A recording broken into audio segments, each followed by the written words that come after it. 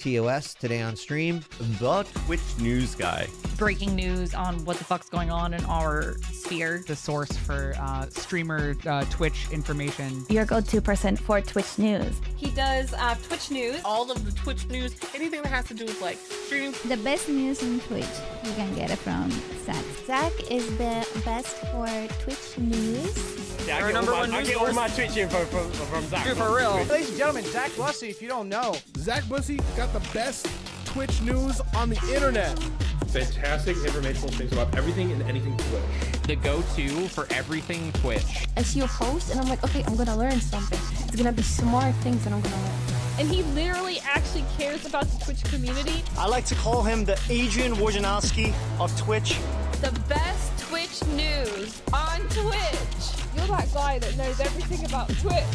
You guys want to know what's going on with Twitch and what's coming on in the future, stuff like this, that's the man you want to follow and that's the man you want to watch. Best place to get Twitch news, period. The Twitch news extraordinaire. Zach Bussey, best Twitch journalist to ever do it. Indeed. It's funny, I get most of my Twitch news from Zach. I mean, if you ask me, he's more attractive than Devin Nash or that slosher guy. Oh, it's Zach Bussey. Zach Bussey. Zach Bussey. Bussey. Bussey. Bussey. Bussey. Bussey. Oh, man.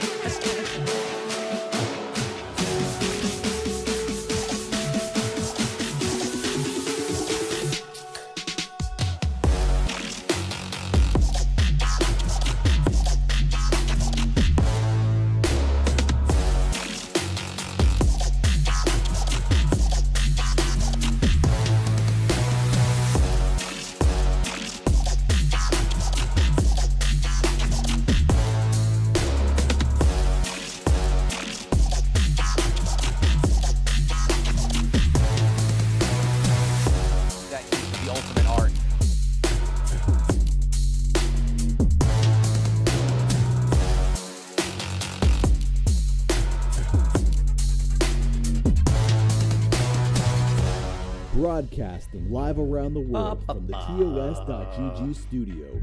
Please welcome the host of Today on Stream, Zach Bussey.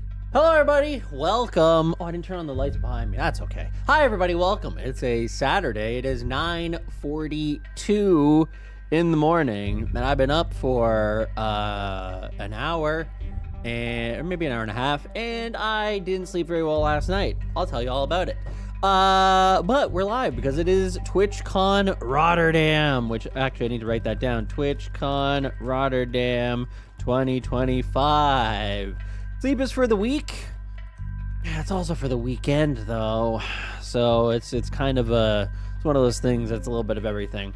But yeah, we're gonna take a look at the official announcements in the opening ceremony by Dan Clancy. And then we'll take a look at the blog post, and yeah, we'll see some reactions to some of the things that have been announced. And I'll be completely transparent. I have pre-watched a little bit of it in order to get some of those tweets out to make sure that I had them generally accurate. But I really did. Title says 2024. Does it actually? Wait, what? Where does it say 2024? Oh, it does say 2024.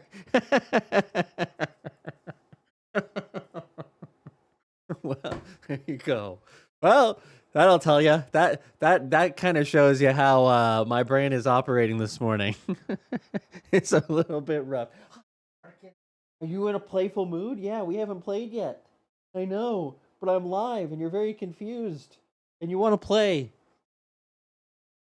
Want to play?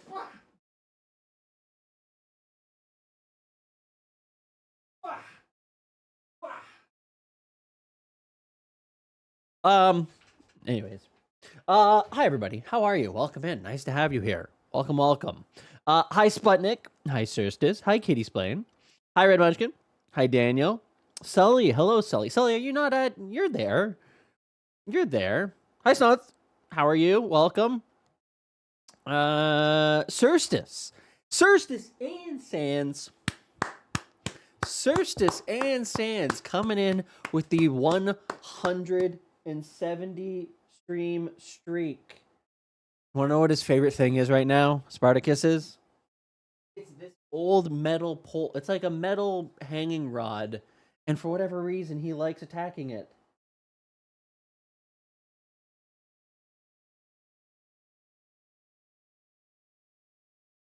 Get it. Tag it. Attack the metal pole.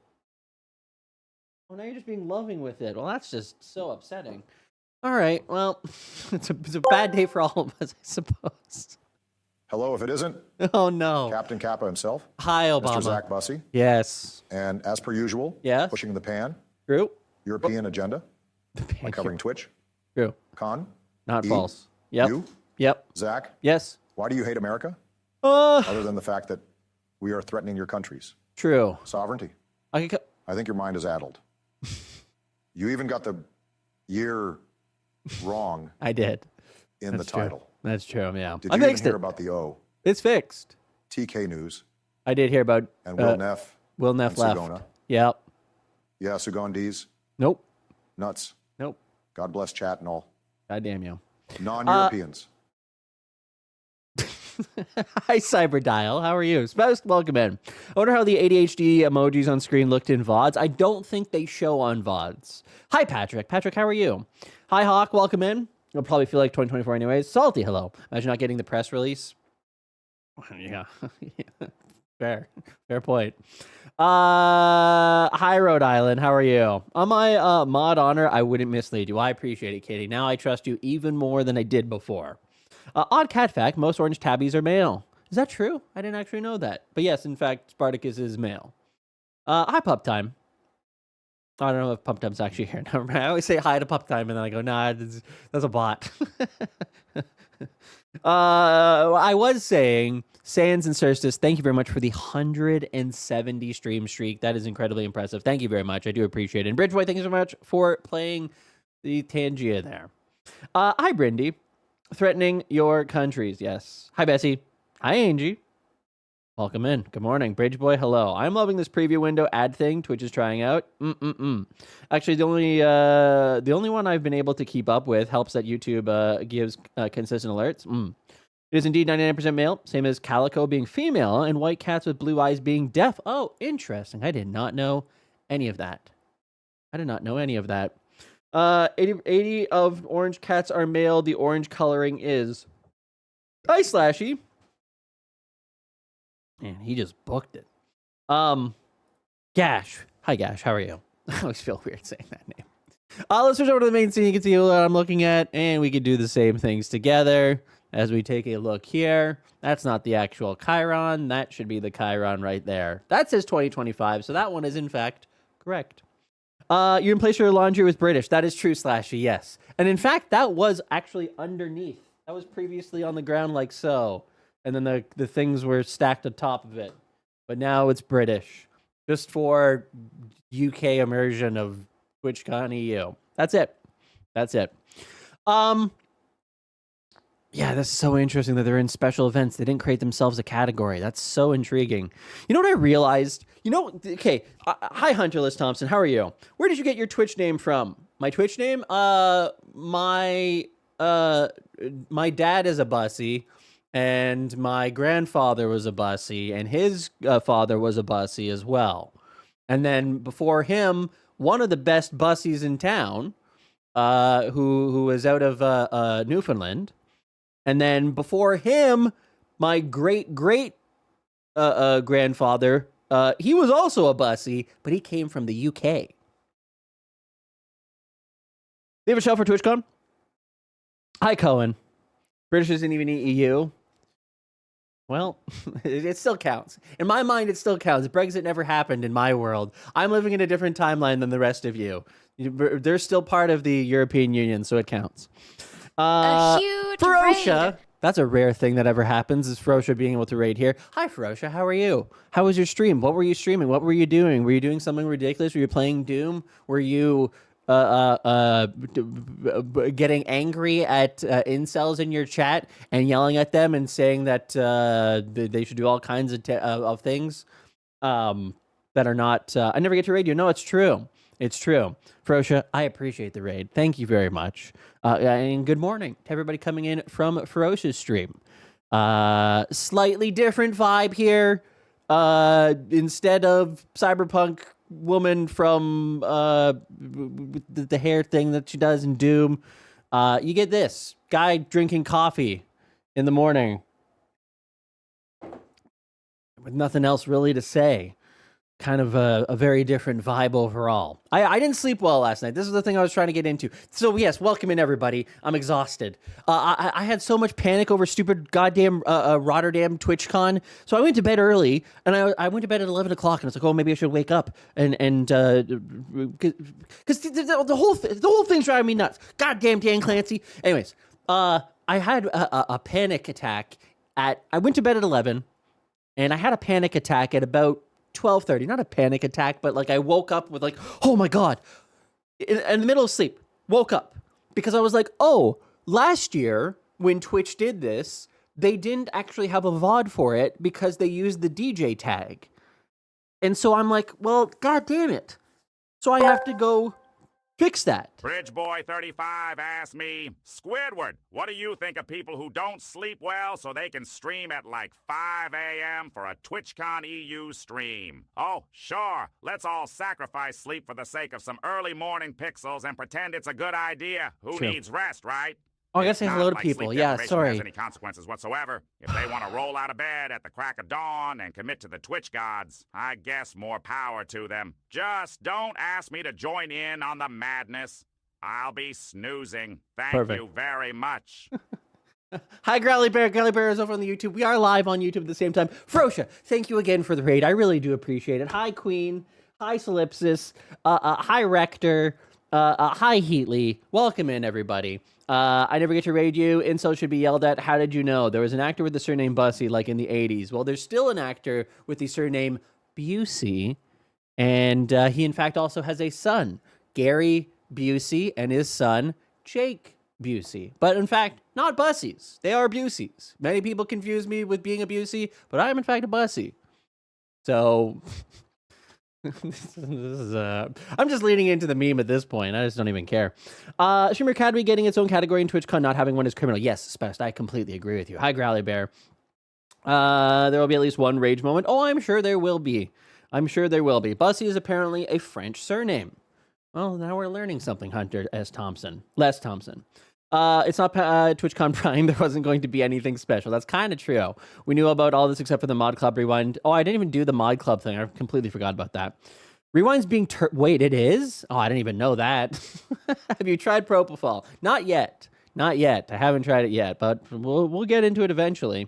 Hi, Chef. How are you? Wait, so the origin of your second name, is it Gaelic? I don't know. I have no idea. I think they were all mostly straight, but it might be. I guess they would have to be in order to have descendants that way. It's too early for jokes. Turbo channel sub. Yeah, they not so. That's trash. Goddamn, Twitch is such a little fucky company. Whatever. Hi, Sage. Dude, Gaelic, bro. Could be bi. Could be bi. That's true. That is true. I do think that one of my great-grandmothers was bi, so I think that makes me 1/8 bi. So, they're doing Rewind. The Impossible Task that Dan said couldn't possibly see how they'd make work. No, he said that they could do it. They just can't do it for free because it costs money. Anyways, to bring you back to my panic attack, I went to bed at 11 o'clock. And I woke up at about 12:30. So to rewind even further, I was thinking, do I go to bed super early at like 9 o'clock and then wake up at like 3 or 4? Because this thing, the opening ceremony was at 4:30 a.m. local time. That's crazy. I almost wish that it was on the West Coast, because then it would have been 1 o'clock my time. And that would have been fine for me to wake up at. But 4 a.m., ridiculous, middle of the night. Technically 4:30. So I went to bed at 11, and I woke up at 12:30 in kind of like a cold sweat. And I was like, oh, fuck. Last year, Twitch launched the DJ program for TwitchCon Prime. And as such, they use the DJ... The Twitch account was set to the DJ program, meaning they had no clips and they had no VODs. So thank God that I was streaming it, because it ended up being the only available copy of it for some time until Twitch uploaded it themselves like 3 months later. And so I was like, well, what if they do that again? And so on my phone in my bed, I'm looking at it and I'm like, oh yeah, they do have a DJ set right before. So maybe they'll do the same thing again. So then I was like, okay, all right. So I was like, okay, how am I going to do this? I'm like, I don't want to get out of bed right now, but I'll set my alarm clock for 4 a.m. to go turn on my computer so that I can set up OBS so that it will record, and I'll just record it from 4 o'clock when I wake up until 9 o'clock when I actually wake up. And so I did that. I woke up, my alarm went off at 4 o'clock in the morning, and I hobbled over to my computer, and the lights were bright as I turned on my computer, and I set it up, and I got it recording, and I turned off the bunch of the monitors because the light is it's remarkably bright, how much monitors will pass through into a room, because I don't close the door. Anyways, the whole thing. This is how insane I am, by the way. So I stumble back into my bed, and I'm lying in bed, and I'm trying to fall back asleep, and I barely can fall asleep, and I'm kind of in and out of sleep, but I'm super panicked because I'm just like, well, what if I didn't actually press the record button? I'm like, no, I must have. I wouldn't have made that mistake. And so I'm thinking about it, and then all of my dreams at that point, from 4:30 on, was all like these things of like, Dan Clancy announced that Twitch is shutting down. Dan Clancy announces that there will no longer be any non-gaming content. Dan Clancy announces that they're going to be banning me. Like, all these just like horrible scenarios are just entering my brain as like the worst possible outcomes of what might actually be happening. And it's probably really important for me to know these things, because if you know, it may mean the difference between like, oh, they're shutting down in 6 hours, and it's like, oh, I don't have enough time to warn people. So my brain just went into insane mode, into thinking of all of the worst possible scenarios. And I'm like, well, what happens if there's like a what happens if there's like a terrorist attack, or what happens if there's like a global blackout? All these things are going on in my goddamn brain. And so I'm lying there in bed, and every 15 minutes I'm waking up going, God damn it. Okay, go back to bed. And I fall back asleep and then wake up with a different one. And so, yeah, so that was my entire sleep from 4:30 on until 7:30. And then I was like, oh, I can't fall back asleep anymore. But then I did end up falling back asleep for about another hour. And so here I am. So I'm exhausted because I've gone through the end of the world 14 times. I've anticipated every single scenario that possibly could ever happen. And I think I'm doing like that a thing where an Interstellar, where he's in the box and he's seeing all the various timelines and stuff like that. I think I'm an interdimensional time traveler. And I'm just going through all the various scenarios one by one, layer 1, layer 2, layer 3, layer 4, layer 5, and just going, okay, what is Zach doing in each one of those slices of possibility? And I'm going through them all and figuring out, okay, we know all of them now. Let's bring it back to this one. Oh. Anyways, so there you go. That's why I'm exhausted today. But we're live.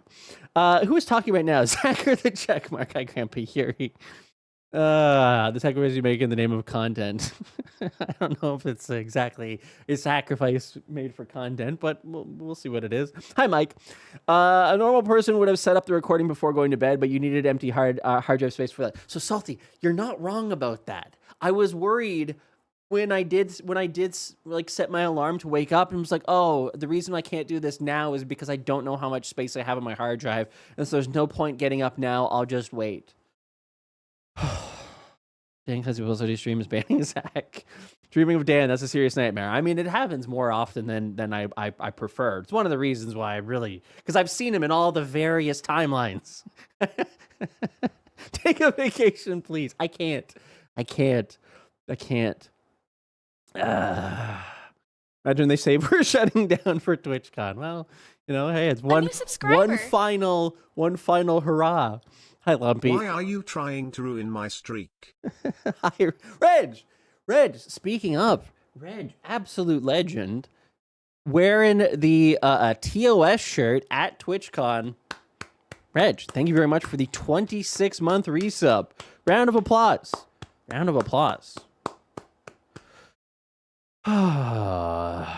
What about this scenario, Apes Rise and take over TwitchCon? Did you think of that? I think I thought of something similar to that. I definitely had, like, what if there is a global blackout? Like there's a solar radiation event. I think about that one a lot, to be very honest with you, where the sun sets off a global EMP, and everybody's electronics are through the Carrington event. I think about that one a lot. That one comes up in a lot of different scenarios. So, but through that, I'm always just like, okay, well, what is my responsibility in that situation? I'm just like, oh, I just don't have one. There's just nothing I can do at that point. You just have anxiety. That might be true, Slashy. Yeah, that might be true. Hi, Bad Toastery. Hey, Twitch, you forgot to make a category for your own events. Yeah, it really is kind of weird that they did that. Hi, Caillou. How much was Reg paid? Evidently not enough. Does anyone know how else... does anyone else see in the Moderator Club application that they dropped down menu for how long have you been moderating a set is yes or no? Well, that sounds about right. I mean, there's either all of eternity or none. It's kind of like those dreams that I had. It's the worst case scenario or nothing. You need a Twitch news reporter reporting from TwitchCon EU. Yeah, so Lumpy, so through all of these terrible dreams and stuff, I did wake up and I wrote down. I literally wrote down. I have I keep a list of things on my phone. I did write down a bunch of different things that I want to do for next time, so that this doesn't happen, so that I'm not subjecting myself to this. Like, there's no reason why, if he would be so kind to do it, that TCAN isn't streaming from TwitchCon on my account right now. There's no real reason for that. Or like setting up some sort of cloud version of it that pulls in his feed and some sort of additional, like, my branding here. There's all kinds of things I could theoretically do that I've just never done. I know, Slashy, I know, that's true. You too. You as well. Anyways, it's just... all these things come to mind at the worst time. You mean like guest star? I'm just gonna go fuck myself. I mean, Slashy, that's a private thing. You keep that to yourself. That's why we invented books. True. The beauty of it is even if any of that stuff happens, yeah, there's nothing we'd be able to do. Yeah, there's nothing. There's literally nothing. I asked him like 3 times if he needed anything. Slashy, you know me at this point. You know I really don't like to ask for... stream record. That's not what I'm thinking of. But you know me at this point. I don't like asking for help. I hate feeling like it's just... Anyways. Drink coffee.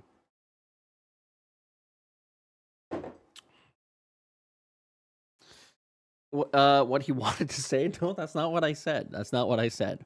Why is there pools and hot tub at TwitchCon? Oh, maybe it's not actually TwitchCon. That looks like it's nighttime. Oh, maybe not. Is that TwitchCon? No, that's Bangkok. All right. Just checking. 100% streamer brain? Yeah. Why didn't I ask TCAN to stream? Yeah, because Slashy, he has like the whole like setup and stuff like that, like the cloud stuff. Like, I don't think that you have any of that stuff set up, right? And so for you, there would be like an additional amount of work to set that up in order for it to properly send back to my overall stream with like my branded stuff. Like, again, he does it professionally. Like he's got a whole business built around it. That's why I'm saying that. It's nothing personal against the creator, you. I'm just saying it in context of who would have the easiest ability to do it with some level of consistent branding. It would be TCAN. Anyways. Guys, want to watch the opening ceremony? Should we watch the opening ceremony together? He lent me a setup before, but okay. I will remake Zach's set and nobody will notice a difference. Maybe the German accent will give it away, but I'll try my best to sprinkle in some A's and sorries. A hot tub interview space at TwitchCon. I'm writing that down. It's not a bad idea. Not a bad idea. Create a new stream scene in your application. Add twitch.tv, Twitch browser broadcast as a browser source. Set up your stream info. Tag go stream category. Why do you do that? Oh, it's because we haven't played today. Play with your metal rod. Metal rod. Fight it. Kick it. Fight it. Fight it, Sparky. It's attacking you. It's attacking you. Bite it. Kick it. That's right. Fight it. Kick that thing. Yeah. That's right. Fight it. Kill it, Sparky. It's trying to get your stomach. Nice. All right. All right. Well, all right. If you don't like asking for help, does that mean you never use a safe word either? Hi, Boogie Baby. How Zach forgets right there, that ball of fur. Yeah, I mean, he definitely is a pretty significant source of my attention. That is true. How are you all, by the way? Is everybody good? Everybody good? Everybody well? Is that TwitchCon? What is this? Oh. I literally forgot a second later. All right.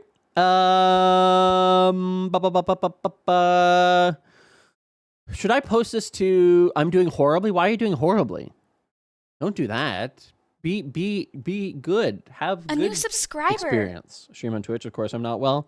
All right, fair enough. Why are you freaking out? Rumor has it you've been up since 4 a.m. Ellie, thank you very much for the 33-month resub. Spartacus, what are you doing back there? You can't see him because he's hidden by this. Thus, we shall sanitize you with the light, Spartacus. We shall sanitize you with the light. Hello, Jet Black Chick. Good morning. TwitchCon 2010. That's right. I'm doing horribly because of me. I mean, that's you know me at this point. That's always going to be the outcome. I'm sick, but not sick. Oh. What kind of sick then? All right. Okay. Let's do this. Let's do this. I'm actually kind of... Is that going to be a problem? Probably not. I missed this. /you one guying Zach. It's my own fault. My own fault. All right. Let's watch TwitchCon Europe. Why are they calling it Oh, I guess they're calling it TwitchCon Europe again. All right. Let's watch TwitchCon Europe, the opening ceremony with Mary Kish, DJ Clancy, and more.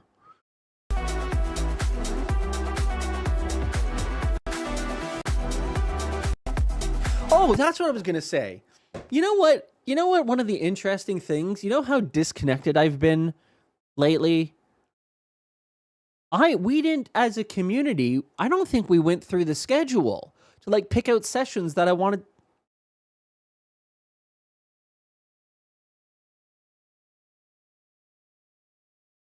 That's what I was waiting for. That's what I was waiting for. 1 second.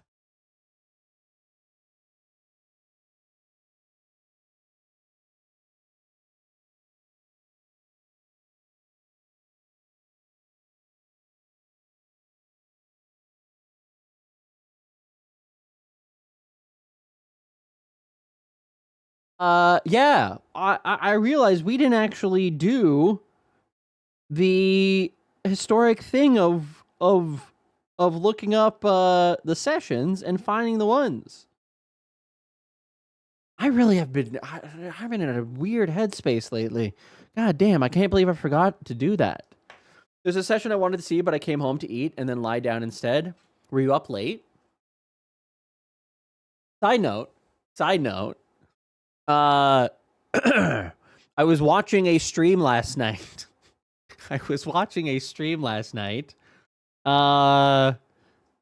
From Rotterdam that was going until, I guess it would be 3 or 4 a.m. local time, and Dan Clancy was there.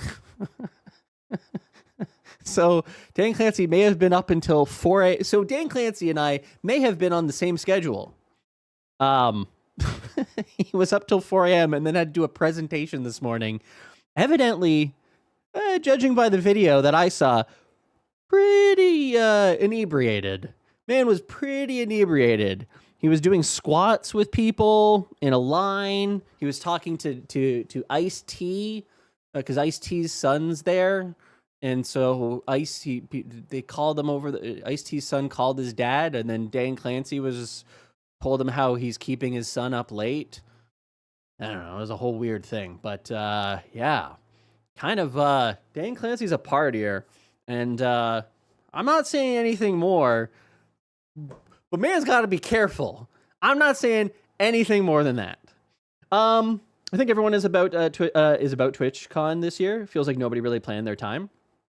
You saw how late I was up? How late were you up? Zemdo said he was still out when Zemdo went home around 1 a.m. Oh, no, he was definitely up many hours after that. Forgot about TwitchCon EU until yesterday, pouring alcohol into people's mouths this time. Yeah. I mean, Ice-T's son did say that Dan Clancy bought him, they got 4 beers and they each chugged 2 of them, is what Ice-T's son said on said stream. I was just like, this is the CEO. Okay. All right. Fair enough. Okay. That's how he gets into your dreams. He fully syncs up and throws streamers about to build his power. Sounds about right. Hi, Pat Gamer. Hi, Seba. You also hear what happened with Clancy on Thursday? Maybe not. What happened? I don't imagine Clancy doing squats. Thanks, Zach. Yeah, well, welcome to why I wasn't able to sleep. Ice-T get into character. Once you get over 45, got to get something to go that hard. Got to get something to go that hard. I see what you're saying. All right. Stupid sexy Clancy. Don't say that. That's the worst thing you could have ever said. All right. I'm not going to do this 30 seconds at a time. Man, people are still doing 30-minute intros.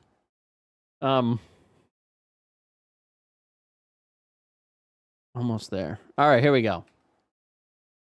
This year TwitchCon is somehow not that bad. Hell yeah. Good. So again, I don't want anybody to have a bad time at TwitchCon. Like that's the worst. That if you're in a situation where you paid for something and then you have a bad time, that sucks. That's worse. Streamers do love them. Yeah. Yeah. It's is what it is. All right. Can I make this bigger? No, I don't think I can. Well, it is what it is. All right, let's do it. I'm a good time. I'm just not built for conventions. That sounds fair, Slashy. That sounds fair. All right, I'm just waiting for Seba to type out to answer this. Did you hear what happened to him on Thursday? I need to know what Seba has heard. I see you lurking, Spartacus. I see you lurking. Right there, lurking. Here, play with your the metal rod. All right. All right, let's watch this. No more stalling. Let's watch. 8, 7, 6, 5, 4, 3, 2, 1. Ladies and gentlemen, head of community, Mary Kish. Please welcome head of community, Mary Kish. Close enough.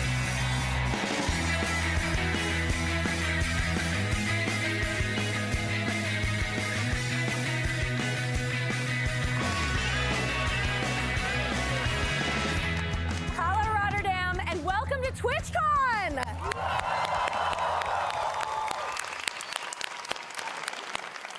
We're very excited to be back for our second year in Rotterdam. Sorry, walking around with some staff. How many of you were here for TwitchCon last year? Make some noise. I thought so. I definitely recognize. Okay, these captions are trash. Let me add my own. 1 second. All right. And captions on. There we go. Some of you. And how Are you and Mary still beefing? I don't know, Ellie. We might be. We might not be. Maybe there's a professional respect. Maybe there isn't. Who really knows?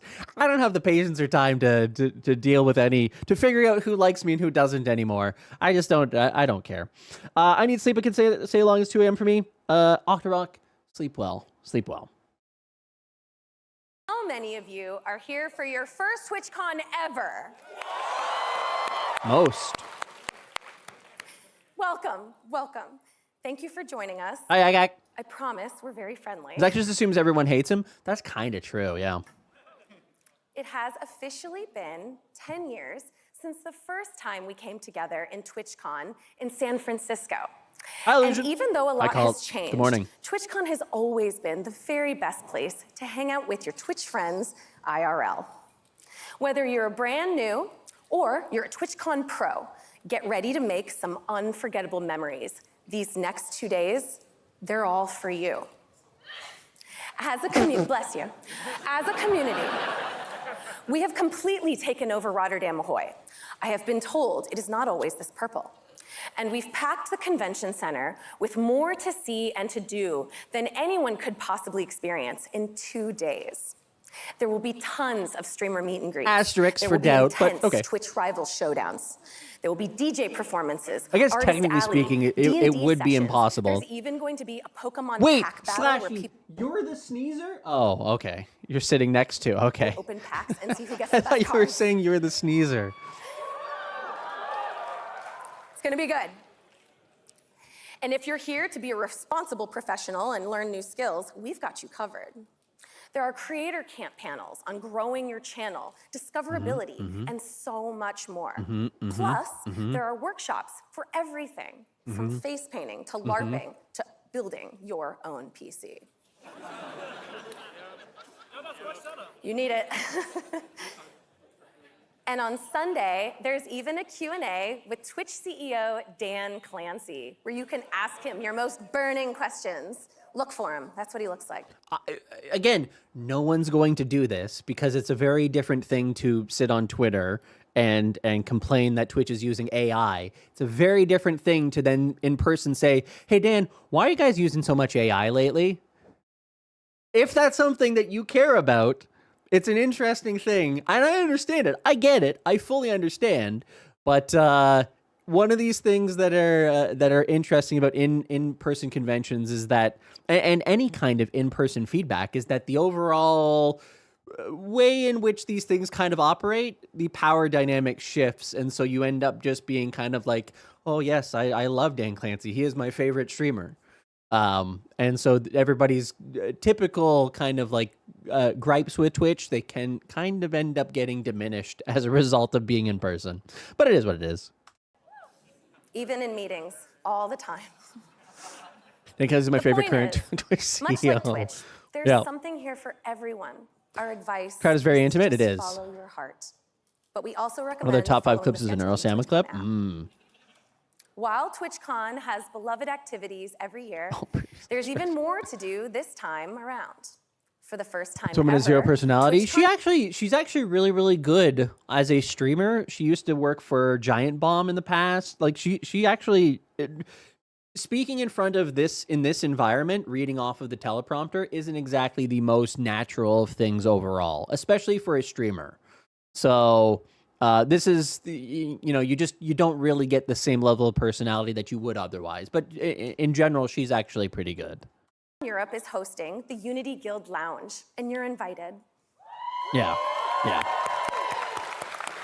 We love Use this keyboard in person. It's a chill Who's probably hangout getting space where what you they're can willing to meet pay with for the better or worse. community, Yeah, true. Find new collab partners, and as the name. So one of the things that I'll say about a teleprompter, as somebody who has a teleprompter, that I don't use it in the sense of writing things out and then just reading it, because it doesn't work that way. It doesn't, you end up getting a little bit stunted in terms of your energy.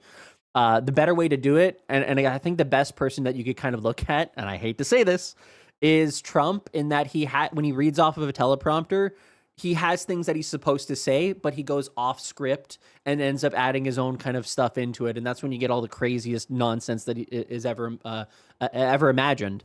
But for me, what I do is I just write out my bullet points and I go, okay, I need to mention that. And so that kind of gets me started on a sentence, and then I just kind of continue it from there. I think that's the better way to do it. It's a lot different in a scenario like this, though.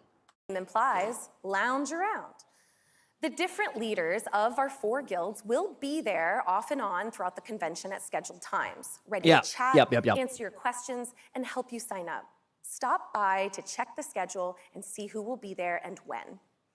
Whether you're already a guild member or you're just curious to learn more, the lounge is open to everyone.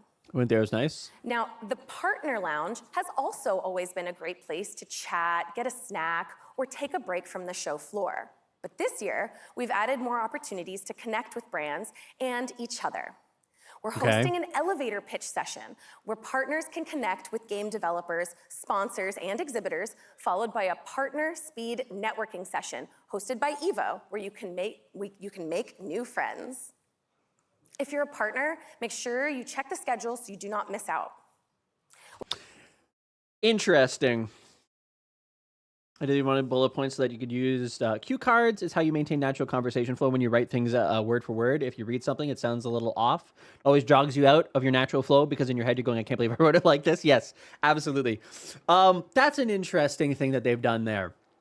And that's been one of the big things that I've criticized TwitchCon of. I've only gone to 2 at this point. 2, 3, 2? I've only been to 2. I guess I've only been to 2. But in both those times, not able to find the actual value there in attending. The problem with TwitchCon, and we've talked about it here, is that it wants to be an event for everyone, but in doing so, it ends up kind of being an event for not really any specific purpose other than to go and meet your friends and hang out with your community. It's always been my complaint about it, and it's always why exhibitors have a problem with it afterwards. That's why you don't see a lot of repeat exhibitors at TwitchCon. They go one time, they go, I didn't make any money, or I wasn't able to find an ROI on this. And it's why so many people are going, this is their first time attending a TwitchCon. It's hard to get an ROI in attending TwitchCon. The real value in going is hanging out with your community, is meeting people. And so all the things that are around TwitchCon that are organized for the event itself end up kind of falling into the background of being like, yeah, maybe I'll go to this, maybe I will, maybe I won't. It doesn't matter as much. There's not really the opportunities to connect with brands. There's not really the opportunities to connect with game developers because there's so few of them. You could probably do a better job at doing any kind of brand deals just through email than you can at TwitchCon, which shouldn't be how it actually goes. And so my suggestion for years now has been for Twitch to kind of do 2 tracks of TwitchCon, where your first Thursday, Friday, again, I'm talking about the North American version of it. The first Thursday, Friday is the creator track, which the show floor should be open, but only people who are partners, maybe on Thursday, and then affiliates on Friday, are able to access the show floor. That means that everybody knows why they are there. They know that they're there. If you're on the show floor, you're there to connect with other creators that may be interested in your game. They may be interested in your business. You may want to be talking partnership deals. It allows you to focus in your energy on actually deriving value from each other to create that kind of like next step in terms of your business as a creator and your business as a service to those creators. By doing it for everybody, you're not really sure if you're a booth haver. Is this person going to be a creator? Are they a mod? Are they a community member? Are they just here to see Minecraft people? Like, what is the relationship here? And that means that you're constantly having to shift gears in your head in terms of being like, okay, now I'm Logitech doing brand deals, and now I'm Logitech doing, here's how our latest mouse works, and now I'm Logitech doing, oh, yeah, we have this Minecraft mouse, the special edition. Like, you all constantly have to do this kind of shifting in your brain, which doesn't allow you to get into any kind of rhythm. And so the best thing that they could potentially do is to have creator track Thursday, Friday, and then community track Saturday, Sunday. And that means that Thursday, Friday, people are coming in, creators are coming in with the explicit purpose of, hey, we're going to be doing networking. I'm going to get all my business done. I'm going to meet all of the different brands I wanted to meet, make my contacts, connect with other creators. And then Saturday, Sunday ends up being fun, meeting my community, attending Twitch Rivals, hanging out and doing some nonsense, going out for dinner with people, getting some drinks, because it's no longer business at that point. It's all very focused on a general sense of community. I think that's the best thing that could potentially happen for TwitchCon to kind of reinvigorate the overall need for TwitchCon and the value that it actually provides to the people attending. I think they'd get more value from advertisers. They'd have more people who come back from that. You'd have more creators that are coming back from that because they're like, oh yeah, I was distinctly getting that value. When you're a creator and you're attending an event and you're also in the mindset of like, oh my God, I'm all nervous and I don't know exactly what I'm going to do. You also have to put on all those hats of, am I going to meet people from my community? Am I going to meet other creators? Am I going to be meeting brands? Am I going to be attending a session? Am I going to be asked to be entertaining? There's all kinds of things that you have to do. It's as a creator who is already and again, most of us, maybe not most of us, but many creators have a level of anxiety, speaking as somebody who does, where it's difficult to know exactly what your focus should be.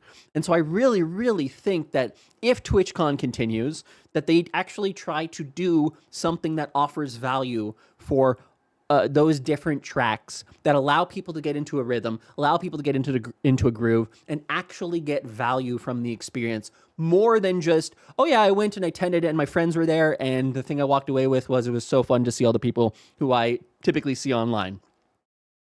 It would be more of like, oh yeah, that's where I met my brand partnership. That's where I got my brand partnership started with Logitech, with Stream Elements, with so-and-so.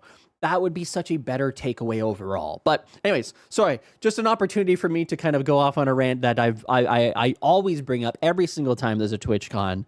And it's just, it's perennially upsetting to me that they have not done anything to evolve TwitchCon. They've not done anything to evolve. And this year, TwitchCon, the 10-year anniversary, the big 10-year anniversary. Oh, it's such a big event, the 10-year anniversary. They have 20% fewer advertisers sponsored booths than the previous year, and Paris as well. And it's like, do you guys not see the problem here? And I understand the overall economy is in a weird spot, but like, listen, I've spoken to so many of these different advertisers that do end up attending, and they all kind of say the same thing. Yeah, it wasn't really an ROI there.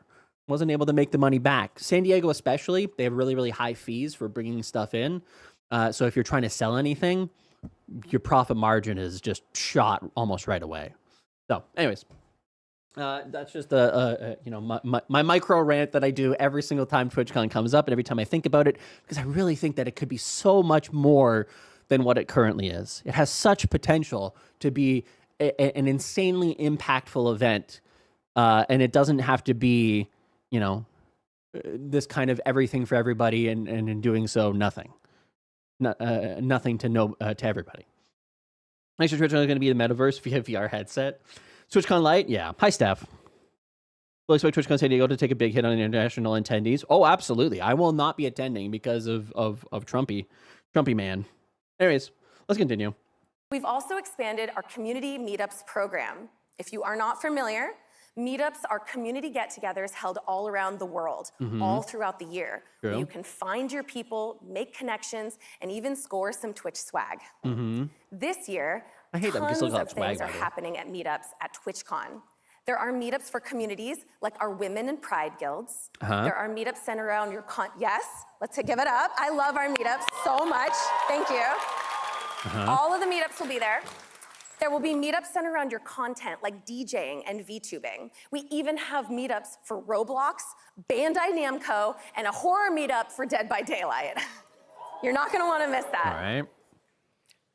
Our horror meetups are usually like the most packed too, so get there early. She's missing an R there. I feel like she keeps saying horror. And I know that often happens when you say horror, but there's an extra R in there. Hi, Dr. Starchberry. We love to be scared.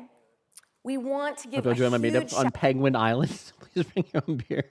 The Trump there kind of destroyed the economy. Yeah, it's true. It is true. Shout out to our meetup organizers. These streamers keep the community spirit rolling all year round. Hosting meetups in cities. Did it actually say that?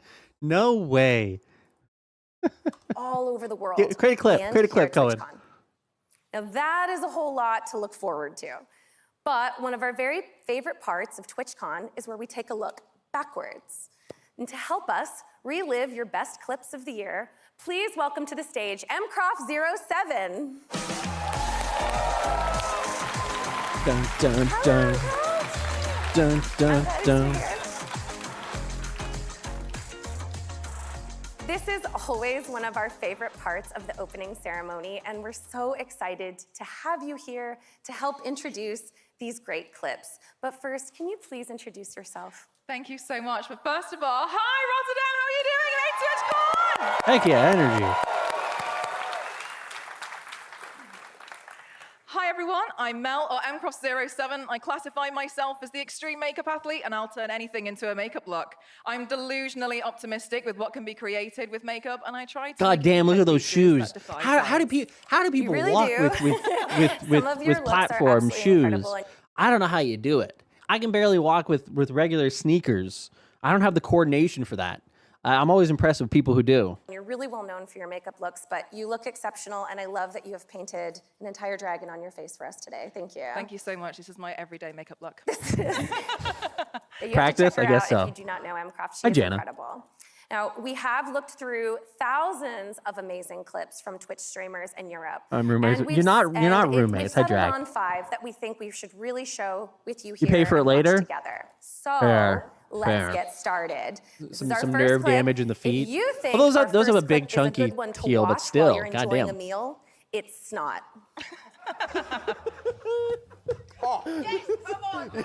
Go on, Dad. Go on. You got this. Oh my God, it smells delicious. Oh, fuck! Why? Oh!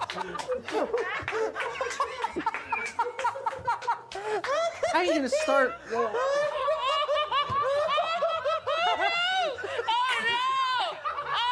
Okay, just end Twitch. It's over. We're done with Twitch. God damn it. Hi, Auntie Lamans. Do you like how he just kept eating the sandwich? That nearly happened to me on stream with the udon noodle. That is, it's the slimiest udon noodle. It was so slimy. The next clip is from Just Kath, and it is diabolical, so let's just roll it.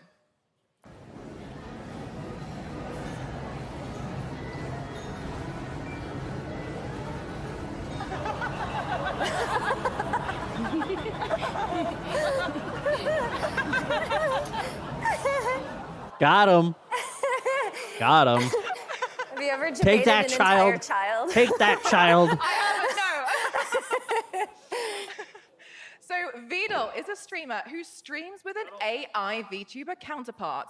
And in this next clip, you'll see that while AI can do a lot, when it comes to sponsored streams, it simply cannot. Hi, Gruesome. Just how about focus on the game? Welcome back. But the game is boring. Okay. Listen, this is a sponsored stream. Pay attention. Oh gee golly gosh. I'm really interested in this game. I'm definitely not just pretending for a sponsorship. Wow. God damn. All right. Nero-sama.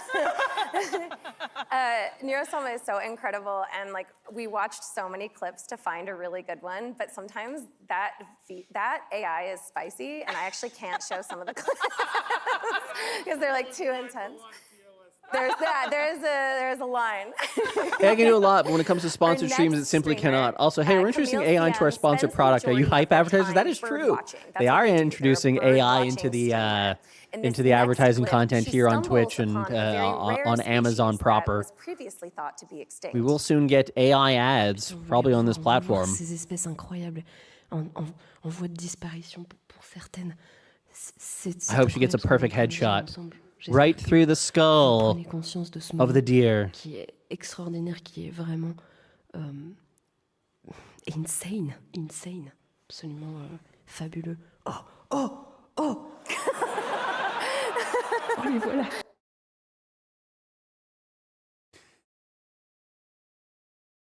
Can I say it? Am I allowed to say it? There's 3 viable targets there. Because this, well, how do you? Yeah, take the bloody shot. Yeah, you got three opportunities here. They're in your field of target. They're in the target range. All of them should not be there. One's holding a weapon.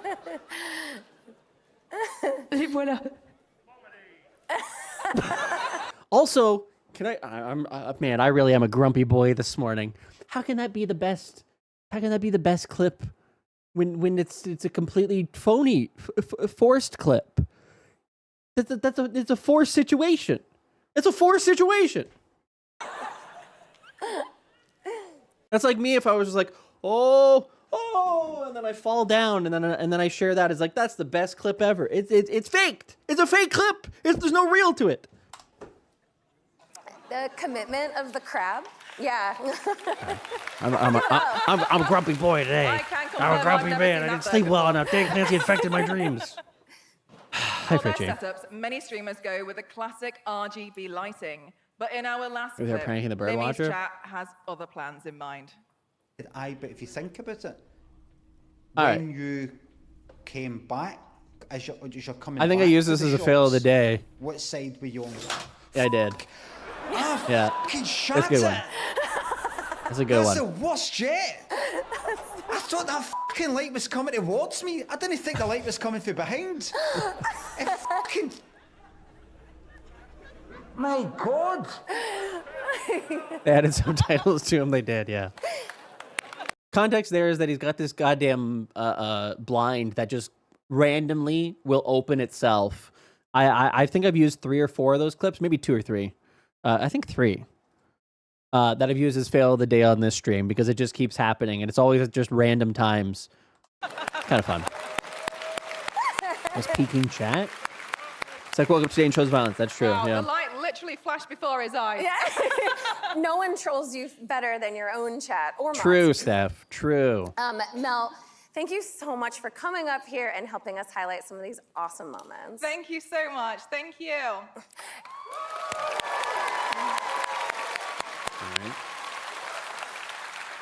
Like we said, we looked through thousands What does that of say? the best clips.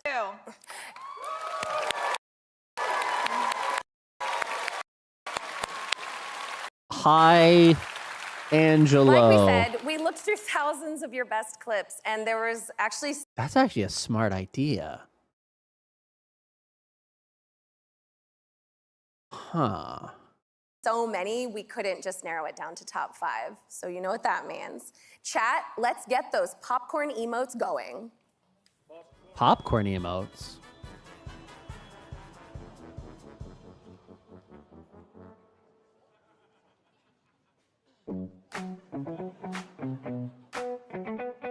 Hi, Audio. Bonjour, bienvenue sur ma chaîne Twitch. Yo, herzlich willkommen hier auf meinem Kanal. Oh, Mom. There's still one left. Hang on, just jump back over. Alright, 1 second. It's true, Cohen. Cohen, it's true. I'm thinking about it. I'm thinking about it. I'm thinking about it. Don't stop. Just wait. Actually, stop. Don't. What don't do you want me to do? Oh no. We need I'll get in something at TwitchCon and promoteos.gg. I'm thinking about it. I thought about it last year, but we never ended up doing it. But I really should have. I even contacted various bus shelter ads that were near the convention center to see what it would cost to get it during that time. I didn't book early enough, and so they were already taken. But yeah, it was like for a 7-day period, it was like $120 for 2 booths that were very close to the convention center. And I was like, oh, that's not a bad price, to be honest with you. And then if I did it for a month, it was longer than that. Or sorry, it was more than that, but it wasn't that much more. It was like $250 for a month. I wouldn't need it for that. Anyways, I gotta come back and think about that again. Baby, he brings me items. I'll try to subscribe to TwitchCon during the next TwitchCon keynote if you pay me like 200 euros. Okay, how do we end the stream? That literally seems worth it. For 2 booths for a week? Yeah. It may have been 5 days. I'll have to double check my email.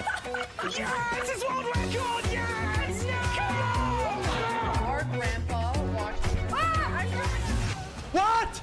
No! Good moment. That was a good moment. Oh my god, we just got Twitch partner. Oh my god! Are we beating the hype train record? This was insane. 10 tattoo on your face too. I started streaming to work on my English. I stayed for the community. Stop putting willies in my charts.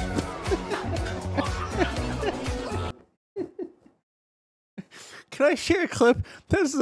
His delivery of this line is the funniest thing. I giggle at it every time. Who the hell keeps putting dicks in these chats?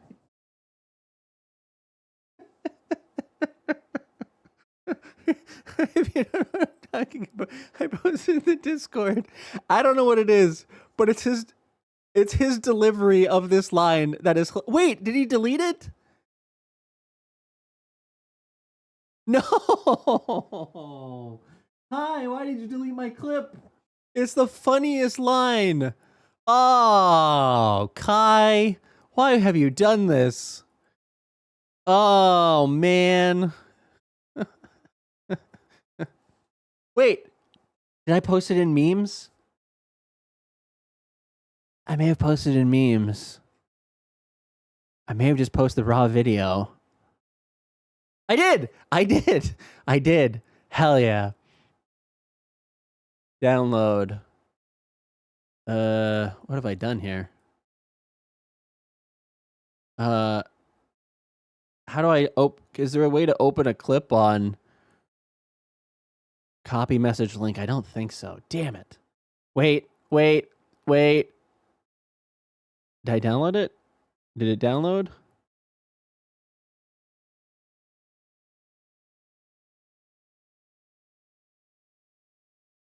Oh, forget it. Oh no, here it is. I got it.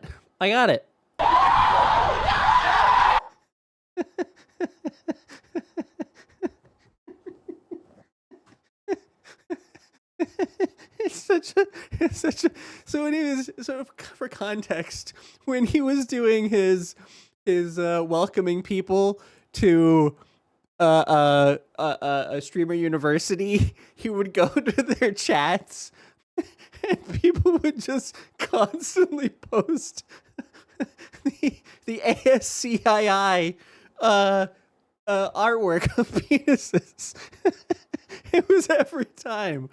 And it's like, that's just such an old Twitch meme that like people used to do that all the time in chats. Like before you had like auto mod and stuff like that, like people would just post that kind of shit the heck of a throwback. Exactly. But the way that he is like, you'll hear in a second. Oh, it just makes me laugh every time.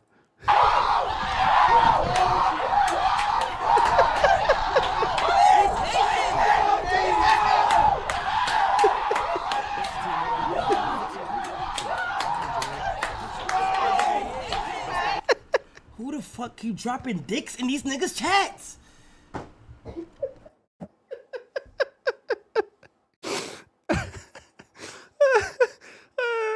The delivery is just so funny. Oh, god damn it. Oh, that makes me happy.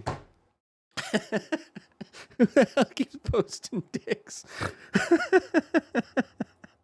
All right. Anyway, sorry. To work on my English. I stay for the community. Stop putting willies in my charts. That's what reminded me of it, by the way. Thanks for watching. Mods, thank you very much for the mod. God, what a for the best community on the platform. What a great way to start the day. Thank you very much. Oh my god, I'm dizzy from laughing. I love this community. Me too. Before there were billions of emotes. Chat. That's true. That is actually true. Hi, Beeps, by the way, and hi, Helena. So many good clips. Now, next up, we are excited to talk more about what we've been building. Yeah, let me listen for a you. bunch. Now, you may know him all as twitch.tv/DJ Clancy, but please Fucking self-promotion. They had to squeak that in. Dan Clancy, as part of his contract with Twitch, was like, you know what? I need you to make sure that you drop my Twitch URL in the intro here, because we need at least 1 to 3 self-promotions, and it can't all just come from me. join me in welcoming to the stage I wonder if he's drunk already or still is perhaps the better question. Twitch CEO Dan Clancy. And the crowd went mild. Oh, by the way, he's wearing the shirt. He's wearing the shirt. I had a bet with somebody, $100 that he was going to wear the shirt. Wait.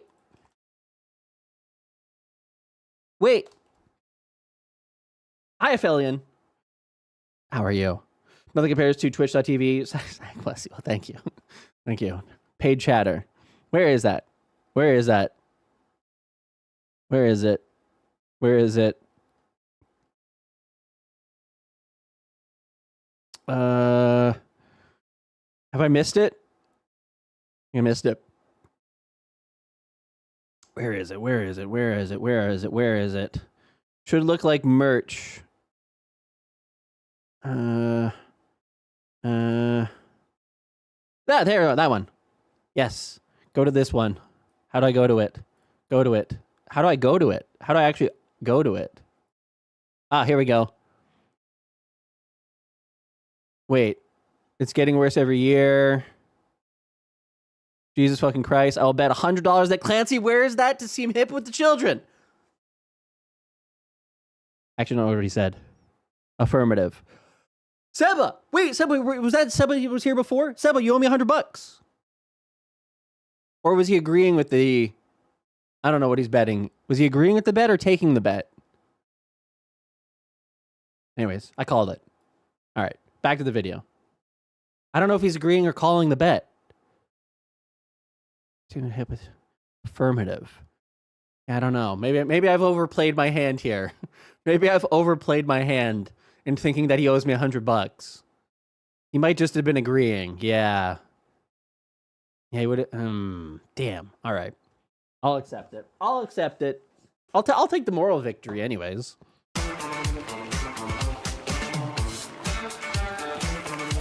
Need a betting function built into Twitter? True. Well, they'll have that with their new currency thing. All right, Chad, let's get this thing going. All right.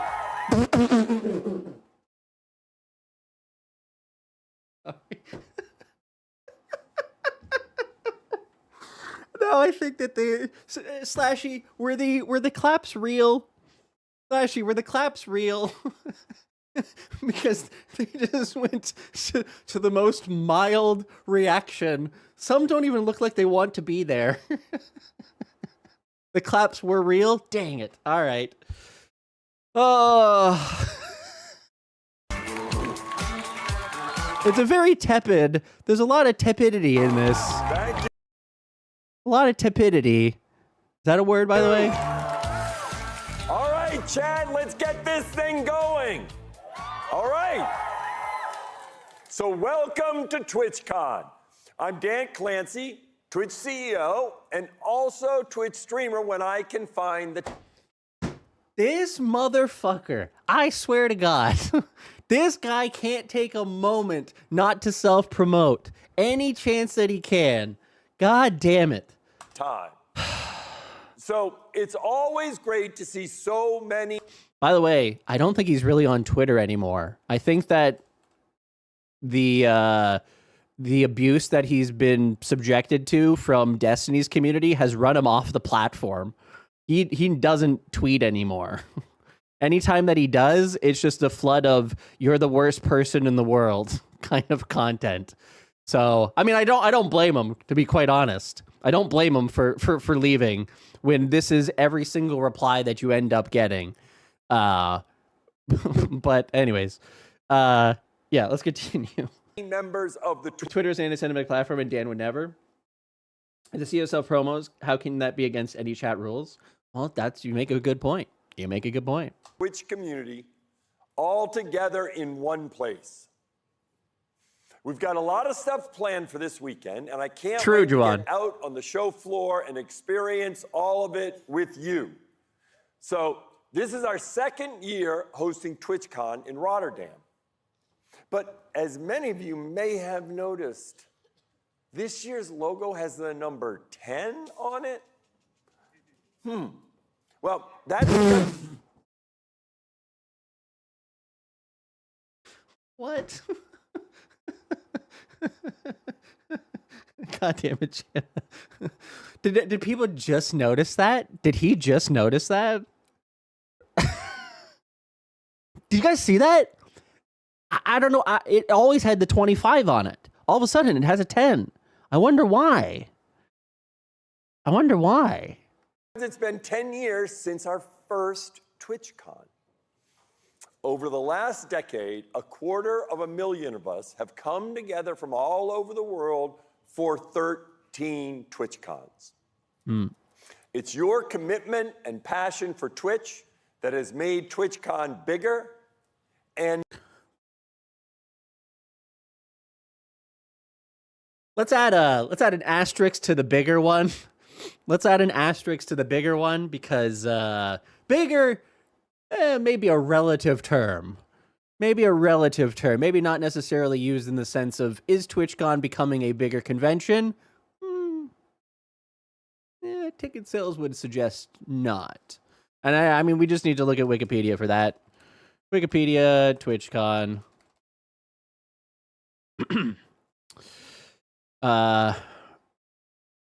Technically biggest, and this one probably matches that total based on my assessment. It's about 11,500. This one, 20, 35, 50, 30, 28, 30, 30, 23.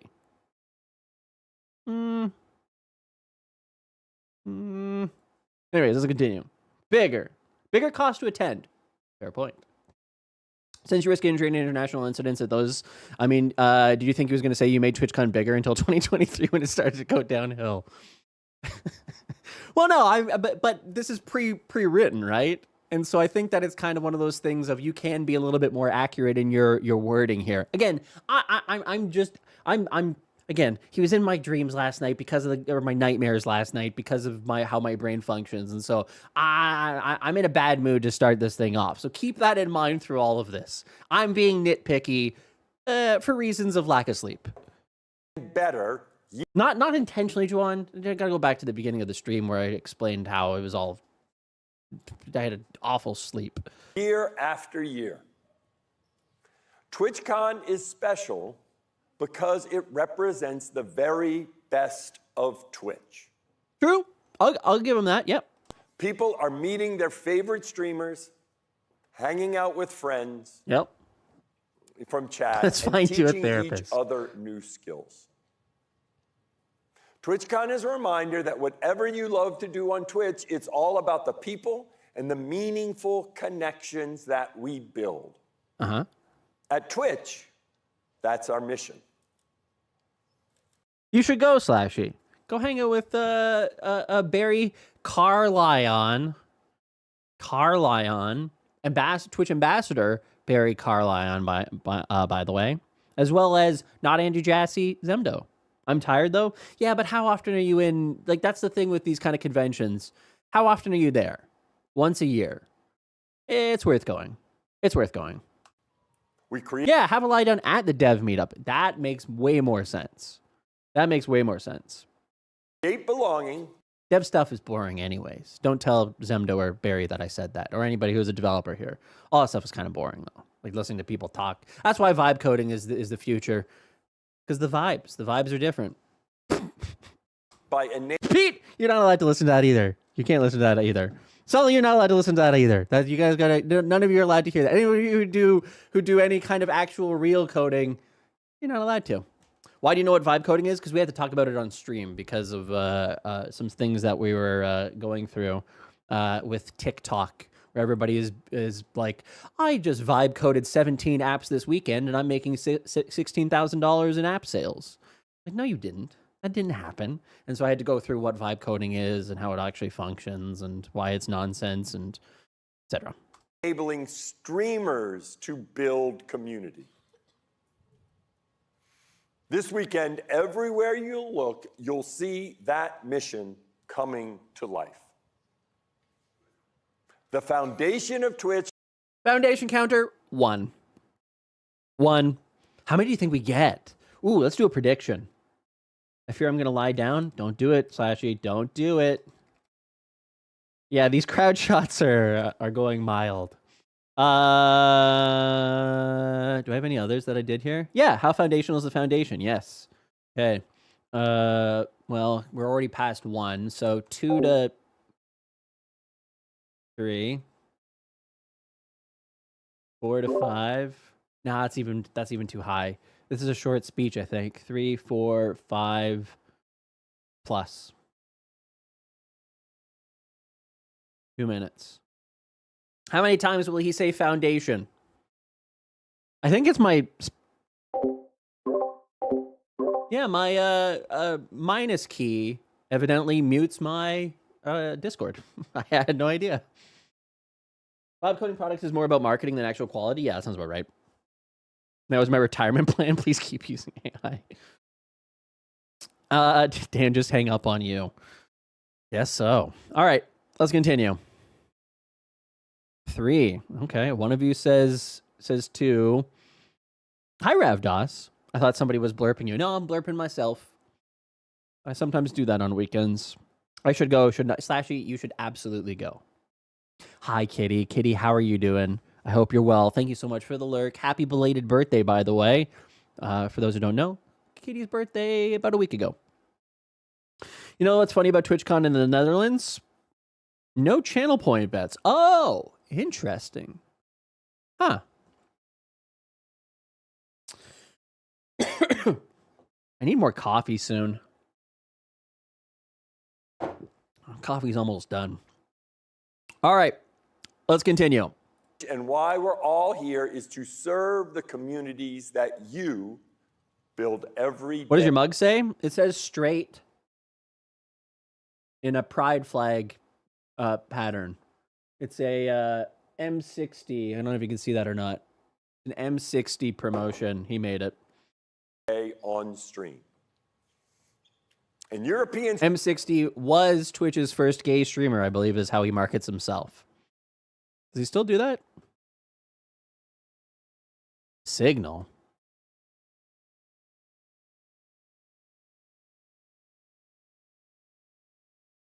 That's a 2025 Costco Pride mug.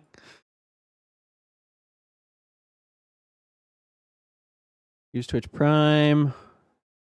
I guess he removed all of that. His branding used to be that. Oh well. Unlucky. He hasn't streamed on Twitch in a long time. I stayed up past my bedtime. I'm going to get some coffee. That's the right move. That's the right move. Streamers have been doing this all year long. No, not even close. No, I know. He's making he makes a joke of it. He's joking. But yeah. Hi Tia. Tia, how are you? No, we appreciate caps here. I need that the spark of energy in the morning.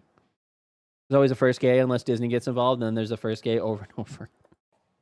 Ibai has once again made streaming history, reaching 3.9 million concurrent viewers with his boxing event, La Velada del Año. Okay. A lot of fans there. A lot of fans.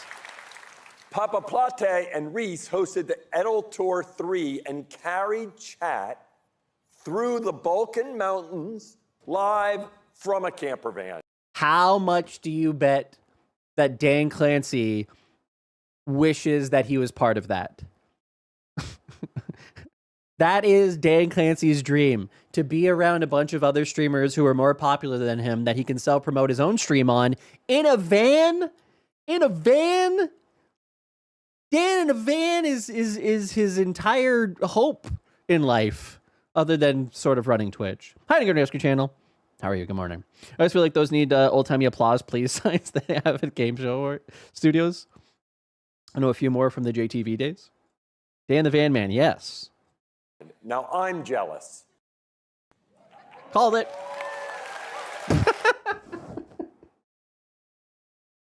The delayed reaction is hilarious. Chat through the Balkan Mountains live from a camper van. Now I'm jealous. 1, 2.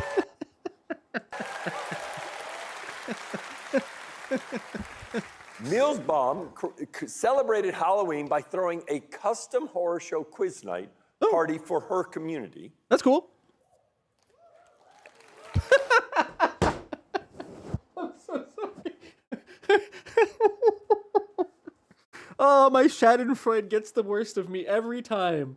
I am such a bitch. I am such a salty bitch watching this. Or petty bitch. I'm not sure. I'm this one.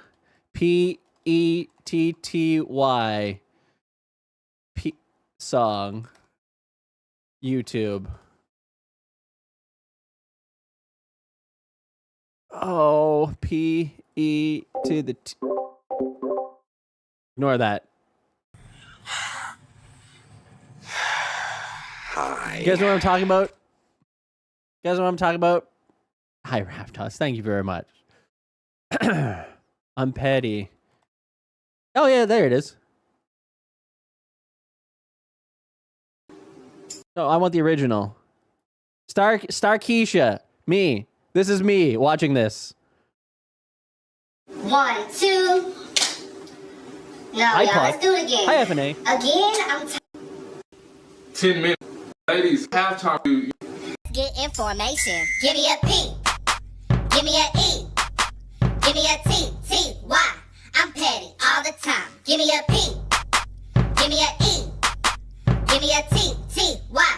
I'm petty all the time. My name's Darkeisha. Yeah. And I'm the best. Yeah. You know I'm petty. I like to start some mess. Yeah. Heard you don't like me. Yeah. But you don't want to get down. Down. You don't want to post up when Kiki come around. That's me watching this. Lurie, how are you? How is Brazil today? Bomb celebrated Halloween by throwing a Did you choreograph this? I wish I had. horror show quiz night party for her community.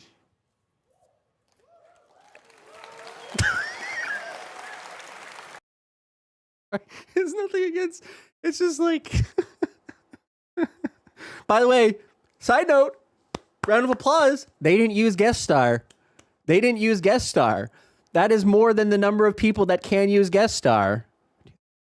7. Yep, can't use guest star. Couldn't use guest star on that one. Stop being mean. I can't, Juan. I can't. It's impossible. And Zerator rallied French streamers for another successful Z event, raising over 10 million euros for charity in one weekend. There you go. That's nice. Please Feel like clap. Please clap. And Elias skied cross-country live for 13 hours, raising nearly $100,000 for Save the Children. See, you can see that there's different cues there. The one that's like, hey, they organized an event on their stream and they played a game. Like, okay. But then the minute that you throw in and they raised $100,000 for charity, that's obviously something to celebrate. Just general content, it's difficult to get behind that as a crowd to get like hyped up about it. So Twitch Elajazz, Elajazz. streamers continue to find new ways to bring people together and shape culture. And everything we're going to talk about today is designed to support you in that effort. Okay. So let's get to some of the updates that we have to talk about. Let's do it. So the Twitch mobile app continues. Please clap. That was a nice pause on my part. The Twitch mobile app. Please clap. To be a huge area of focus for us. And that's because more than half of all monthly viewers, plus the majority of new viewers, are watching streams on their phones. So that's an interesting statistic. Half of all viewers are watching streams on their phones, and more than half of new viewers are watching watching first on mobile. Now, that can be true, but I think it's really, really important to contextualize that. Hello, wow, Psyop, how are you? You're also from Brazil. Wait, Psyop, do you know Lurie Souza? He's also from Brazil. Kind of like when Canadian says, "Oh, you know that Canadian?" God damn it, Ryan. You know that Canadian? Do you know that one? Hi, Raven. Hi, Drail. Oh, that's you. Oh, God damn it, Psyop. Sis-op, rather. I stopped using the mobile app because when it breaks all the time, I can't type in chat without force closing it 5 times. Yeah. Hi, Ryan. Good morning, Ryan. How are you, Ryan? Welcome in. Lots of people are from Brazil. I know, Slashy. I'm making a joke. That's the joke. That's the joke. That's the joke. Yeah, I don't use the mobile app either. I use I do watch on mobile, but I use Frosty, and it's been a really good experience overall. It doesn't have any of the kind of the bloat that the Twitch mobile app currently does, or any of the problems that it has. It just immediately takes you into your to the people who you follow, so you don't have to go through all that other nonsense. Anyways, while it can be true, and it probably is true, I don't know why he would lie about it, so I believe this to be a fact, that half of people are watching streams on mobile, okay? You can watch for 1 second, you can watch for an hour.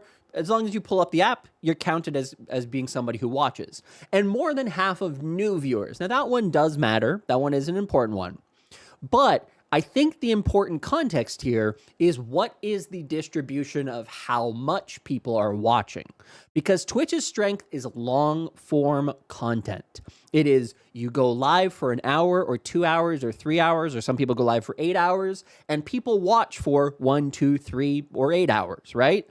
Long session time is kind of what defines Twitch's overall success.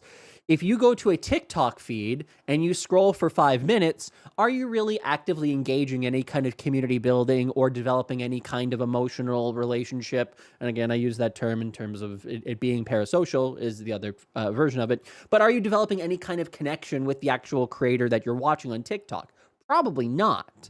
Most people aren't following. Most people aren't engaging. Most people aren't joining a community to do that. That's also true on Twitch, in that Twitch's strengths, the reason why you guys are here, I assume most of you are probably watching have watched on PC a lot more than you've watched on mobile of this stream. And that's maybe one of the reasons why you come back more often, is you've developed ties to the community. You've connected with people here in the community. You get some of the jokes, the insider memes, the ridiculous sound effects from Ryan, and so on. And so the thing that I think is particularly important to know in that overall stat is how much are people watching? Are they coming in from the mobile app and they're watching for an average session time of 3 minutes? Okay, great. And if that's half of people that are watching Twitch are doing that, cool. That's a good starting point. But if 90%, again, I'm just making up a number, 90% of the total watch time, because people are watching for 2 to 3 hours on a desktop session, that's kind of a more important overall market. And so it's one of those interesting things of how do you end up creating that balance? And again, I'm not actually criticizing them here for investing in the mobile app, other than the fact that they've kind of done some weird things with that mobile app in trying to be TikTok. And they're never going to be able to out TikTok. It's an impossibility. And so trying is kind of a fool's errand and a waste of money, but hey, they're not opposed to wasting money on things like guest star. Pardon me. I forgot to take my pill. But yeah, so it is one of those things of if at least half of the people are watching at some point on mobile, but 90% of the overall consumption is still on desktop, well, hey, where is the actual value here? What is the actual value prop being created at this moment? Where is Twitch actually getting the vast majority of ad revenue from, and sub revenue from, and bits revenue from? And it's probably desktop. It's probably not even close. Reason being, mobile app costs a lot more money to buy bits, costs a lot more money to buy subs, costs a lot more money to, or in terms of ads, the overall ad experience is different there as well. There's just a whole bunch of things that are very, very different that probably mean that they make a lot less money on the mobile app than they do on the desktop version. Hi, it's Bits. A stream I've watched 100% on mobile. Interesting. You won't let me go if you're reading this out. We play Wordle in Discord. That is true. We do. Twitch is not very mobile friendly. Always horizontal, and text is small because of desktop streamers. Yep, absolutely, Raven. Yep. Boost train win away. What the hell's a boost train? Why does that say boost train? Wait, what? I'm confused. What does that mean? Okay. There's no way they brought that back, is there? I'm confused. I'm confused and scared. And I don't know what that is. Those are still... They shouldn't be. I don't know what's going on. I'm going to close that. Boost Train, they haven't done those in years. All right. Dan's wife should have donated to Donald Trump. Maybe he would have blocked TikTok then. Most of the time, I have you on my TV, laptop, and phone at the same time because I want the full Twitch experience. Well, Underground Rescue Channel, I appreciate that. I think a dev misspoke, though, because they said 100,000 follows a day, which seems a lot. No, that seems about right. That seems about right. I even put out a stat on that recently, thanks to Sully Gnome. We were able to track how many people followed per day or per month. And yeah, that sounds about right. 40 million per month, I think, is where it was at recently.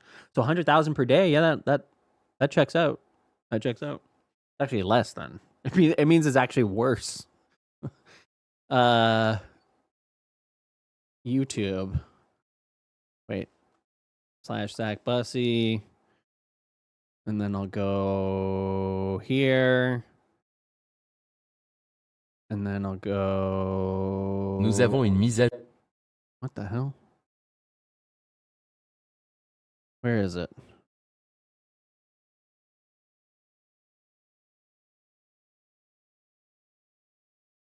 No, it's not this one.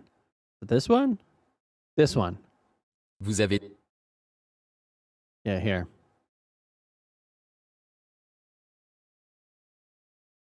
Yeah, here. Total platform follows by month. 50 million in April. So if they're saying 100,000 a day, that's only 30 million. That means it's dropping. That's worse than the numbers I have. Wait, have I been too generous to Twitch? Is Twitch only getting 100,000 follows per day? Oh, maybe that's on mobile. Maybe they mean it only on mobile. Anyways, let's continue. So we need to make sure that the mobile app serves your viewers' needs. From watching a stream to quickly catching up with your clips and stories. Streamers using enhanced broadcasting will be able to give us both a horizontal and vertical layout at the same time. For our initial rollout, we'll be partnering with ATEM Vertical to bring dual format support to OBS. Oh shit, ATEM with the big entry point there.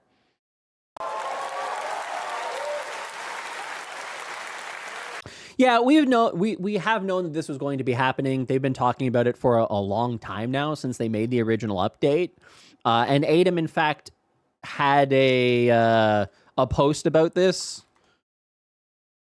Oh, actually. Yeah, here. Yeah. ATEM actually had a post about this a long time ago. This was back in almost a year ago, where they included Twitch Vertical. So this has been something that has been in the works for a long ass time. Yeah, it will be part of the enhanced broadcasting thing, meaning that may actually provide one of the main reasons why you would want to, as a partner, use enhanced broadcasting. Use it for a little while. It's pretty sick. We want to make sure I use it right now. Viewing. I use it right now for my multi-streaming thing, but I've also used Stream Elements as well. They're both pretty similar overall. We control the horizontal, we control the vertical. Quote from the 90s, the Outer Limits intro. Why is Singapore blocked in a location to view enhanced broadcasts? I'm sure our internet is fast enough. Is it blocked or is it just limited? Reduced down from 1440 to 1080p? Experience no matter what screen they're using. So to get your streams looking better on mobile devices. You think streamers will actually use this? No. So not initially. Not initially. One of the things that, and it's one of the things that, again, we've talked about it with this goddamn mobile app, is that they got ahead of themselves in that you've released a vertical feed, but you don't have vertical content to match. I'm strongly of the mind that Twitch should say, hey, if you use enhanced broadcasting for the first 18 months, so like from when it gets released to the general public, perhaps in September, if you use it on a vertical feed and a horizontal feed for the first year that it exists, we'll give you an additional 5% of any sub revenue that you actually earn. Something that dangles, again, Twitch likes their schemes, but they don't really have money to be able to just change the overall sub split directly. So if they offered up a 5% or a 10% revenue split bonus for people who use it initially, that would get people into the door. And then once they start using it, they're not going to not use it after that. So it does save them money. Yes, it does save Twitch money. So by doing so, it costs a little bit of short-term pain for Twitch, but it will get people to actually use it. It will get people, because right now, like if you are a Twitch a partner, you get guaranteed encoding. So the only real direct value for the vast majority of people is if you're an affiliate and don't have encoding and you want encoding, or if you are a partner who cares deeply about getting some extra pixels on the screen because you play a particular game that is heavily graphics oriented. But like if you're doing Stardew Valley or you're playing Minecraft, like doing 1440p streams seems overkill and unnecessary. So it really is only going to be for like fast motion based gameplay.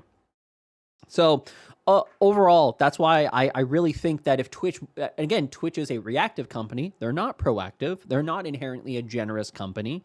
They seem to sometimes not even particularly like the community that they have and try to get ones that are not from here as much as possible.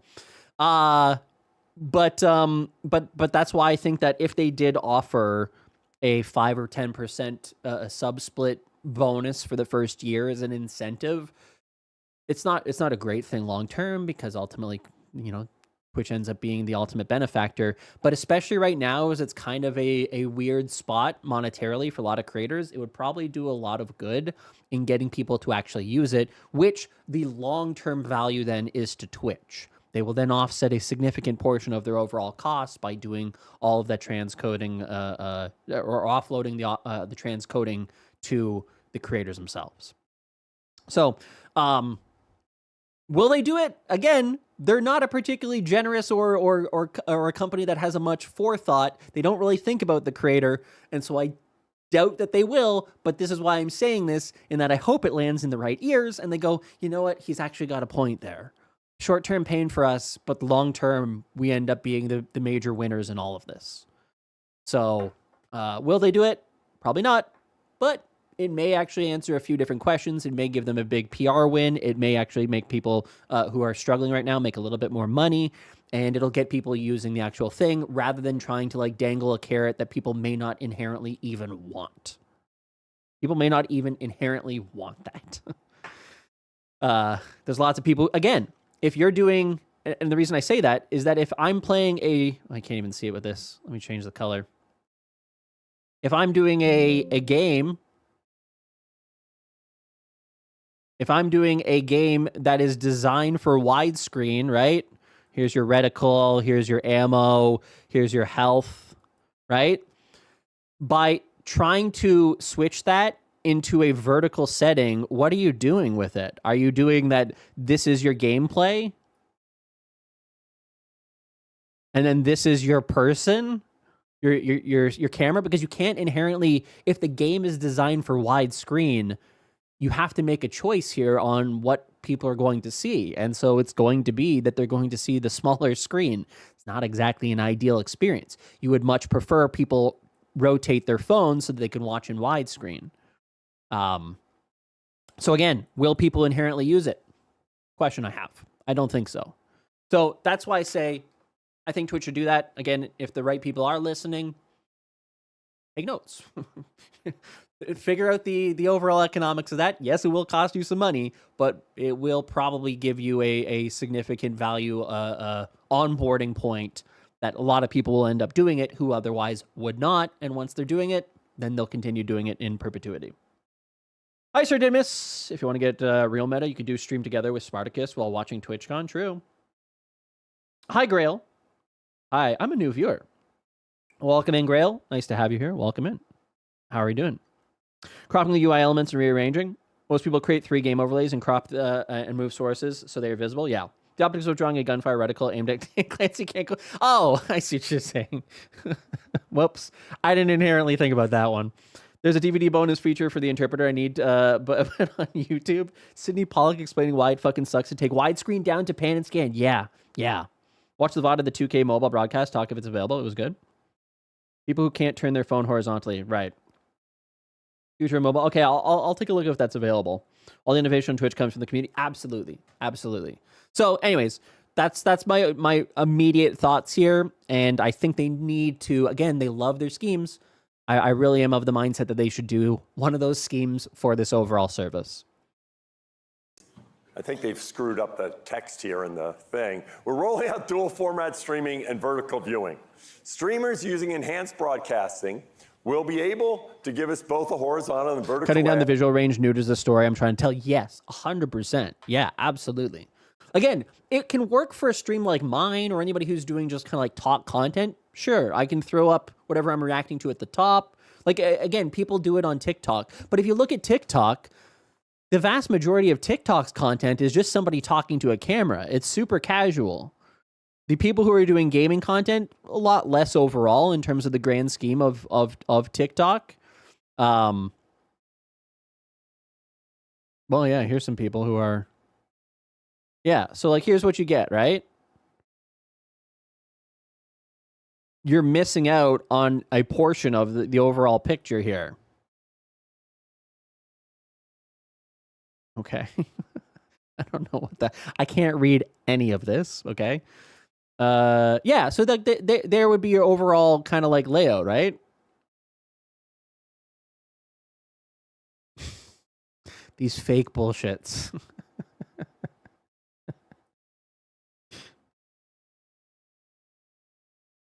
Oh, God.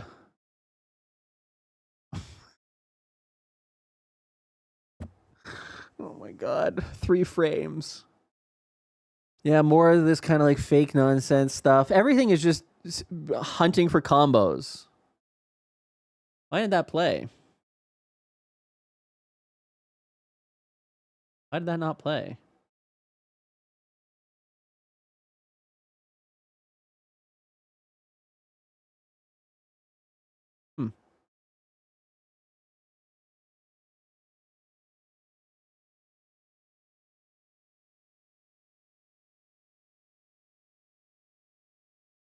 Anyways, let's go back. Trouble. I saw the name yesterday when you were typing, 2 days ago. I was like, I don't know how to say Turlba. Hi, Flexi. How are you? Good morning. TRL. We'll just go with that until you tell me otherwise. Some say Twitch is Twitch. TikTok is TikTok. Well, not if you ask Twitch. They're all cropping the gameplay out of the screen. Yes.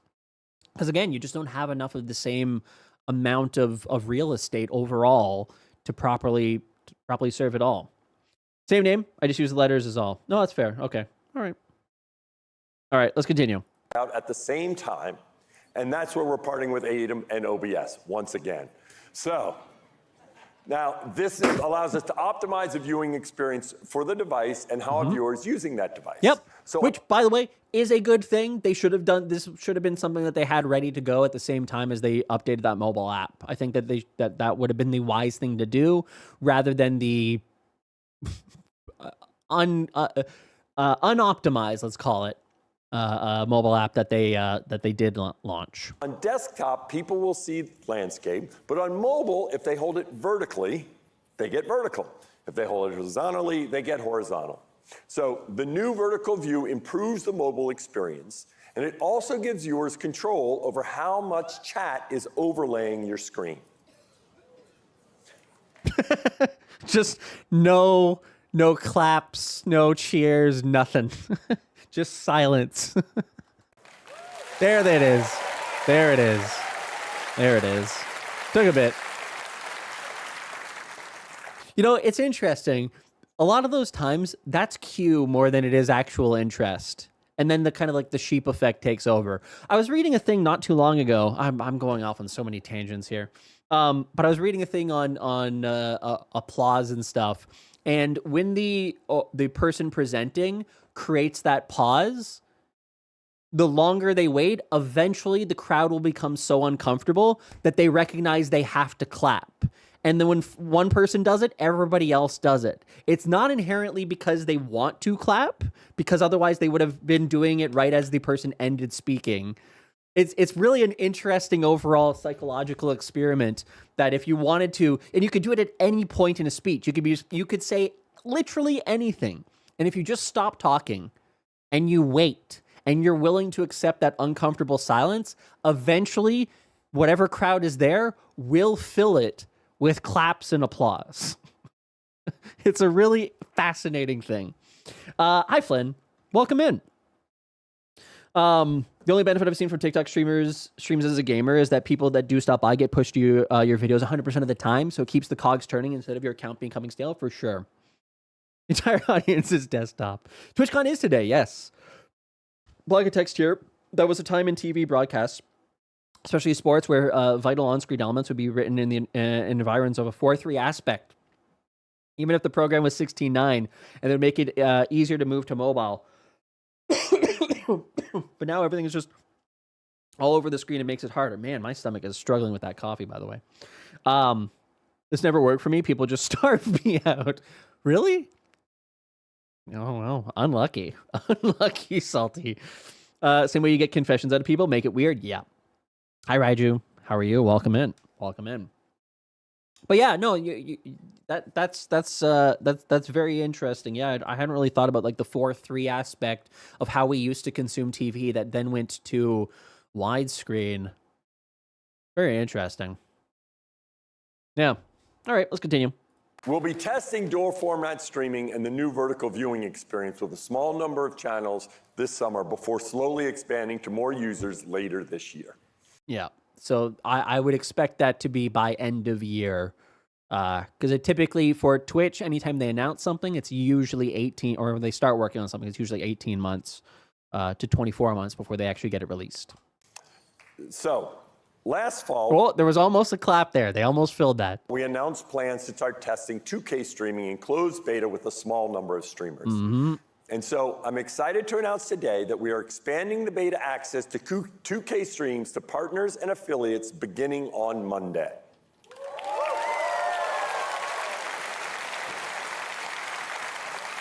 Mm-hmm. 2K streams, also known as 1440p, offer a big visual step up with more clarity and detail. Now, the number one question I get from streamers when I talk about 2K is about increased bit rates. And yes, we will. I posted this exact same clip, by the way, right, on Twitter. And the thing I always find fascinating, for a big visual step up with or maybe more not clarity and fascinating, detail. maybe I'm just getting old, but I look at that, and again, I understand people like to have super, super detailed stuff. I get it, right? But I just look at that and I go, that's not really that different. It's really not that different. Basically, it's roughly the same. Like, again, for the amount of attention that I pay to when I'm watching a streamer do something, I'm not looking for that kind of visual clarity that it matters so much. So anyways, it doesn't, again, people do like that, but, and people have asked for higher quality and higher bit rate. I understand that, and so I'm not necessarily poo-pooing that in that regard. But but I do just think it's kind of funny. And then I'm just like, okay, sure, fair enough. I don't have a 1440p monitor anyway. The difference is small, yeah. So again, it's why when I go back to that previous point of, I think Twitch needs to incentivize this, offer a bonus for people who do it, that they get 10% more on their subscription revenue share to a max of 80%, because if you get 70% on 300 plus points, that would do a lot to actually get people to actively use this. Because I again, if you're playing Minecraft, if you're playing anything that is not Doom, or anything that is like super visually stunning that really needs to have like crisp details for the best overall experience, I mean, it is what it is. 2:40 p.m. I don't have my glasses on right now. Fair. I must be watching 360p mobile. I'm watching you. I'm watching you at 480p on PC, which is all you need. 2K display will allow you to see the individual clogged pores. Largely, the benefit on that preview was I could see more hairs in the streamer's beard. I'm all for it. Now, the Did they zoom in on him? question I get from like that, I see a little bit of additional detail. Yeah, all right, that one's a little bit better. But it's like, how often am I looking? Streamers, when I talk about 2K, is about increased bit rates. And yes. There you go. Yeah, you get to see the hairline a little bit better. One of the better I've seen is less compression due to high foliage areas. So enhanced broadcasting for 2K though, yes, you have to use enhanced broadcasting. Yeah, high movement. Yeah, is really where it shines. Yeah. Okay. Yep. We will increase bit rates for 2K streams. They're increasing bit rate to 7.5K from 6K currently for 1080p. Just so everybody's aware of that. Wow, that's the most applause yet. So we're excited to announce that with 2K, we're also launching the HEVC codec, which offers better quality than the standard H.264. There we go. Oh, 12K bit rate, and we will clap.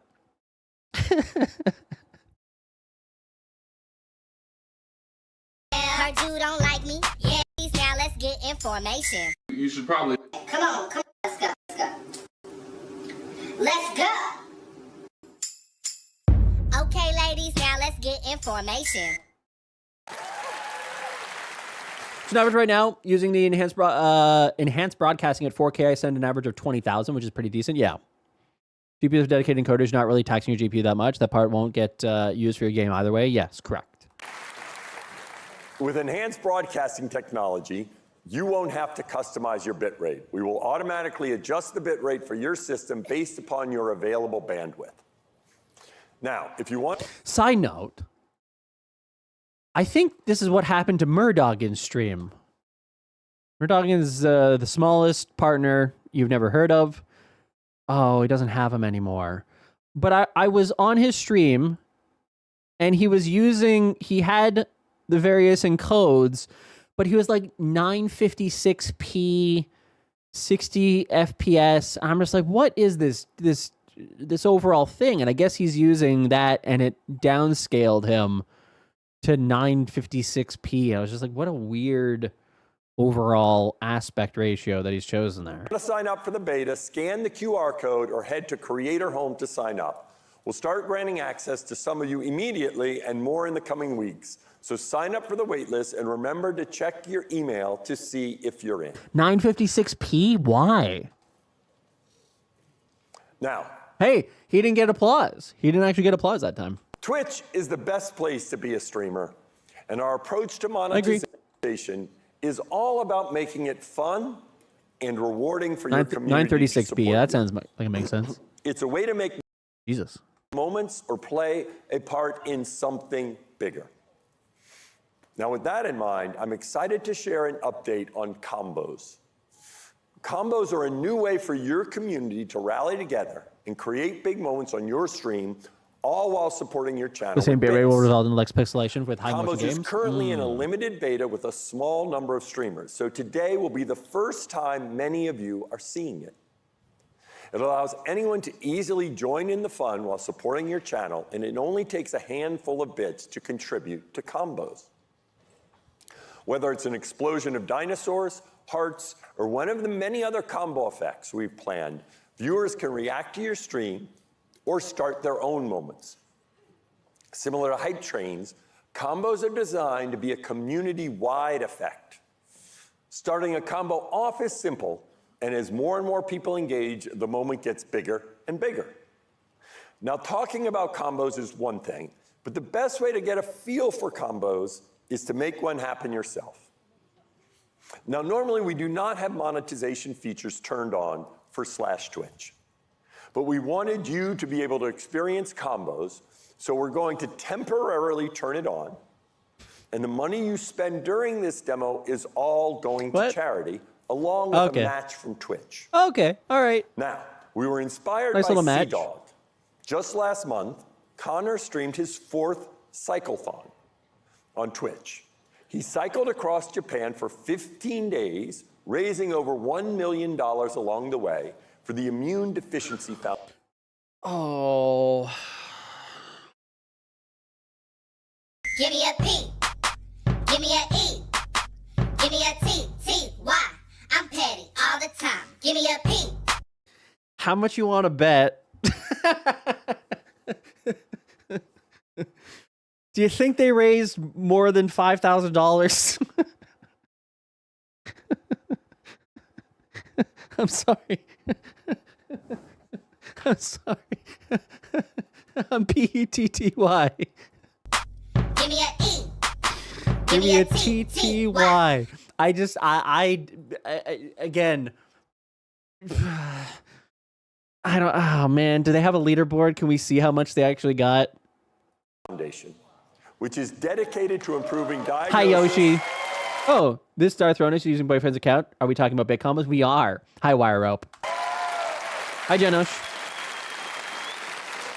And there might be another partner party of sorts tonight. Maybe an industry event of some kind. Yeah, there is. Yeah, there's a few. The Immune Deficiency Fund is dedicated to improving the diagnosis, treatment, and quality of life of people affected Jenosh, how are by you? immunodeficiencies. So we're excited to support this charity. So if you're in the audience, go ahead, take out your phone, and go to /Twitch. If you're in chat... Okay, there's a couple people who might be doing it, but the vast majority are just going, all right, what are we going to see here? You're already in the right place. You should see a dino near the chat bar, depending upon how you're holding your phone. Uh-huh. When you tap the dino, you'll pull up a tray, and if you hold the tap, just sometimes you have to hold, because when you tap it goes... Yeah, Slashy, how much did you donate? How much did you do? A tray of available combos. Today we have 3 combos: Dino Dance, Glass Heart, and Cutie Cat. You can tap. It is. Tap the So combos are effectively just TikTok gifts. That's all that they are. The entire functionality, there's nothing unique about it. It's entirely stolen from TikTok. Inspired by TikTok, but yeah. Combo that works for you, like Dino Dance. You can already see starting this to happen on /Twitch. The power of your taps will combine into larger combos with increasing larger visual effects as more and more people join in. Now we'll be adding more combo types and bigger combo effects over the next few months. Streamers will... Yeah, they will be, by the way. I will share something that I've only shared with the Insider group. If you guys are part of TOS.GG, if you guys aren't, by the way, if you haven't signed up for TOS.GG, you should definitely sign up. It is my weekly newsletter that covers everything happening in the streaming space, and it is completely for free. It does not cost you a thing. I actually need to log out in order to see this. Sign out. Yeah, you can even just go to the front page and just put in your email. But if you are part of Premium, which is a paid subscription, I do give you a little bit of whenever I find something interesting or a rumor or whatever. Anyways, I shared this just the other day. Twitch is exploring the ability to do very large combos. That's like $4,000 there in bits that they're running simultaneously. So there's 2 different actual combos happening at the same time here. And it seems like their current limit is that number, because they kept hitting this number overall, 427,100. And no matter how many more additional combos they did, it never went higher than that. So, but yeah, so they are trying to expand this out. They want to see combos that are, I don't know, 100,000, 200,000 deep. Maybe they're going to do what they did with hype trains in terms of like Pirate Software or Neurosama, where they actually have like a record that people are trying to beat. So you could end up seeing something like that here, that they try to do an overall as it relates to combos. But I guess they're just trying to ramp it up first. Yeah, it's a lot of cheese. It's a lot of cheese. A lot of cheese. I can't believe people are giving an AI money. Lots of people do, Slashy. People love AI, evidently. Did anyone mention the time and date at the bottom right of your camera? I hate to be that one guy. No, it's always been there. It's my current time and date. And the reason why is because whenever I create clips, I want to be able to easily find when that clip actually was. You can talk exactly. I can't talk. Hi, Shots, by the way. And Valentino, welcome in. Hi, First Necron. There's a developer behind the AI. True. There's always a developer behind the AI. Destroying the planet costs money? Absolutely it does. But yeah, that's why I have that there. It's hopefully not too I mean, it's obviously visible, but I do like to be able to just, if I have like a clip or somebody's done like the vertical clip, to be able to go back and find it. I will leave the server in 2 days. No, I understand, Slashy. I get it. Oh, can you give me the TOS.GG rule? Yeah, of course. Of course, of course. There you go. Whoops. Missed one. Nope, there you got it. All right. Back to this. Control over how many taps it takes to reach each new level. And if you're doing a stream where We're not supporting the spy operation yet. She's going in there to download everything and then we'll be leaking it to her contacts at Twitch. I understand. I get how this works. Appropriate, you can always toggle off.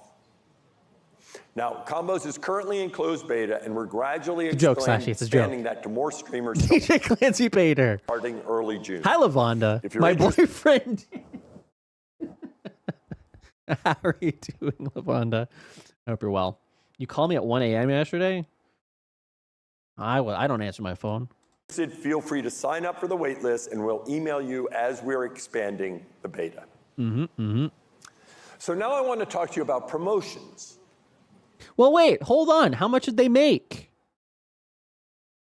Do they have a leaderboard? I want to know how much they made in that time. Oh, did I think I did see people share it in the Discord. Wait a second. I think somebody shared something about that.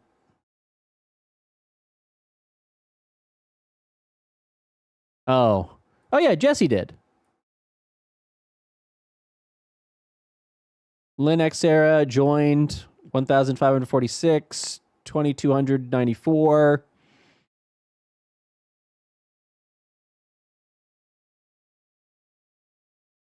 I guess that's it. Oh no. Gappy said, "How am I supposed to watch this stream?"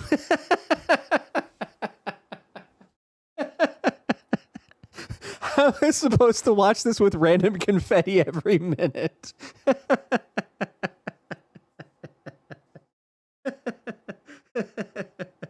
Yeah, that's Combos. Oh man, you can turn it off. By the way, you can turn it off. So what's that? $80? Is that what they raised? $80? Sorry, this is so funny. Oh man. Hey, they're not live anymore. Is it over for the day? I guess it's over for the day.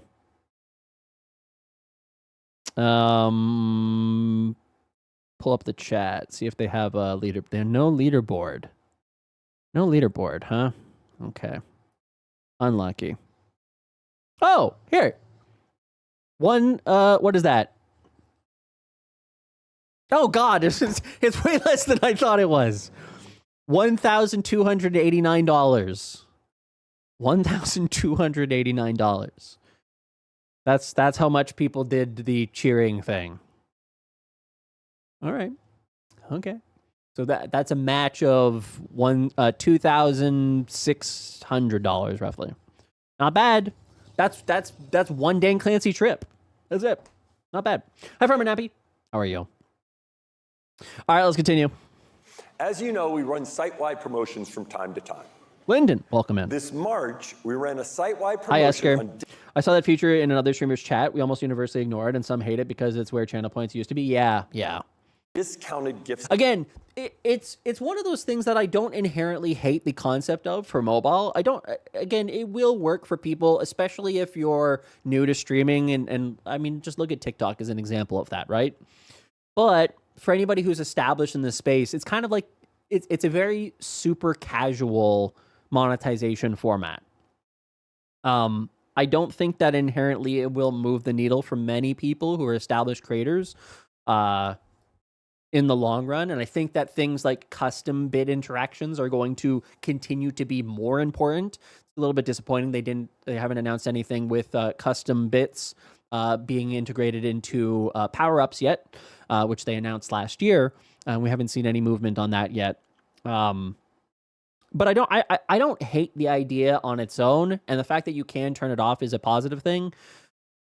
But it's a casual form of monetization. It's not going to be for the active, consistent, engaged creator who is doing widescreen, long-form content with a desktop-based audience that is based upon relationships. It's just a different overall kind of monetization. So it'll be good for the people who start streaming for the first time and have one person watch.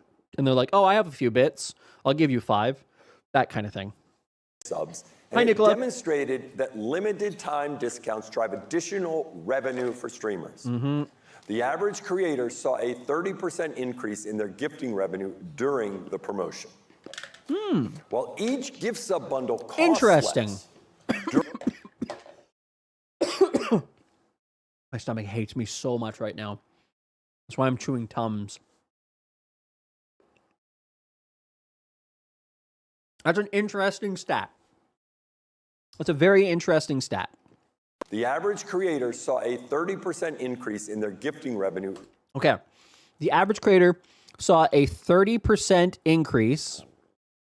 Actually, I should probably 30% increase in gift revenue when there was a 35% discount. Keep in mind that the current discount for 5+ gifted subs is 20%. That is also a shared discount. This is a shared discount as well. So for a doubling of the discount, or a 15% increase in a decrease in the overall cost, it results in, for the average streamer, a 30% increase in the amount of gifted. So if before, let's just do, just for the sake of this math, all things being equal, we're going to do 100 gifted subs. So 100 gifted subs at 20% off would be $500. We're going to use US dollars here. Because 100 times 5, or 100 times 6 minus 20% is $500. At 35% off, what does that work out to? 6 times 0.35 times 100. 210. What? No, the opposite. I did the opposite there. 500. Sorry, 6. Oh, Jesus Christ. 600 times 0.65. 390. Okay. But presumably 30% more gifted subs. So 30 times 6 equals times 0.65, $117 more. Wait, what?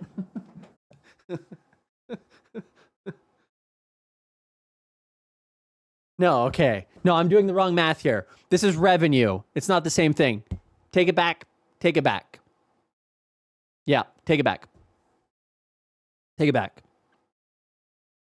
Presumably, they're saying that you would make, instead of gifting 100 subs, you're going to get 150 subs or so, such that the amount of money that you make goes from 500 to 650, 30% more. Presumably. It's not going to be true for everybody, but it'll be true for the average creator. Hi, Tom. Hi, Lyndon. Hi, Juno Waffle. Dan looks confused with your math as well. Yeah, well, hey, again, poor sleep plus trying to do math, not a good combination. Average creator saw 30% increase in gifting revenue. Okay. You want to fight? Is that what you're saying?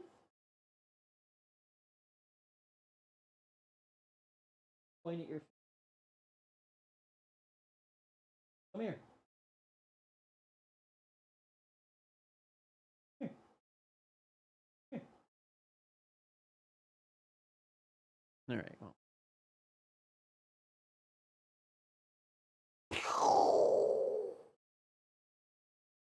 Good boy.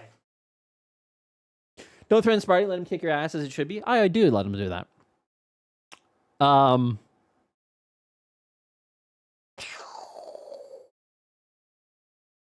Good boy. Good boy. All right. During the promotion. While each gift sub bundle costs less, during the limited time discount, more people spend and they tend to select larger bundles, so you end up earning more money.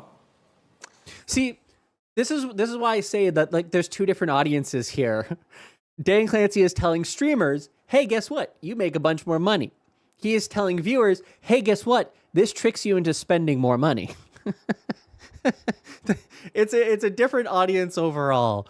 And so it's always kind of one of those funny things of when you say the quiet part out loud in terms of how promotion works and stuff like that.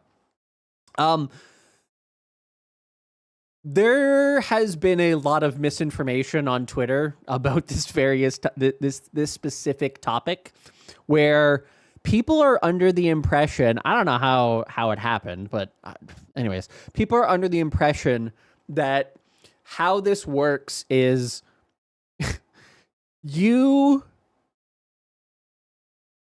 I don't even know how they're overall. I don't want to pull it up because I don't want to put the person on blast. Let me just grab the tweet here, and I'll just show you the tweet, and then you'll understand why I don't want to, or why I'm confused.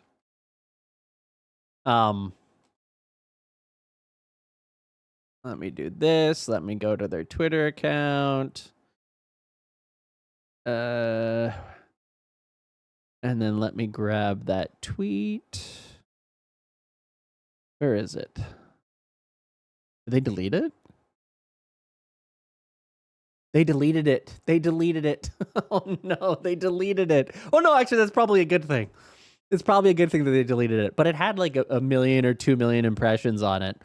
But essentially the premise of their tweet was, when you get paid by Twitch, you actually have to pay out to Twitch for that discount that was run on your stream.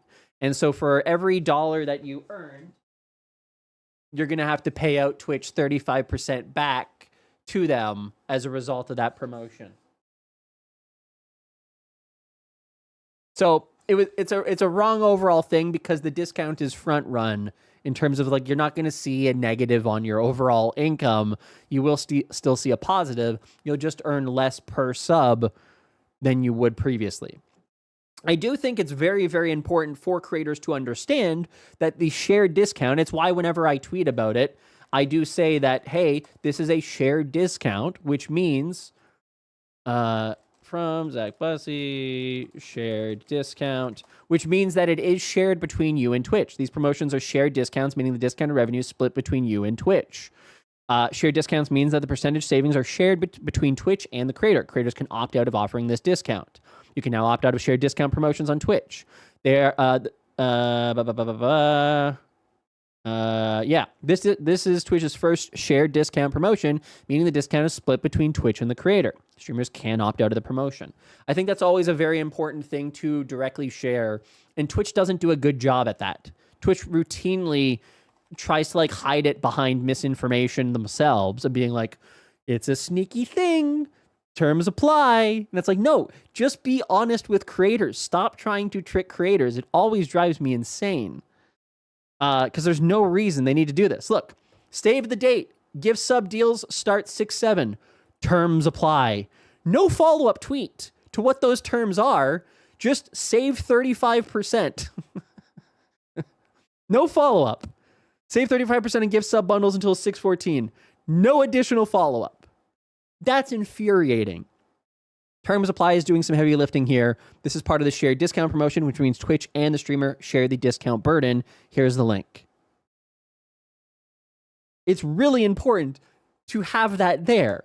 I don't know why Twitch continues to hide that information, which allows misinformation to spread because of the fact that they leave it kind of like, oh, well, maybe it's 35% off. That's it. No deal. That's it. They just need to be more honest. Just link the things. Tell us, oh, that's the terms. It's a shared discount. Oh, I got you this time. Gotcha. Hi, Taco. Hi, Fusion. I hear that they have the option to disable it, but every time I do it, it turns back on. It shouldn't turn back on. They're saying the streamers paid half the discount. Yes. Which technically is true, but it's not how that actually functions in the sense of the discount is taken out first. So you're not actually seeing a negative. You will still see a positive. Big Chunker Ginger? Yeah, he's on a diet. I don't want to put him on a diet. And that's why he's pretty needy right now, because he wants more. I used to feed him a third of a cup of dry stuff in the morning and then a wet thing at night. But now I'm doing a quarter cup, so it's a drop off in food, and he's not really too thrilled with it. But he needs to lose 2 pounds. Right? You need to lose 2 pounds, buddy. You're a big cat, but you need to lose a little bit of that gut. Me too, by the way. Me too. I know. The Ginger's the same? Because, yeah, he's got he's a big cat. He's a very big cat.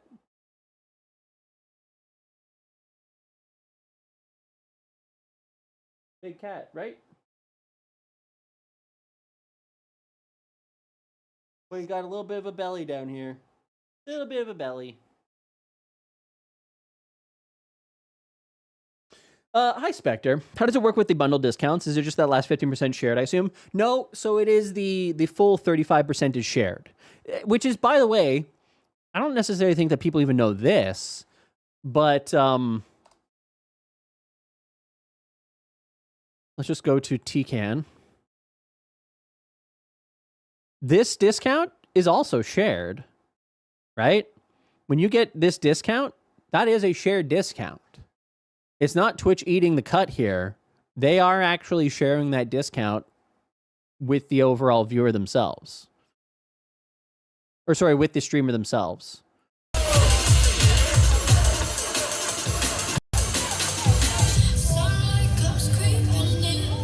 Anyways. All right. Back to this. But your schedule may not always align with our schedule. Yeah, so basically it brings the $6 again, for 5 or more subs, it brings the cost down to from $6 to $5 per sub, which means that you would, on a 50-50 split, get $250, but fees come out first, so technically you get more like $229 per sub. And you know your community better than anyone. So soon, we're going to give you the ability to run your own promotions. Stream. Oh, God, Jesus. Nobody's excited about that? I actually think this is a good idea, but okay. Streamerversaries and partnerversaries are great reasons to run a gift sub promo. But again, this is all in your hands. If you want to run a promotion around a horror game marathon or your cat's birthday, go for it. I'm using US dollars as the most consistently, because it is the largest currency in terms of amount of spend on Twitch. It looks like he's about to say ooh, by the way. But yeah. $5 a month. I see the audience is adequately whelmed. Alpaca, thank you very much for the 27-month resub. That is true, they are. They are.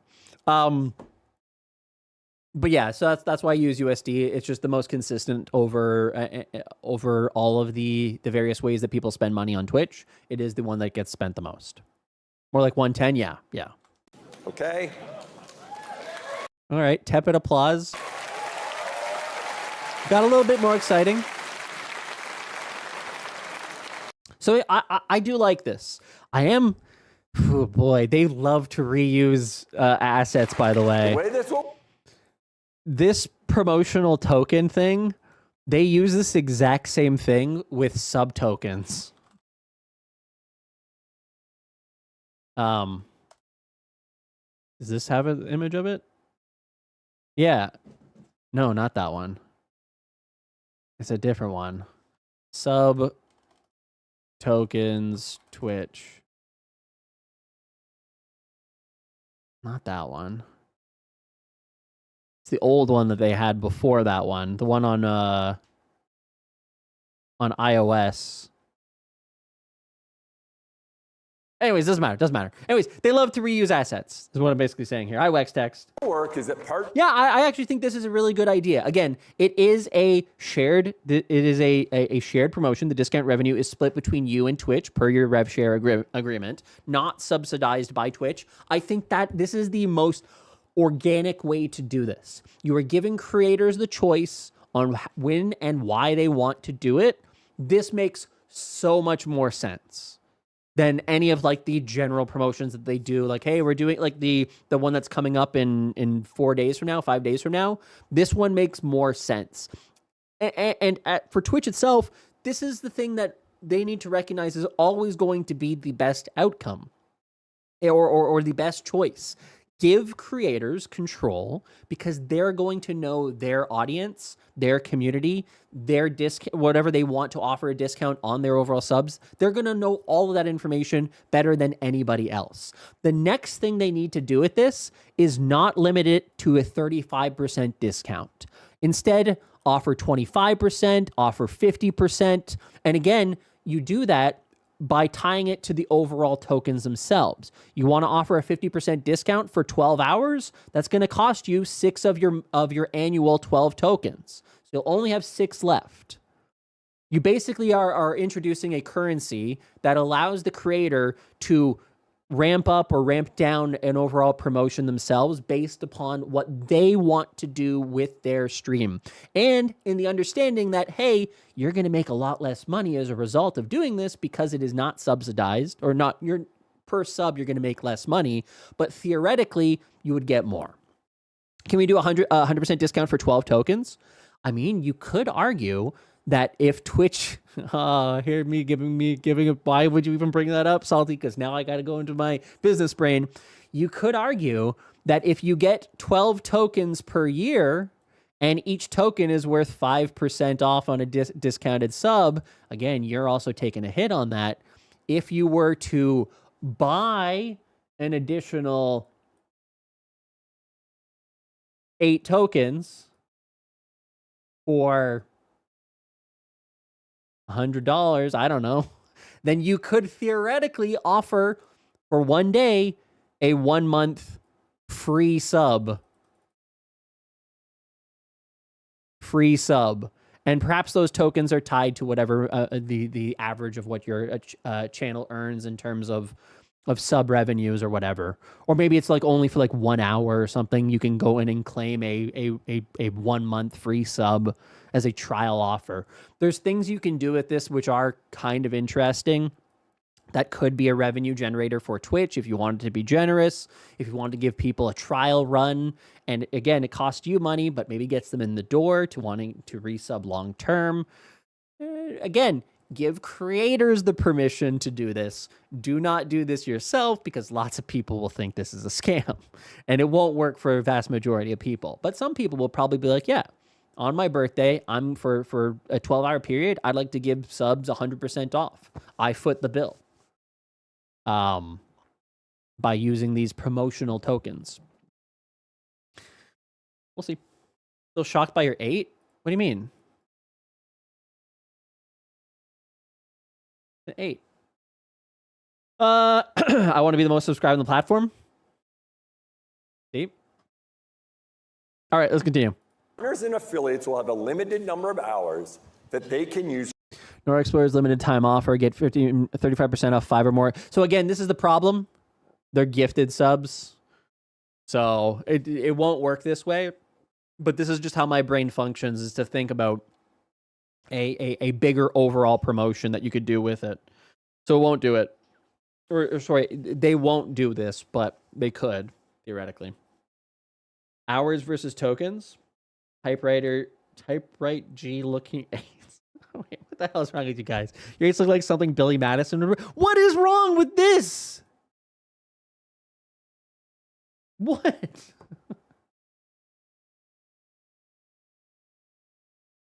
for their own It's promotion. an 8. What? Oh, for fuck's sakes. Now I overclicked. God damn it. This is all your fault. You called out my 8s, and now I can't click right. All right. The way this will work is that partners and affiliates will have a limited... With what he mentioned above the 30% more revenue, I would imagine a creator tailoring that to a special event stream for their community. It might even be more than just a general discount site-wide. So it might be attracted to Twitch, too, to expand it. Who knows if they will, though? Yeah, no, 100% Spectre. I completely agree with you on that one. I think that, again, Twitch can't know when you're doing something, right? There's too many creators. There's no possible way for them to know. But if I decide on, for whatever reason, that May 31st, well, why would I just pick today? Why was that so difficult for me? If I pick today, hey guys, from noon, from literally right now till midnight, I'm doing a special event that is, today is my Independence Day because I got divorced. And so this is divorce day, day 0, okay? Then you could do a promotion that's built around that, and you're going to get a discount, and people's like, yeah, congratulations on your divorce. Hell yeah. It's a very exciting moment. Finally single again, that kind of thing. And that may actually, because it is a local inspired community event, drive way more revenue than the 30% would as a general platform wide promotion that offers those 35% discounts. John, I want a divorce. Divorce. Why do you always laugh when I'm Stop. upset? Divorce. Divorce. You're leaning deep into the grifter arc. Sashi, I'm presenting the opportunities that are presented in terms of the business of operating a stream. It's not a grifter arc. Hi, Halloween. That saved us from a bad vertical mobile. I can't do it. I just figured he was building a snowman. Sashi assuming he's wed to a woman and not a man. Ooh, get him salty. Defend my honor. number of hours that they can use for their own promotion. In any case, this is where the vast majority of creators are probably not going to use this too proactively. Because as I've said multiple times, I don't think that many people who get into streaming are thinking of this as a business, and so I just don't. It may move the needle for some, but I still suspect that Twitch's overall site-wide promotions will actually probably be a bigger driver of revenue than these kind of things. People will use this during affiliate anniversary, partner anniversary, birthday, that kind of thing. But outside of that, I don't think necessarily people are going to think, oh, I have 12 credits, I'm going to use those once a month because we're going to do sellout Saturdays, which is the last Saturday of the month. I'm a queeb. What's up, ad managers? You're sicking your mods on chatters again? It's a balance. I think I might use it 8 or so times. They'll be campaigning against gay rights too, so I'm sure. So you can run Yeah, I'm trying to become the Joe Rogan of the middle. several short promotions or a handful of longer ones.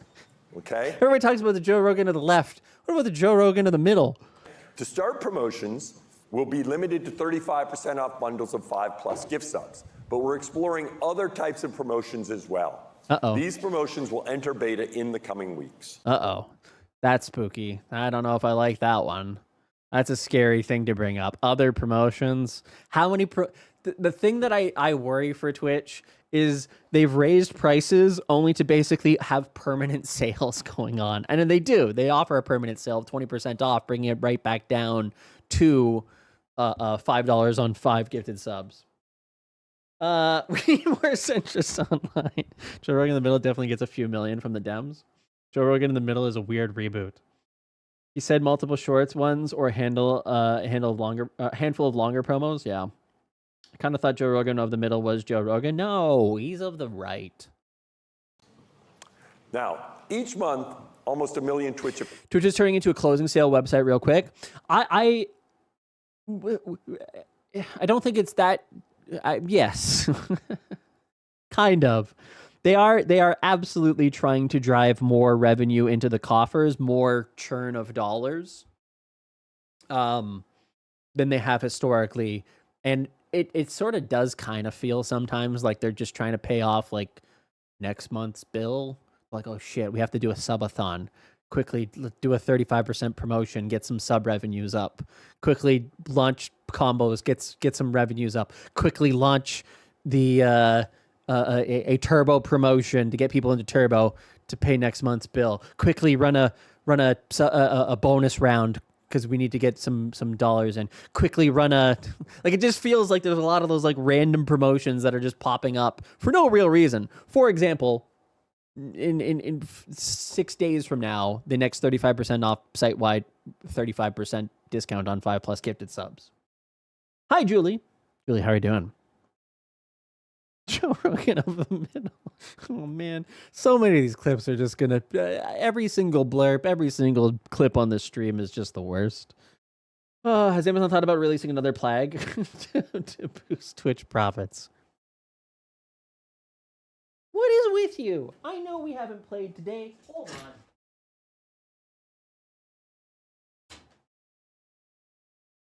All right, let's continue.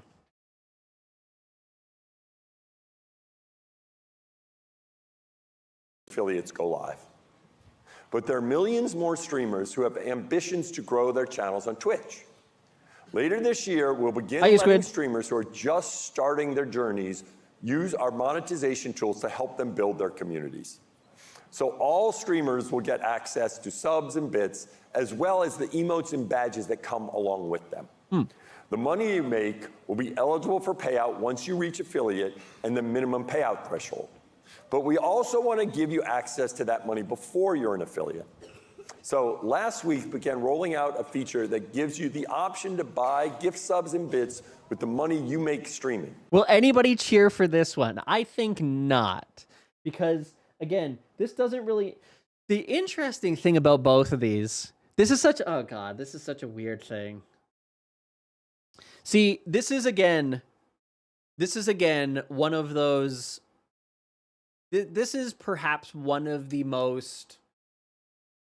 It's a fine feature, but the reason for doing it, it feels like they're trying to create a problem and then offer the solution, right? They're trying to churn over dollars. And so, again, we go back to them saying, hey, we're doing you a favor by allowing you to monetize from day one, but you won't be able to get any of that money.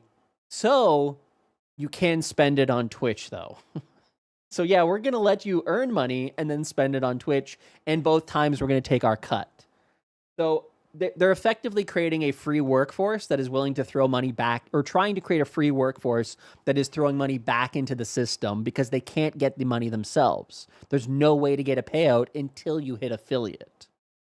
It's, again, I understand why they're doing it, and I think that for people, and I've said this a few times, that if you are a creator and you want to see this through and you want this to be a success, and you don't want to just do it casually or whatever, and you're actually trying to make it like a part-time hustle, do not ever spend your money on Twitch. Let that money accrue, because you want that money going into your wallet. Similar to when you open a business, earning your first dollar is going to be a pretty significant milestone for you. It's going to feel particularly good. It's going to be money that you can reinvest in your overall your overall content and tech that you may need to buy or whatever to improve your overall stream, buy new games, whatever. So it should only... generally, I would feel, only be used by people who tried streaming, who said, this isn't for me, I don't care about this, I am done with streaming, I am moving on, that have sat with a $40, $30, $20 balance that now they can use it for something. That's the people who should use this, because they were never going to get a payout, and they've given up on the dream of getting a payout. That's where I feel this is, again, kind of going back to we need to do a promotion to get some revenue up to pay our bill for next month. Do a bonus round, do a that. They're opening up monetization to all creators who want it. They just can't get paid. So you can only spend it on site. Again, I know how Twitch is going to market this. as a huge benefit to people who want to earn money and then spend it on Twitch. I get it. But the only winner in this is Twitch. It is a brilliant scam, yeah. Or maybe not scam, but scheme. It is a scheme. It is absolutely a scheme. The cool feature about this is that the viewers essentially can gift self-subs. Yeah, and Twitch takes a cut both times. That's the problem, though. Spendable balance may be subject to tax. Oh, it absolutely is subject to taxes. 100% it is. Yeah, it is still earned revenue. You just can't get any of that revenue paid out to you until you hit affiliate. Legit, like store credit for refunds? Yes. Second channels or 24/7 might do it. Possibly, yeah. But then you get into a weird element of but if you're doing a 24/7 channel or a second channel, you could probably hit affiliate because it implies that you've been a main streamer before, right? Like you have a channel that you've already made money on. You've already hit affiliate. You've already hit partner. There's no reason why you couldn't hit it a second time.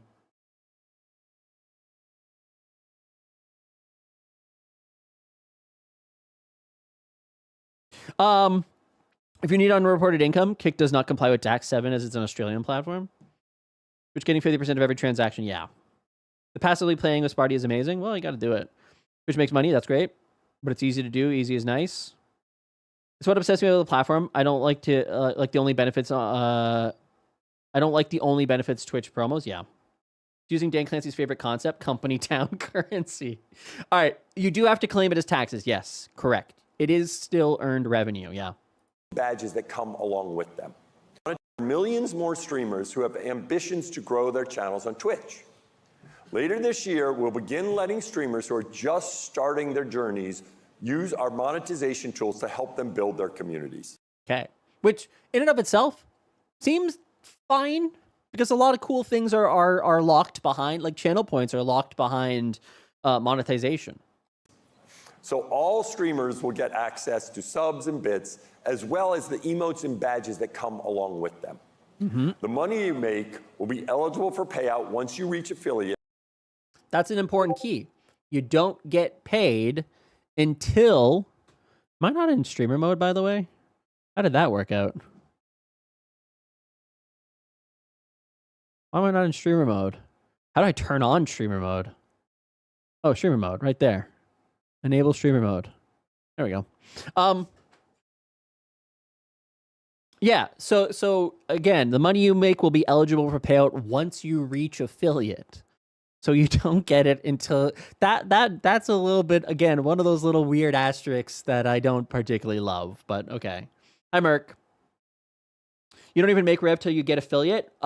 You don't get paid out till you get affiliate, but you can later this year start to make money on day one when you start streaming.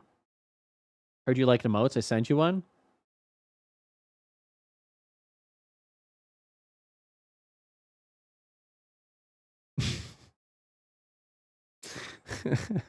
Can I even upload that? Illusion, I fixed it. I got it fixed. All right, let's continue. And then you're mad wrong. I already paid out 165 and just got affiliate 412. Wait, what? Wait, Merc, what are you asking here? What, who are you replying to? I'm confused. Minimum payout threshold. Nothing was accrued until I hit affiliate. Correct. Yes, Merc. This is what we're saying. Right now, you can only make money if you hit affiliate. Twitch, and again, if you want to subscribe to my newsletter, I've covered this in great detail. But I'll let Dan Clancy, CEO of Twitch, just say it. No, it's okay. It's okay. We'll begin letting streamers who are just starting their journeys use our monetization tools to help them build their communities. So all streamers will get access to subs and bits, as well as the emotes and badges that come along with them. On day one, when they start streaming, they can use subs, they can use bits, even if they haven't hit affiliate. They just won't be able to cash that money out until they hit affiliate. The money you make will be eligible for payout once you reach affiliate and the minimum payout threshold. But we also want to give you access to that money before you're an affiliate. So again, trying to do us a favor. Again, this is why it's kind of a genius scheme in that regard, in that in that you've created a problem of people being able to earn money that they can't cash. Now you're going to like, but hey, we want to be generous. We want to let you use that money. So how are we going to do that? So last week began rolling out a feature that gives you the option to buy gift subs and bits with the money you make streaming. This means if you don't make the minimum payout or aren't eligible yet, you'll be able to apply your spendable balance when making purchases on Twitch. You can gift subs to your own community or support other channels you love. Nobody better clap to this, by the way. Again, the sheep doctrine means that people will clap for this, but nobody should be clapping for this. Using your spendable balance is completely optional. So if you're grinding to our payout, you can always roll over your earnings until the... Not if you start streaming on Twitch, you should 1000% be focused on trying to get a payout. You should 1000% be focused on trying to get a payout. Do not take the dangling carrot of don't be a cat. Don't be like Spartacus. Right, Spartacus? Oh no, you're too smart. You recognize that's monetization. But Spartacus, this is money you could spend on Twitch. This is money you could spend on Twitch. Are you going to go for it? Oh. Fail. Fail, cat. Thought I taught you better. I'm like Spartacus already, though, a chonker. I'm super adamant of that fact because I think it's, again, the mindset of earning $50 from Twitch will be such a positive outcome for you as a content creator. Such a positive outcome for you as a content creator that it cannot, this undermines that. It's again, I use the comparison to starting a coffee shop and earning your first sale. That first dollar you earn, you stick it to the wall. If you go to a bunch of different like small coffee shops or small businesses, they often have something similar. Their first check, their first $10, their first $20, whatever it is, the first bill of sale. They keep that kind of thing because it is something of value. Like, hey, I created something that people wanted to give me money for. That's a pretty cool experience. That's a pretty awesome event. So I really, really am adamant that any new creators who do end up making money or who do want to make this into a full-time career, hold off on spending that money until you hit affiliate.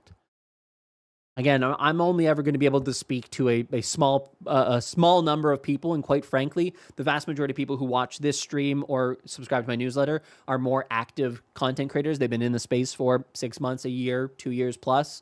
And so the vast majority of new creators probably will never end up seeing this until it's perhaps later on in their creation journey.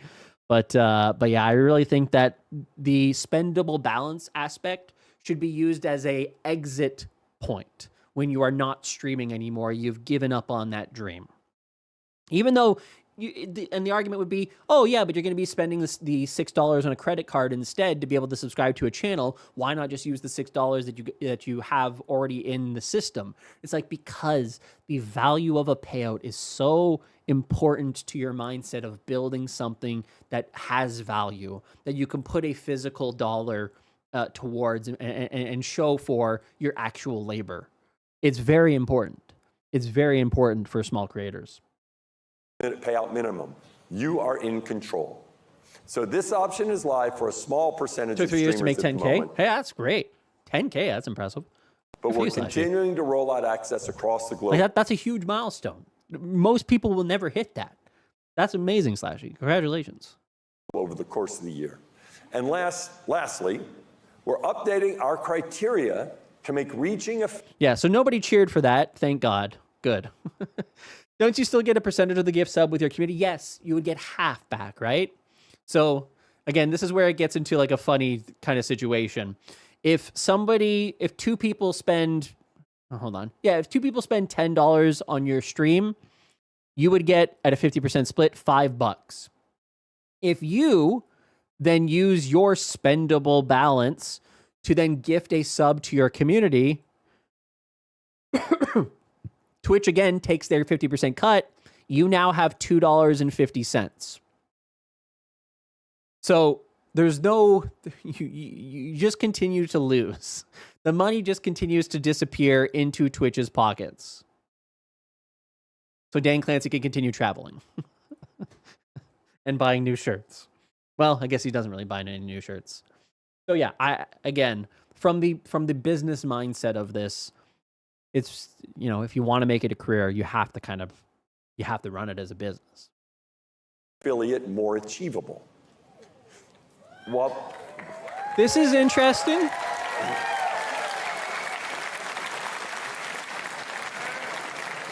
Okay, so this part I do give them credit for because of the fact that they have introduced a thing that forces you to spend money within Twitch's system. They have also made it slightly easier to achieve the thing that allows you to take the money out. Really hope that Twitch PR wants to work with Zach, but Dan personally told them not to. Could be the case. So I do give them credit to this. While there are a number of changes, the biggest change is that now instead of having to average 3 CCV over the last 30 days, you just have to reach 3 CCV on 4 days, 4 different days. In other words, streaming more often, but with... So from this perspective, right, this one is the hardest one for most people to achieve. Most people never get above 3 CCV. And I mean that literally, that most people never get above 3 average viewers. 365 days. Actually, overall stats is where it is. Yeah. I like showing this often, and this is a logarithmic chart. So you can see here, 17 million community channels. That means that they are not affiliates. 17 million of the 20 million? Yeah, of roughly 20 million channels. 17 million of them do not have over 5 viewers. And the reason I say that the majority never hit the 3 viewers is because if they did, they would be affiliates. They would have unlocked affiliates. The affiliate program. So most people have 0. Second largest group have 1. Third largest group has 2 viewers. It's a massive group. So, and again, this one is the hardest one to achieve. Anybody can do this one. Anybody can do this one. Most people can do this one. And if you're struggling with it, you can definitely just pay for to create a bunch of accounts and just follow yourself. It's really not that much of a difficult thing to cross over. But this one, it requires that, hey, during those streams, you had to have over a 3 average. Now you just need to have a 3 average on 4 different days. So if you streamed 30 days and 26 of those you had 0 viewers, but on 4 of them you had 3, guess what? Affiliate. You've reached the requirement for affiliate. It's a pretty significant drop down in the overall entry point. And so, again, going back to the spendable balance thing and getting that payout, I think this is a positive change in that hopefully it gets people who get over that hump of affiliate and can get a payout themselves, and they don't get stuck in the rut of, oh, I earned $4 every 2 months and I spend it on a sub myself. Crazy. Monetize early. In 4 days, you can achieve payout eligibility. Yeah. I could have hit my affiliate first week. Yep. Easier for channels to start getting ads shown on. Well, yeah. That's the other thing that I am kind of intrigued by, and they have not mentioned anything about that yet. They have not mentioned anything about ads yet on these channels, but I am almost certain that we are going to be entering into a new world of ads very, very soon, where all of those channels will have obviously pre-rolls on them, and perhaps because Mikey Minty, chief head of monetization at Twitch, even said that when he accepted the affiliate program, he noticed that he was automatically opted into running 3 minutes of ads per hour. He didn't go into the ads manager and turn on ads. It automatically set his channel to run 3 minutes of ads per hour. And I was like, oh, that's interesting that A, he didn't know that, and B, that's now the default. I don't think that was the case in the past. I don't think that it automatically turned on the ad scheduler for channels. So they may have made a change in that recently to obviously drive more ads on the platform. Hi, Sharuba. But are these 17 million all streamers or overall Twitch accounts since they stand at 0 to 5 viewers? Or does it count? Oh, no. So that stat that I just showed you are only streamers. That's only streamers that I showed you there. These are only people who have gone live, grouped by average viewers who streamed on Twitch over the last 365 days. I always wonder why Twitch doesn't make partner a little bit easier, like 50 CCV instead of 75, for example, because more partner equals better for them. Yes and no. The inherent, I mean, they did make it a little bit easier to get partnership recently by saying that raids now count towards your overall 75. They previously did not. They would be subtracted from the overall direct count. So if you got a raid of 50 people and you had 74 people watching, and then you had the rest of your average was 124, they would still count you as 74 in that one. So they have made it slightly easier. The downside of making it too easy to get partner is that things like TwitchCon become a little bit more expensive because they run a partner lounge, they have partner events, they have partner exclusive things that they do offer that do cost a little bit. And so what I will say is that when we do see like the partner lounge disappear or like the partner party and stuff like that,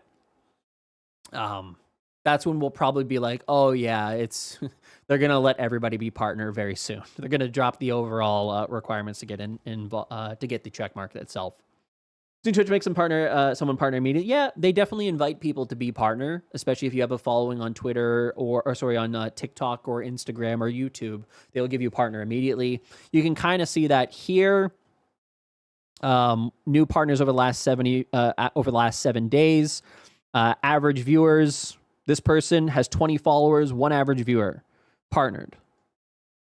Adam Botkin, 5 average viewers, partnered.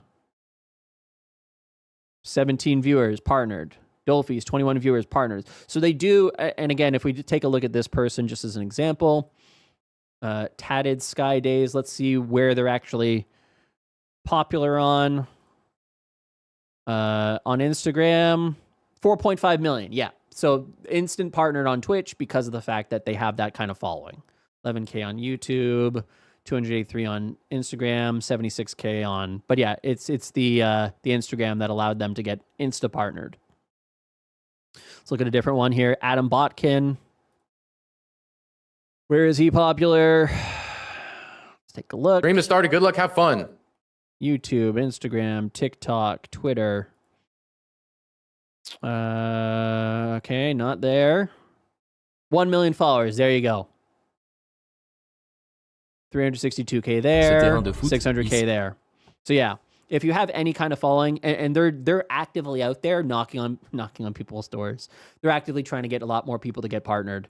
Yeah, and you can actually even look at like the total number of people who've been partnered. 7,000. Oh, you can't see it because of this. They have promoted. Where's my captions?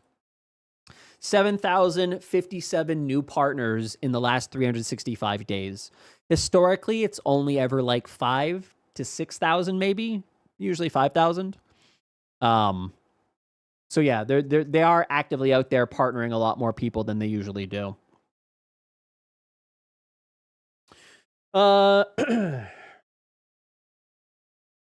Thank you, Twitch Monetization guy or girl. They didn't tell Mike and took things into their own hands. Is the ad money going down? I'm not sure. I have noticed less ads in Canada, but I'm just not sure if they just don't have anybody who's doing ad sales in Canada. We're also kind of in a weird place in Canada that money is being spent more on Canadian media rather than American media, which is Amazon. So the overall demand might be dropping in that as well. Not sure about that. Not going to lie. Not the biggest fan of Insta partnering, but that's just me. That's fair. Yeah. I mean, for Twitch, it makes sense. Twitch wants to have more people. I personally think it's not a mistake, but I think Twitch is a platform that runs very much on community sentiment. And by that, I mean, when I hit affiliate, it was a big event for me. I was really proud of that moment because it was like, oh, I started streaming and I managed to build something relatively quickly. I had been a mod for a long time in a bunch of different channels. And so some level of recognition of who I was there made it a lot easier for me to then get into streaming. But I felt proud by that fact that I ended up hitting affiliate. And as an example of not necessarily the most wholesome version of it, but like when people push for partner, people kind of get excited by that. When you hit partner, your community gets excited for the fact that you achieved that. Like it feels like a community achievement. And oftentimes what ends up happening is if you do something like a partner push, is that you get, if this is the 75 threshold needed to get partnered and you're like, hey, we're at 60 right now, let's do a partner push. And you get over that, and then you get the check mark.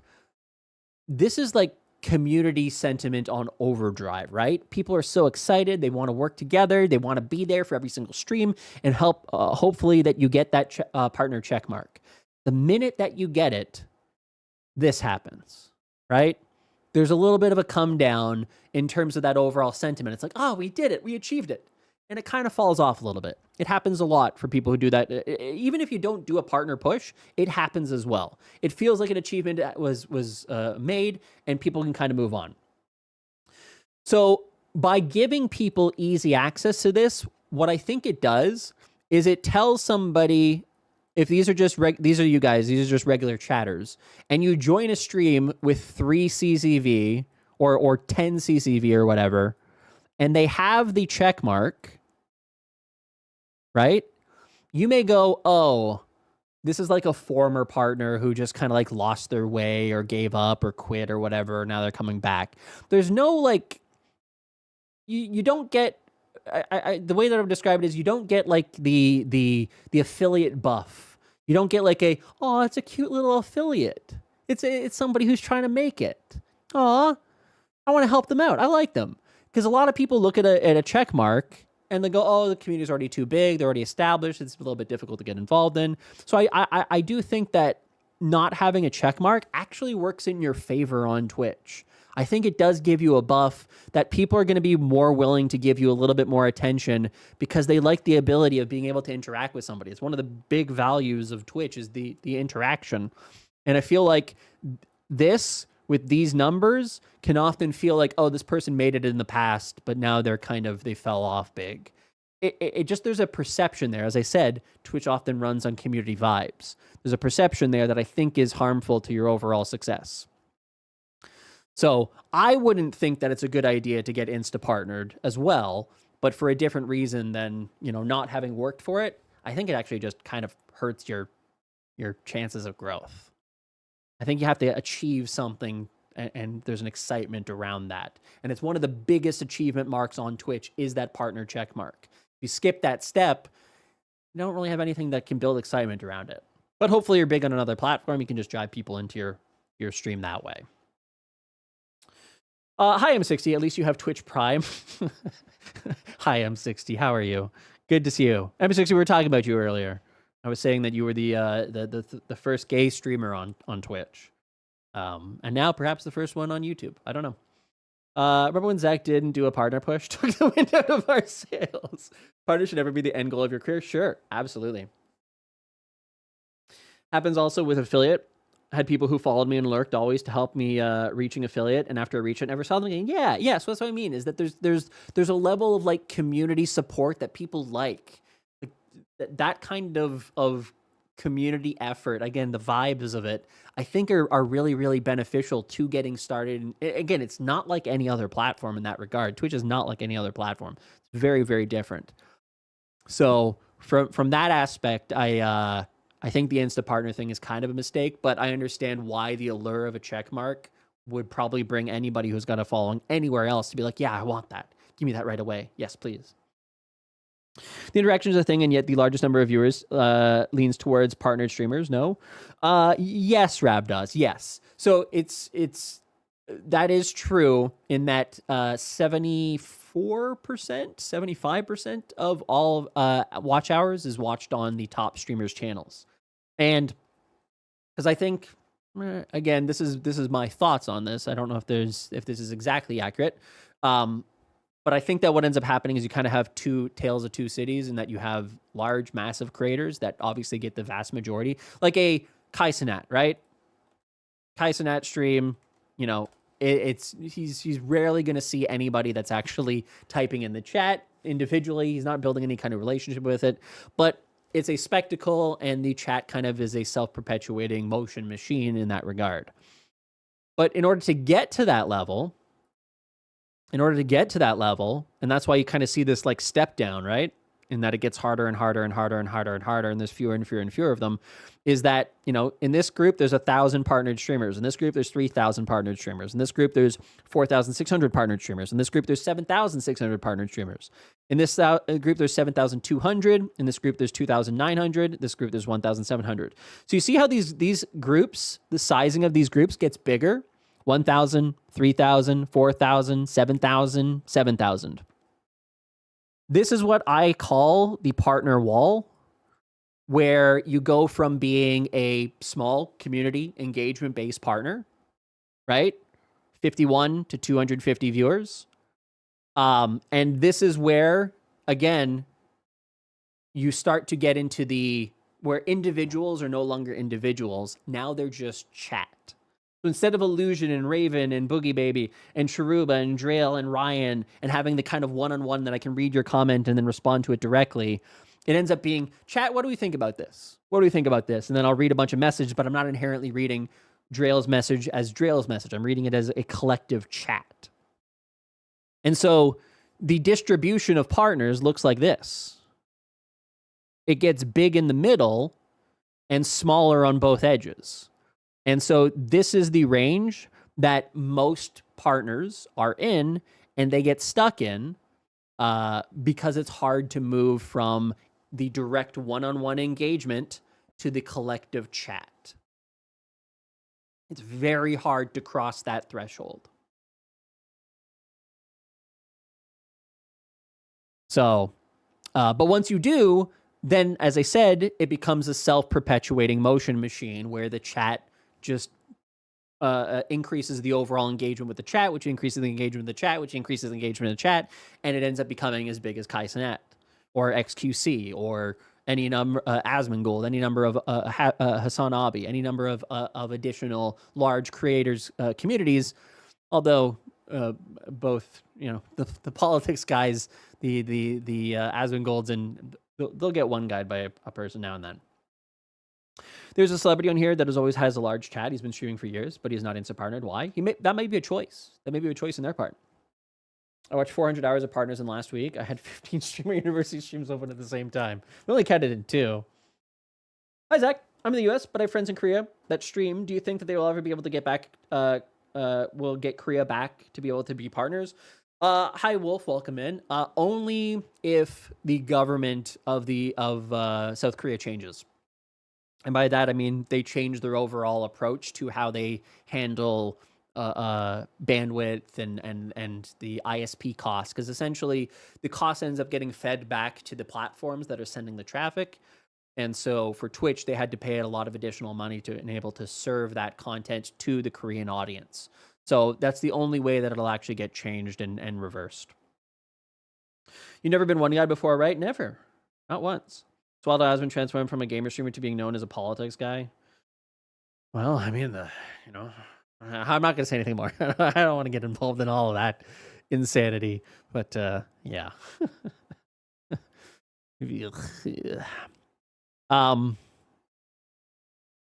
Yeah, that was on 7 days, by the way. Here's the 365-day chart. 3,000, 2,000, 5,000, 7,000, 13,000, 11,000, 4,000, 2,000, 1,000, 500. So you can see it's still the same distribution.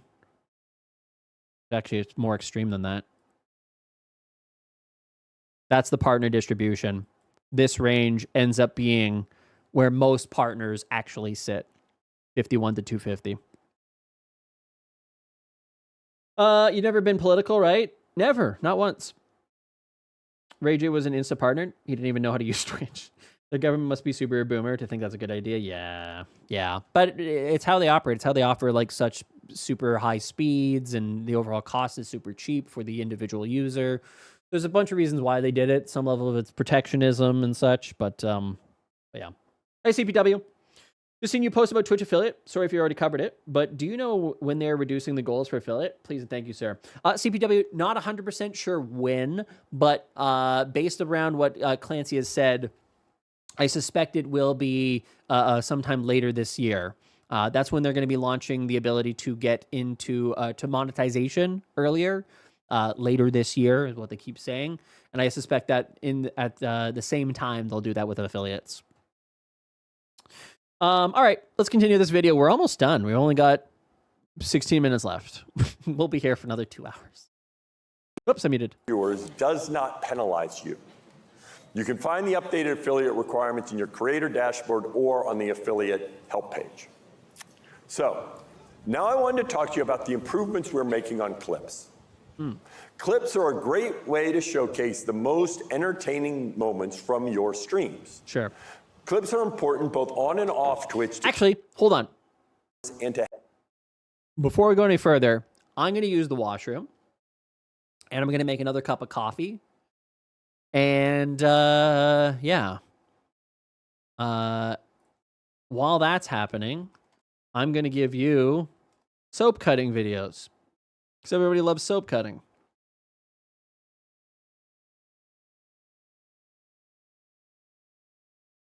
Beautiful. Go look at your poop. It's actually more a pee than anything. All right. I'll run ads. I'm going to run 3 minutes ads. And, because I'll be a good Twitch boy here. All right. Be right back.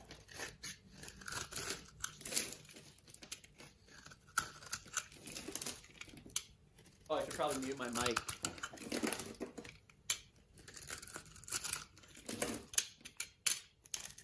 Here I am, a pillar of the community, and I love frosted Bussies. Brave adult to know that frosted Bussies are the best breakfast cereal. I try not to, but I can't stop thinking about frosted Bussies. Those sweet, crispy Bussies with a splash of cold milk. What could an adult like better? I'm not ashamed to admit I have frosted Bussies for breakfast, lunch, and dinner. That's no conspiracy. Get your frosted Bussies. They're okay.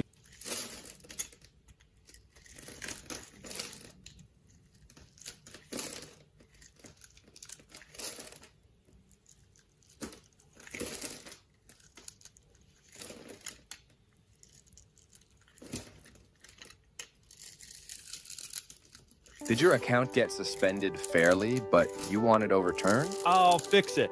Are you unhappy with the rules and want them adjusted specifically for you? I'll fix it. Are you an employee in the middle of answering a question about... I'll fix it. Hi, I'm CEO John Delancey, and I fix things.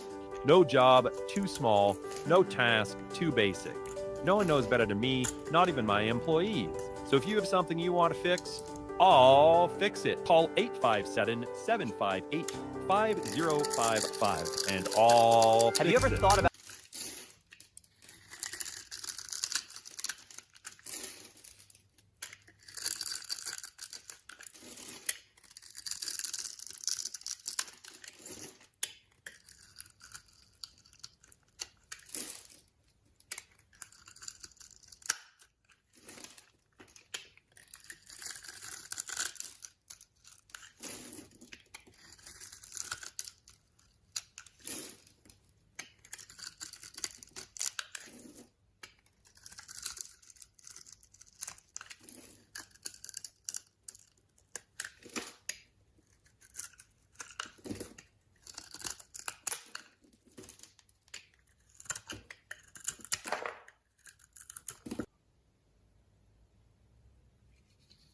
When I first became a Twitch affiliate, they didn't even have the affiliate program. This platform is already kind of at its peak. I don't think there's anything that they can do to make this platform any better. Ads are great, and if you think that you have a better implementation than ads that are currently existing, you know, I think you should be working for Tesla because you're on Mars or something. The ads are perfect. When I get the opportunity to vote, I'll be voting no on making any changes to make this platform better. Vote no for the union? I will vote no. It's not needed. Vote no.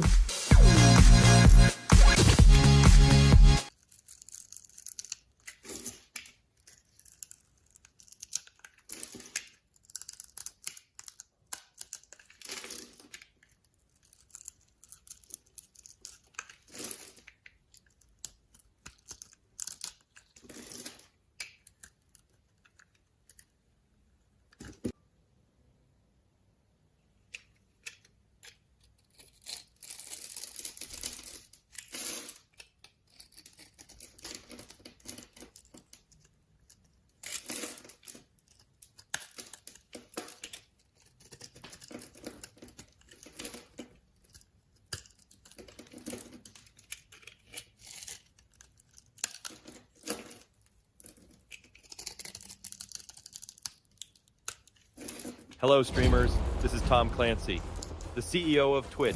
I interrupt the content you were watching today to bring you some exciting news. Today, I'm introducing a brand new feature coming to Twitch called Tom Clancy's Guest Star.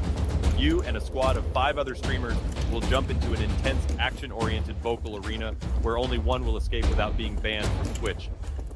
Now, I need you to do 2 things. First, squad up and jump in to Tom Clancy's Guest Star. Second, go subscribe on TOS.GG for just $5 a month. Thanks, and good luck, streamers.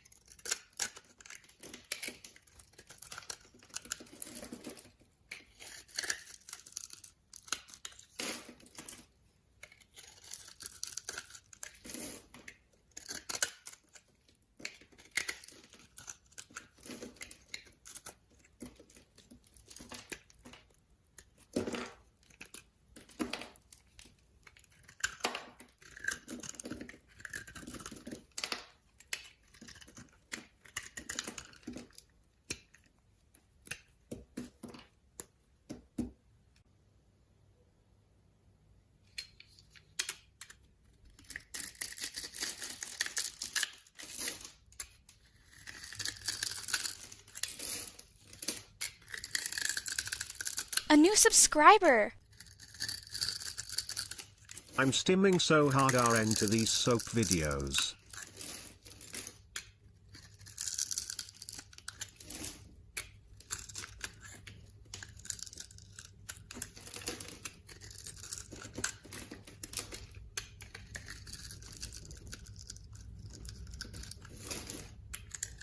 All right. Coretta Bite. I'm gonna make it so dry for you.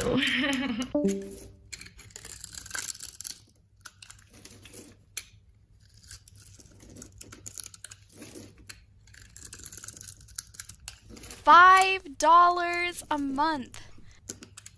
Mr. Bussey, did you get me a beverage too? I like the way it always says too.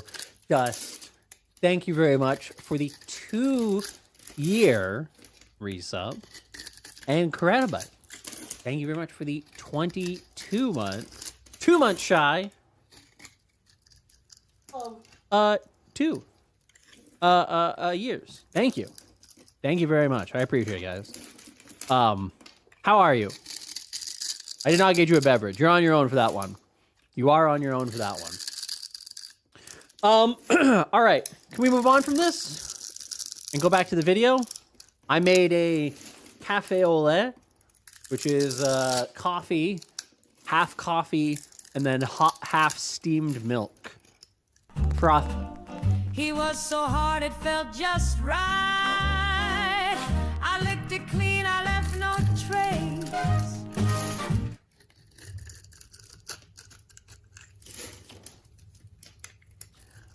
His previous life, Zach was a barista. Kind of. I did work in a coffee shop when I was 14 years old. I worked for tips only because the guy couldn't hire me because he wasn't able to actually hire me. I hung out there anyways because I was living in Toronto. My dad was at work and I didn't want to hang out at my grandparents the entire time. So I hung out in a coffee shop, and he basically, I would do some small things, and he would, maybe I was 13. 12? Yeah, I was young. And he would just give me the tips from the day, and then anything that I wanted to eat or drink, I could just take. Kind of like an uncle to me. It was kind of cool. And I got to live in Toronto for a summer. Right, thanks for the 100 bits. And again, thank you very much for the resubs, guys. I do appreciate it. And welcome in everybody who's following, by the way. I don't actively thank followers here or have them like displayed on stream. But if you do want to thank you or an acknowledgement or hello, type in chat. Or sometimes I'll just call you out, like Opossum. Opossum just followed. And Mirror Legend just followed as well. Welcome to the stream. Though I don't make a habit or a non-habit of calling you out. Better start simming into Bits. Joe, why? Joe, thank you. You're far too kind. How? Joe, how can you even make money on Twitch? God damn it. Thank you. I appreciate it. Thank you very much, Joe, for the 500 bits. You didn't even use a text-to-speech. Not even a text-to-speech happening in that one. Hi, Opossum. How are you doing? So, hey, that announcement finally dropped after nearly 1.5 years. Good to have it off the shoulders. Yeah. A vertical stream. I brought that up, by the way, Dust. I brought it up. I was like, yeah, they kind of teased this like a year ago, when they had that little post, vertical. Yeah, this one, where I was like, look, it's there. They've got that one ready to go. Just a bit love. Just bit love, or should I say 50% love? Okay. God damn it. Although technically, bits, 72% minimum split. Even on the smallest package, 72% goes to creators. Only the 28% goes to Twitch, because you pay $1.40 on 100 bits, which is $1. And then the best split is the top one, the $250 package, which is an 82 or 81% split. 81% split. So thank you. It is the best direct way to actually support on Twitch, which again, kind of why I like combos. I don't hate combos as a product. I think it's a very limited overall market for it, particularly newer people, but it does use bits. It does incentivize bits, and bits are a good way to actually earn on the platform, way more than subs. Anyways, yeah, let's get back into this video. Let's get back to stimming over Clancy. Which sounds like, it sounds worse than it actually is meaning to sound. Hi, Verette. Covers just need to have some kind of sound alert or something. They do need to have something on for the creator side so that they can understand what the hell is going on. Because like this, right? Take your Kiki.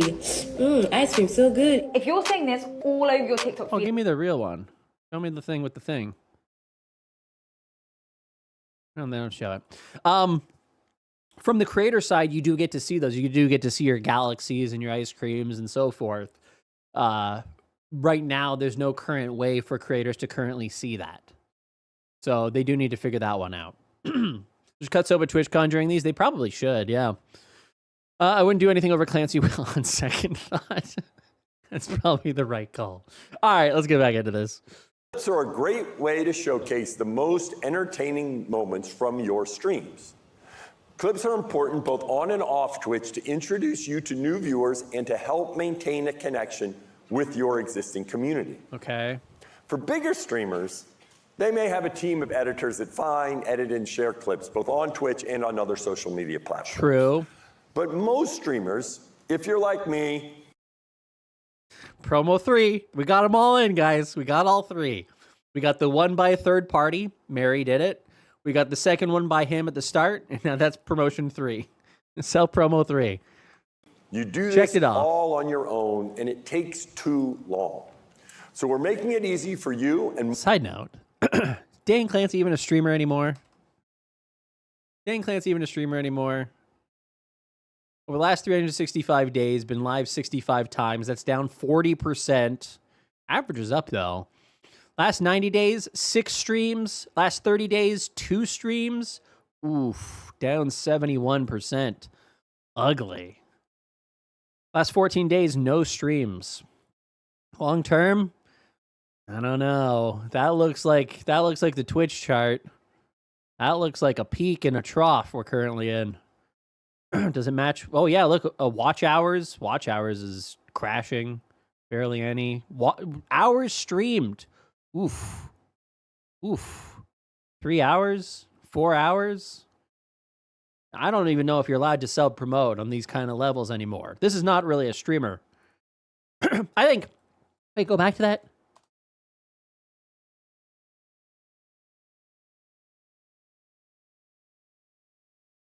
Oh, he just started streaming. Okay, I was going to say. Last 30 days, 8 streams. Oh, we got a big raid, eh? 80. Damn. Head of monetization, Mikey Minty. All right. Still banned. Oh, yeah, he is still banned. That is true. Photos of the shared hype channel from last stream came through. Yes, it did. I got mine as well. I did get mine as well. I was happy with that fact that I did, in fact, where is it? Yeah, that one. I did get it. So I was like, okay, it wasn't a total loss. It wasn't we didn't get debated in that regard. Good, good. the dreaded post partner push fall. Yep, kind of true. More fun for your community. Looking ahead, our vision for Clips is simple. You stream, and then we'll help you find and share the best moments right after you are done streaming. Okay. They've said this multiple times, and the only way that they can potentially do that is using some sort of AI to detect when there was hype moments in a stream and create those clips themselves. Which, by the way, they already announced this back in 2019. Or maybe it's 2019. Can I find it? I think it was 2019. Where's their blog post on it? Blog. Announcing, like, recap? Probably in here somewhere. But anyways, they announced a feature that was going to take a look at signals in your chat, signals based on number of messages that were sent, the kind of messages that were sent, whether or not there was bits or subs at the moment, and whether or not other people made clips as well. And they are going to create what was essentially a stream highlight reel. That would be a 60 to 3 minute, a 60 second to 3 minute highlight reel of all of the best moments from every single stream. So as soon as you went, as soon as you're no longer live, that thing would process, and then within 7 or 8 hours, you would end up getting this kind of highlight reel of your actual stream that you could then post to YouTube as kind of like, hey, if in case you missed the stream, here was the top moments from it. Presumably, that's what they'll end up doing here but rather than stitching it together in terms of like a highlight reel, they'll just be like, oh yeah, here's where your chat was the most active. Here's when you got the most overall bits. Here's where there was the most overall positive sentiment by people typing in the chat, whatever. And use those cues to create clips. It's the only way I can imagine them actually doing it. Will they be good clips? I don't know. I think the reality of most streams is that sometimes the most active chat engagement that you have is during probably the worst times, when you failed at something, or when chat's just bullying you, or when you get a raid. Like, is a raid inherently going to be the most exciting moment of your stream? Probably not. So it is one of those things of, I don't know exactly how they're going to be able to do this. I think the better path is probably still the human element of this. Is still leaning into, man, my voice is going weird all of a sudden. Is still leaning into quiet me, the leaderboard here. Zach's favorite clip. Do I even want to click on any of these? But yeah, I still think that, like, having general rewards for the viewer to actually create clips is going to be the thing that actually helps creators find those good moments. Those shareable moments. So I guess we'll have to wait and see what they actually plan to do with it. But yeah. We're working on the other thing that they need to do is automate the process. So by that, I mean, when you get a stream summary, right? You already get your top clips from the stream. It's already there. And you can obviously directly share to your various things as a result of that, as you can see here. what they need to figure out how to do is automate this. So at the end of my stream, automatically schedule over the next 24 hours that it will post those 5 clips to TikTok, Instagram, YouTube, wherever I actually choose, with a title, with the tags, whatever I want to actually use on it, so that I don't have to do anything. Because while Dan Clancy is saying we want it to be a situation where, oh, I didn't mean to close that. We want it to be a situation where after your stream is over, you can easily find your clips and then share those yourself. The reality is, after the stream, people are done with streaming for a bit. It's why the whole idea of like you raid into a stream, like Dan Clancy's idea of you raid into a stream and then you join a guest star session for 10 minutes and talk to the person, was just an insane premise that had no grounding in reality of how people use Twitch. Or why people stop streaming. If you could stream, if you had the energy to stream and you felt like the stream was going well, you would continue streaming. But most people end stream because A, they have to do something, they have to eat, or they're exhausted. They're done with it. So I'm really glad that he got off of that mindset of being like, no, you should just do a knock when you join a stream after a raid. It should automatically do a prompt and you join that. I'm glad they stopped talking about that. I'm glad they got that idea out of their head. They haven't mentioned it in probably 8 months, 9 months. It's been a while. And I'm glad, because the reality is when you're done with streaming, you're done with streaming. You're done. You want to go use the washroom. You want to go change your t-shirt. You want to go take a shower. You want to pretend that you don't exist. You want to crumple into a ball on the floor and go, God, I suck at this so much. All kinds of things. The last thing you want to do is talk to somebody and keep streaming for a few more minutes. Nope. Not interested. Hi, Primordial. How are you? Bert, welcome in. Q takes out the middleman additional clip. Cute takes out a middleman additional clip. Cute? I don't know what you're saying, actually. What about the problem that sharing from Twitch doesn't get real views elsewhere? Only manual uploads do. So, I have been trying to find... So, this is actually an interesting thing. Can I highlight this? I can highlight this. And I talked about this maybe 2 weeks ago, 3 weeks ago. Nobody is wanting to confirm this. Nobody's wanting to directly confirm this, but there's definitely some signs of some sort of trickery afoot. But it does seem like if you do just post content from Twitch to TikTok, at least TikTok basically just goes, yeah, okay, thanks for that. We don't care. We're not putting that in the feed. We're not taking all of your garbage content that nobody spent any time editing on our platform using CapCut. You didn't even put captions on it. It's all just being fed into, yeah. It does seem like there may be some elements of truth to it, in that some people have done some direct experiments where they uploaded a clip that they edited in CapCut or edited in TikTok. And it was similar to a clip that they would upload directly from TikTok or directly from Twitch, and 2 different clips, very different outcomes. And they repeated this several times. I should find the video. But they repeated it several times, and it was like the same thing each time, where the Twitch direct upload wasn't resulting in much viewership. It would hit that wall relatively quickly, whereas the one made on TikTok was actually going out into the For You page. And I've seen a couple people that have had a similar thing. It's looking that way, but it's still, TikTok is still a bit of a mystery, and so I'm not 100% certain that that's how it's operating, but I would not be surprised, right? The inherent desire for Twitch is to promote it so that you leave to go to Twitch. TikTok doesn't want that. YouTube doesn't want that. So just by nature of the business itself, I could understand why they would not want that. So it is one of those things of if they did it into an automated system, maybe it wouldn't actually even do anything, and you're just kind of throwing more stuff into TikToks and YouTube servers that they just go, yeah, okay, whatever. Throw it in the junk drawer. Self-dealing, yes, on TikTok. Shocked, I tell you. TikTok loves to be a nightmare opaque system. Yeah. So that is one of those things that I do think is an important consideration overall, that, the lazy method may not actually do much.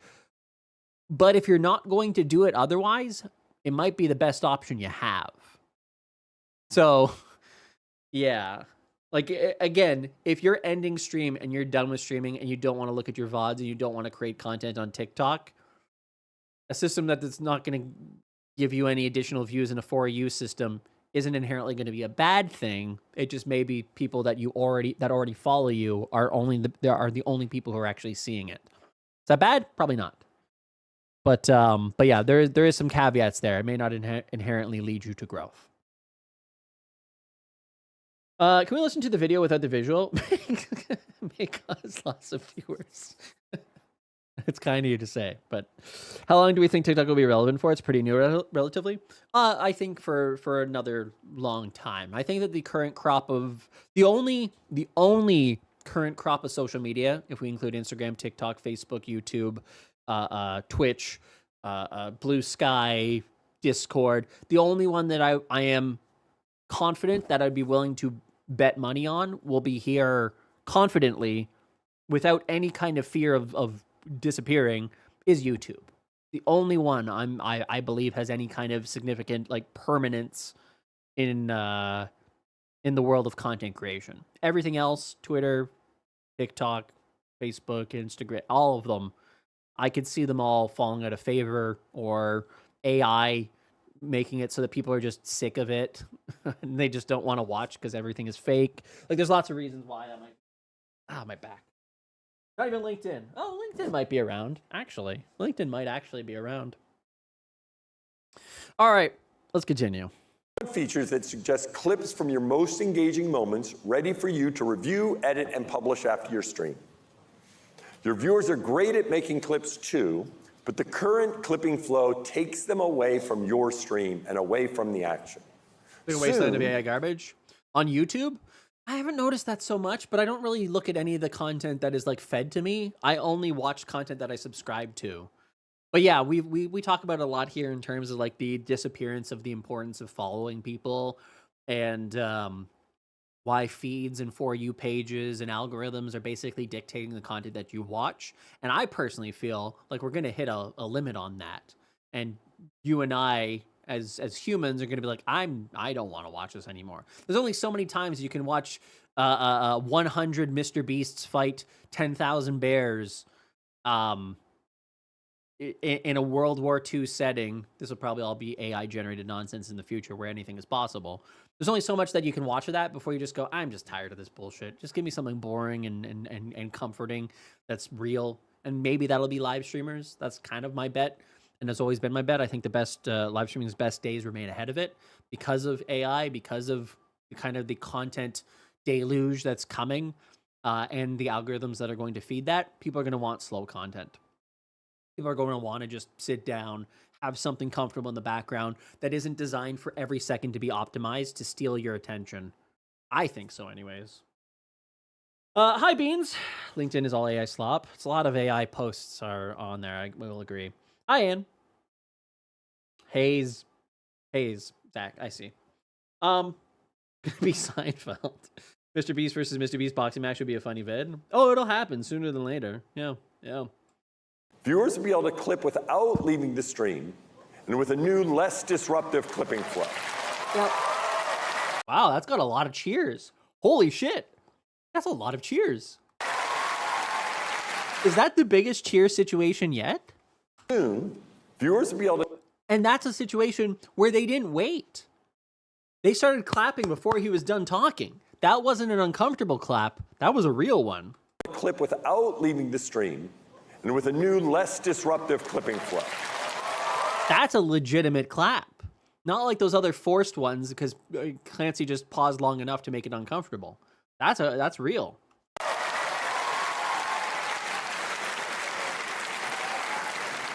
AI generated clapping. God damn it.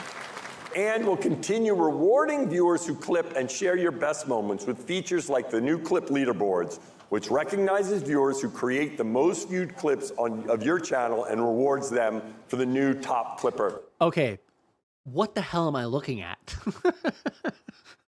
What the fuck am I looking at? Was this an Apple Watch? What is this? Share your best moments with features like the new clip leaderboards, which... recognizes viewers who create the most viewed clips of your channel. What phone is in 1-1? Does the average viewer actually make clips? That's a good question. I don't actually know. I mean, I guess the question I would ask to you, Beans, how many clips have you made? I suspect that clips are largely going to be based around power users, essentially. It'll be the few. It'll be 10% of your community makes 100% of the clips. And rewards them for the new top clip. What the hell is this screen, though? What the hell is this screen? What screen is like a square with like a square icon? I feel like they're showing us something here, and I don't know what the hell it is. Because Twitch doesn't have a tendency of like making things up. That Apple Watch resolution, yeah. Are you watching your Apple Watch, but like that way? Is that what they're announcing here? Is this a clips on Apple Watch? It's just it's not a vertical clip. I don't know. It's a square clip. You're just finally going after me, the Nokia 3300 content. For chat badges. Yeah, like look at this. What is this? What the hell am I looking at?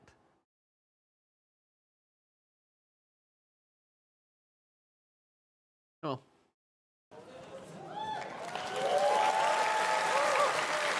All right, that was a forced. That was a forced clap. He went quiet and he just waited that one out. That was a forced. Let me take off that, by the way. Your channel and rewards them for the new top clipper chat badges. Yeah, that was a force. That was an uncomfortable clap. What was that foldable phone? Oh, maybe.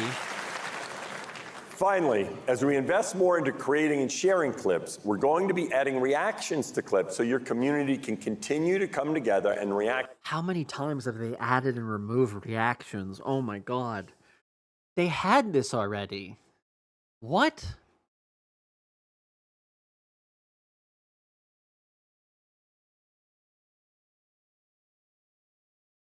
Yeah, they had it. Oh, this was reacting to the stream.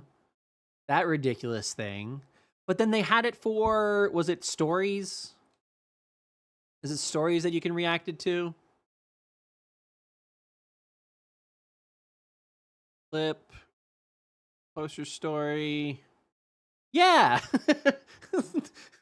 Like how do they launch all these features that they then that they don't launch it cross product? Whatever, forget it. I don't care. It's Twitch. They're always making crazy decisions.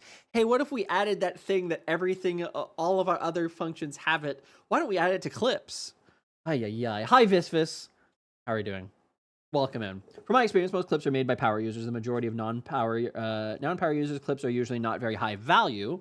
They are to see something they missed or to send to a friend for an inside joke that isn't apparent to the general audience. That makes actually a lot of sense, yeah. Fortunately, you don't. You're not going to have to worry about that clipping something for something they may have missed. Well, actually, maybe not. Hold on. Pause that sentence. The old newsfeed thing. Right. Yeah. Two product managers stuck in a loop, releasing and retiring features.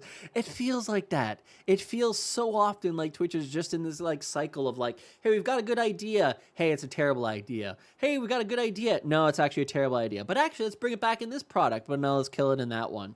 It's just, there's a looping system that's going on because you're exactly right. Reactions to Timeline, Twitch. Was it called Timeline? Reactions to Pulse.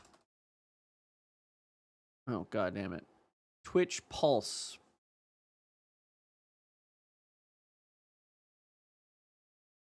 Yeah. Pulse. React. Where's the next mention of React on this? All users can react to posts using emotes. They have an image of it somewhere. Comments, shares, no React here. Yeah, there's no better way than getting feedback, input, and reactions from your viewers. Oh, okay, they didn't even mention it. Setting a page more here. And again, this was in 2017. This was in, oh, here it is. That's what I was looking for.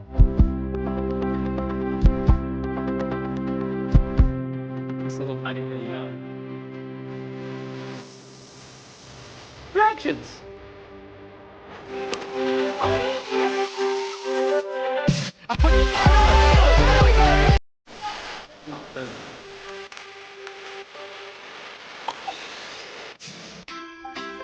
And look, you do your comments. Hype train. Wait! They had it called Hype Train before there was Hype Trains? What is this company? They had Hype Trains? When did Hype Trains introduced? Twitch launches Hype Trains. I've never noticed that before. Shared Hype Trains, Hype Trains. Twitch launched a Hype Train is closed. Shared Hype Trains. Twitch is launching Hype Trains in afternoon. 2020. 2020. They're stuck. They're stuck in a loop of invention, idea, bad idea, name, rename, use the name again, reuse it, bring it back, do it again, bring it back, no, to kill it off, bring it back, do that one this time, bring it back, different product, relaunch it, do it again. Oh my God, we're stuck in a cycle. Join every hype train. I'll be able to bring them down and then turned around knowing the zero was going to try to roll away. Here's the reactions. Share every celebration. They call them celebrations too. Holy fuck, it's all the same thing. I don't think celebration is an actual product. That's just so funny. That's just so funny. Oh boy. Anyways, so yeah. Hey, we're announcing that we're adding reactions for the in a fourth different product since we originally launched it 8 years ago. It's so funny. Oh, it's so sad, but it's so funny. But it's so sad. Oh. Hi, Dark. I'm waiting for them to reintroduce chatting in VODs. Eventually, it'll probably happen. This hit hard in 2010, for sure. I want to thank you for keeping this entertaining. The entertainment value exceeds the aggravation, frustration level. Well, I mean, hey, ultimately, you have to have fun with it, because if not, it would just be depressing. Twitch is the master of polishing their own turds. Yeah.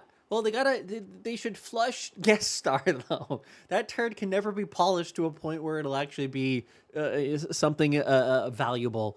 It'll never get there. They'll never get that product to being gold. It's just not going to happen. To those moments after you stream.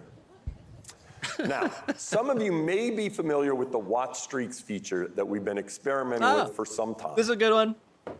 Watch Streaks is a feature that acknowledges those community members for showing up regularly to your stream and rewarding them with channel points. So I'm excited to announce that we will be rolling out Watch Streaks to all streamers later this year. This is actually a good one. I do think that it is a very good product. They originally launched it in November 2023, I want to say. And so we've had a year and a half of development since then. And it kind of felt backburnered, and well, it was backburnered. For a while there, I don't think anybody was actively working on it, but there's been enough feedback and encouragement that people actually want that feature that they're like, okay, let's invest a little bit of time and figure this one out. Because there's one major pain point. He's going to talk about it here in a second. But the biggest problem with watch streaks is randomly, you will just lose them. You will just lose it. It won't be, you were there for the stream, you typed in the chat. My feeling on why it happens is because it's not recognizing you as the active tab, is my guess. So if you have 2 or 3 tabs open, it may be recognizing you in a different stream, and that's overriding the recognition system, whatever they use to be able to detect that you're actually active in that chat. Similar to, like, you can only earn channel points in 2 channels, sometimes a third, but typically it's 2, and that's typically how many you count as a viewer in. 1 second.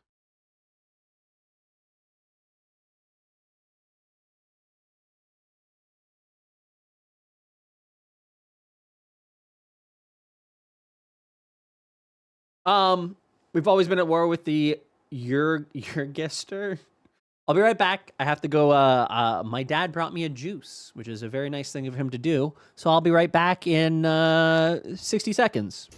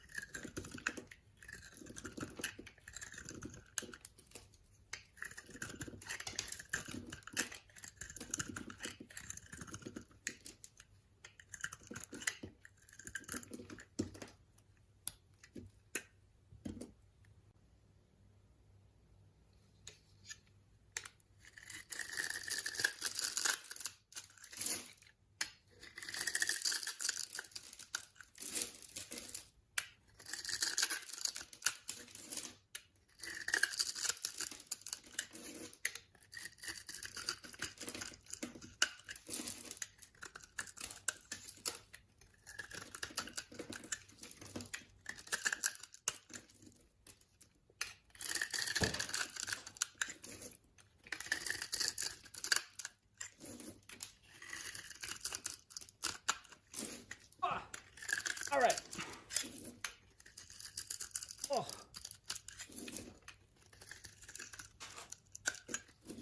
Stop that. Okay, where was I? I lose them multi-tabbed or multi-device. Watch streaks also struggle for people who do their uncapped subathons. Yes. Like getting fact check in real time. Dangerous Colin said, stop talking shit. Capri said, no. Like a juice with like carrots and shit. Bunch of random stuff in there. Hi, Kay. Can we get sand squishing or something without cringeworthy knife play? The knife play is what makes it fun. It adds an element of danger to it all. Yeah. Okay. So yeah, one of the big problems with watch streaks is you would randomly lose them. So anyways, they'll talk about it here in a second. This part I have pre-watched.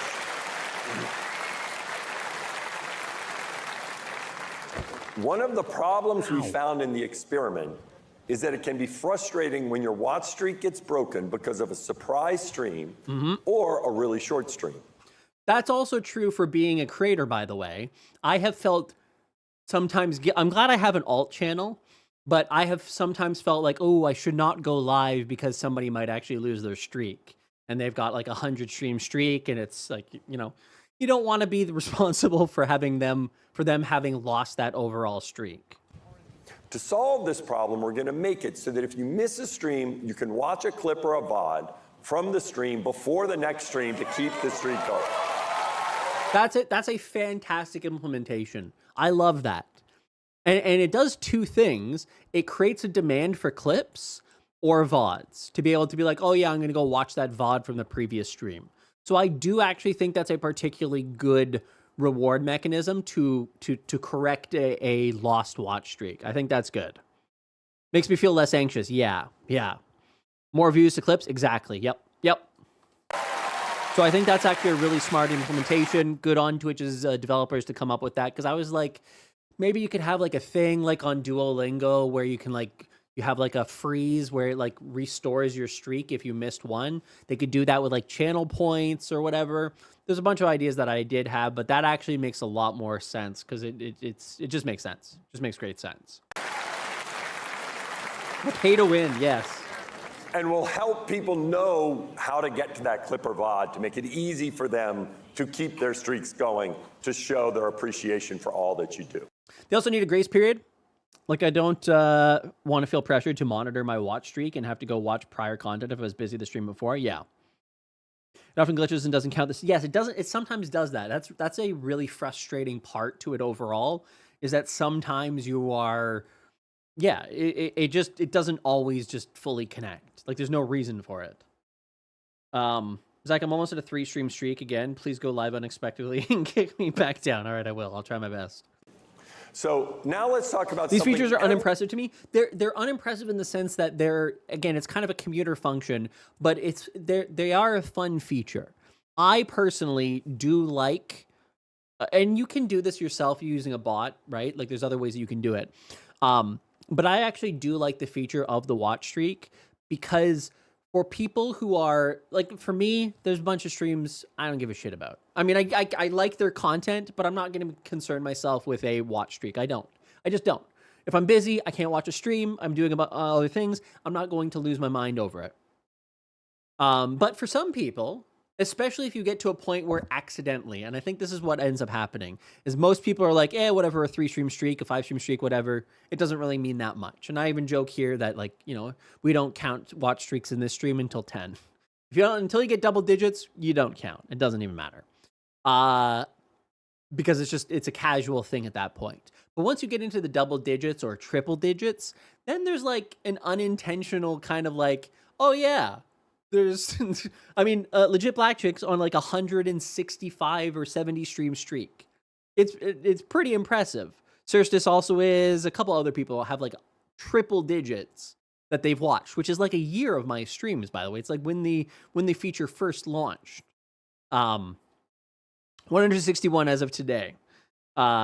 That's an unexpected. I'm sure you didn't intend to actually have 160, or in your mind like, oh yeah, I'm gonna watch 100 streams in a row. I'm sure that wasn't actually the intent.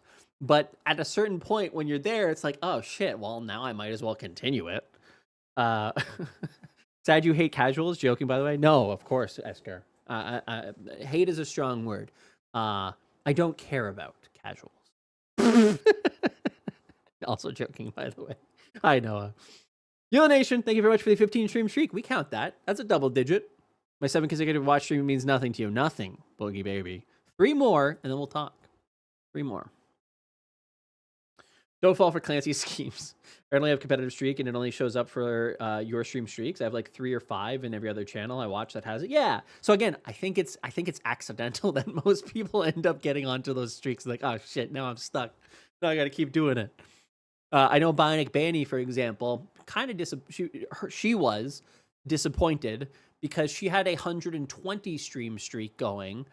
She was there in the last stream, but she lost it. She lost her streak for no apparent reason. And I know she felt a little bit disappointed in that, on why she lost it. Same thing happened with Slashy. She was on like a 75 stream streak or something. And then randomly she lost it. And she was kind of disappointed. Everyone has experienced on Twitch. You show up to a stream right after something cool just happened, or you step away for a minute. Later this summer, we'll be rolling out the ability to rewind streams for all Turbo and channel subscribers. Okay. So this part I didn't know.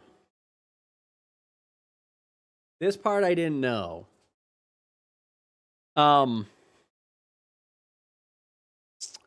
I'd known they'd been working on this for some time, but yeah, it's only going to be for people who subscribe to the channel or people who have Turbo. Esker Curve asked me, why does Zach hate casual watchers? Saj! Oh, I'm sure Zach doesn't actually hate casual watchers. Thank you. It's probably just a bit of friendly teasing. Sometimes people like to joke around about streaks and loyalty points. Everyone's welcome in Bikini Bottomer. I mean, the stream! Whether they've watched once or 1,000 times. Just keep having fun and enjoy the show. That's what really matters. Pretty good. Pretty good. Thank you, Esker. Bikini Bottom welcome, yes. Wasn't there a rewind beta for a while? There was a rewind beta, but it relied on not really rewinding the video. It just took you back in the VOD. Twitch rewind function. Where is it?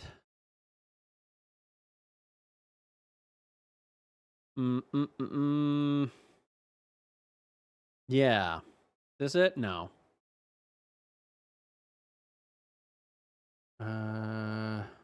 But anyways, basically it opened up. Oh wait, here it is. Yeah, this is it. It opened up a. Oh, it doesn't even show you. God damn it. Verge reports. Doesn't do anything either. Essentially, it just opened up a new tab that opened up the VOD. And so it didn't actually do a rewind. It was more of just like, hey, this is just another way to open the VOD and take you back to where where the current stream is in that actual VOD. This is different.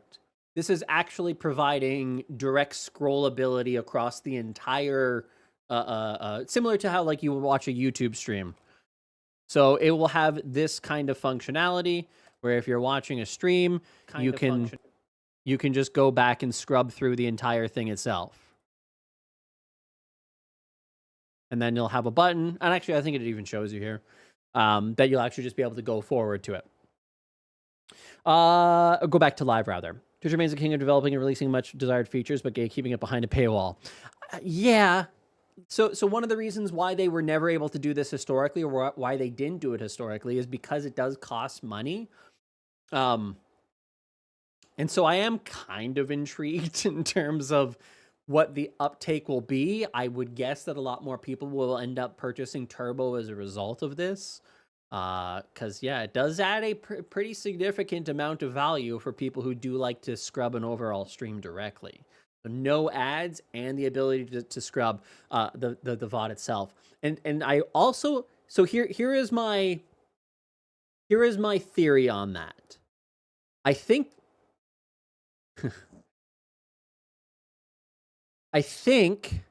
that the reason why they've done it this way is that, and again, I'm not a technical person in this regard, but when you watch Twitch, my feeling is that if you have Turbo or a sub, you'll have player version B. Whereas if you don't, you'll have player version A. I don't know why I inverse them here, right? And so this one just has play. This one has full scrubbability to be able to go to any time throughout it. And so one of the reasons why I think maybe they have to paygate this is because maybe they don't know how to turn this player into this function that includes ads. There may be a technical limitation that says, oh yeah, we can't turn off ads in this player. We have to give you an alternate player to have that overall functionality. And so we have to put it behind a paywall because we need to direct you into a slightly different player experience. What do people have ads on for subs? So that's an interesting question, Salty. And I think we'll have to wait until it releases to see if that theory holds true. We'll test it. We'll test it. We'll test it. Hi, Ron. Ads and rewind doesn't work. So yeah, so even Ron is saying that. Ron, by the way, used to work at Twitch, but I don't think that he directly worked in anything that was related to player stuff. But yeah. If you refresh, it restarts ads too. Yeah, I'm surprised they didn't instead tie it to using enhanced broadcasting since they're saving on. Yeah, again, kind of different things too. But yeah, it might. It's possible. It might. Who knows? Who knows? The ad blockers are too good. With it being for Turbo and subs, they don't have to bother with ad skipping. Yes, yeah. So exactly my thought process here is that it's probably a thing of they can't offer the functionality of the two. Anyways, this is what it looks like.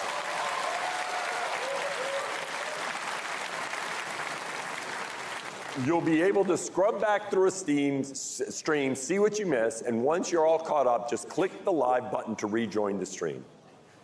Now, this has been a frequent community request, so we're excited to bring it to Twitch. Another thing you've been asking for is more language capabilities on Twitch. Okay. This one's kind of came out of nowhere, but for those of you, again, who are kind of in the premium Discord channels, you maybe know why. I can't talk about it here though, but it's a theory that was originally I originally shared in 2023, I want to say 2024, 2023 in the lock channel. When did I originally share that? Yeah, December 18th, 2023. Omega level rumor, salt when reading that one with all the big text thing there. I think this is related. And I'm excited to share that we are launching Arabic right to left. So Arabic...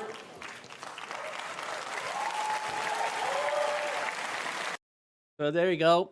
Arabic right to left. I hope they implement a notification over the chat input. Otherwise, you'll have users chatting and waiting on an older part of the stream. Ooh, that's an interesting thought there, Ron. Good call. Good call on that one. So yeah, you get to look how long turbo is, by the way. Really long turbo description. Which I'll be somewhat honest with you, and perhaps my whiteness is showing here.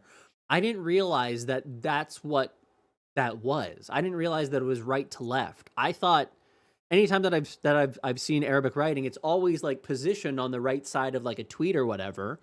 But I didn't really know that that's why that was the case. So I've learned something here today. My whiteness is showing, but yeah. Arabic is one of the most widely spoken languages in the world, and we've seen a lot of momentum around gaming and esports from fans in the Middle East and North Africa. I want to show you something. Will it show here? If I go into milestones, I go 14 days, and I go to new partners, and I sort by average viewers. Will it show here? No, the numbers are too big. Go smaller.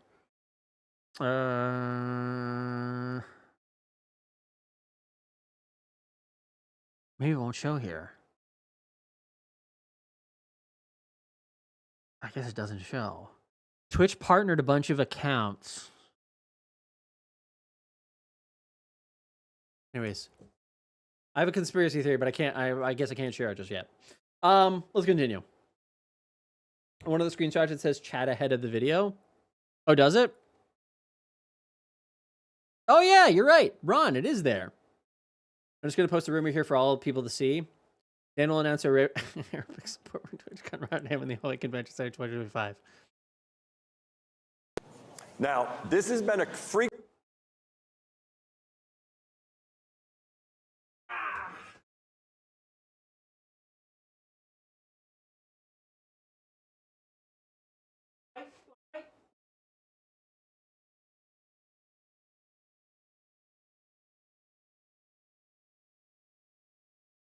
Sorry, I had to fight my cat for a second. All right, let's continue. Quick community request, so we're excited to bring it to Twitch.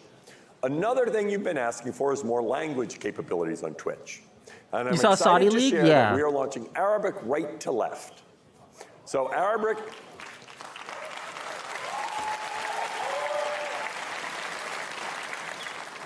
Arabic is one of the most widely spoken languages in the world, and we've seen a lot of momentum around gaming and esports from fans in the Middle East and North Africa.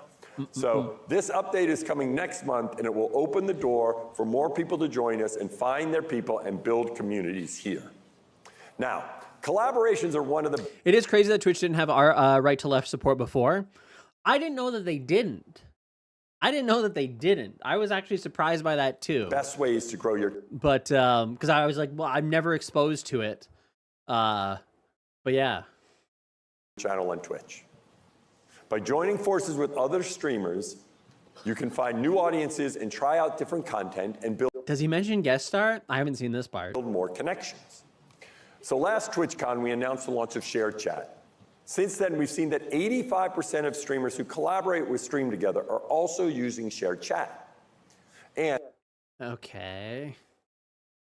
And just a couple of weeks ago, we launched Shared Hype Trains. Now, one of the big problems... A couple weeks ago? Sir? What? ...is there's no easy way to use Shared Chat as a part of in-person collaborations like right here at TwitchCon this weekend. So I'm excited to announce that we'll be launching the ability to start and manage a shared chat session on mobile to make it easy to use this feature for in-person collaborations.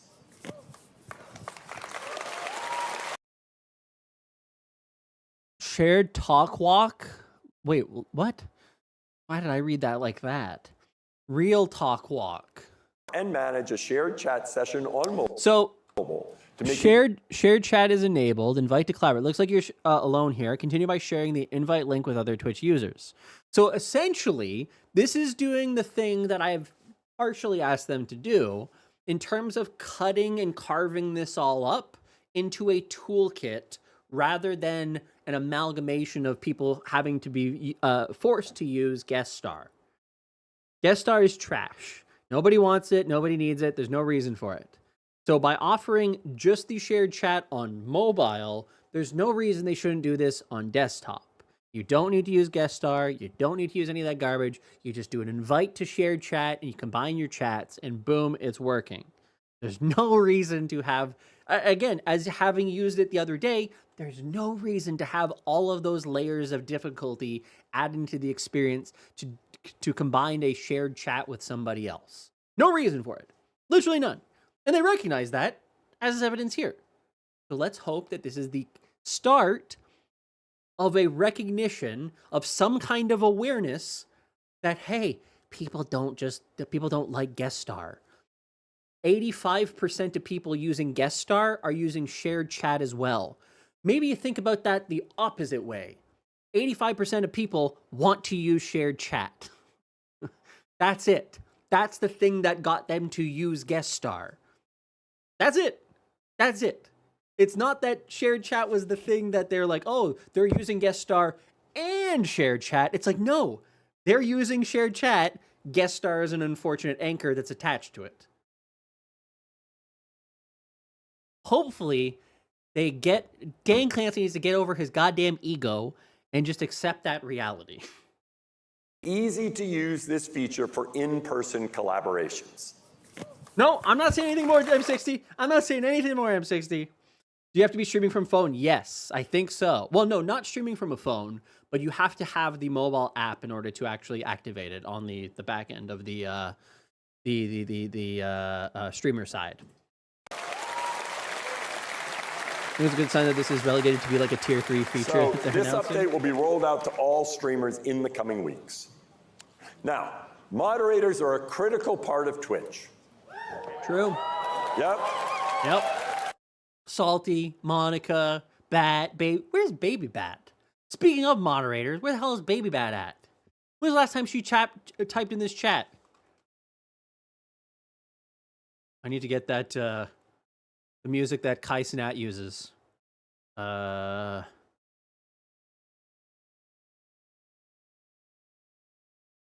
This one. Kai Cenat does this every time something dramatic happens on screen. I'm not opening.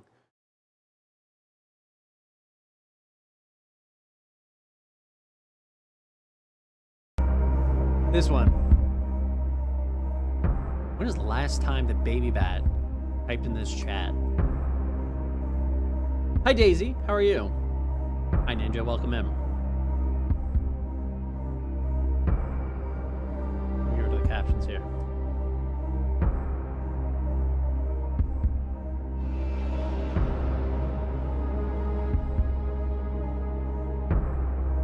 What are the mod comments? Paranormal but small. Top mod. Best bat.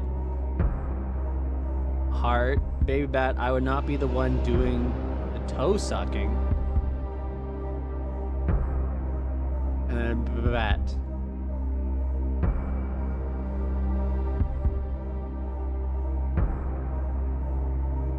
$15 days. That's all right. All right. That's okay. Not as bad as I thought it was. Can we take a brief moment to appreciate that the Twitch Moderator Club application, one of the applications? Yeah, I haven't been able to look at that yet, but somebody else said that as well. All right, back to this. All right, mods are the most important part of Twitch, which is why... We started Mod Appreciation Day 5 years ago as a community-wide way to thank mods for their service. But seeing as mods make up a significant portion of... Oh no! Hello? I'm always here in spirit.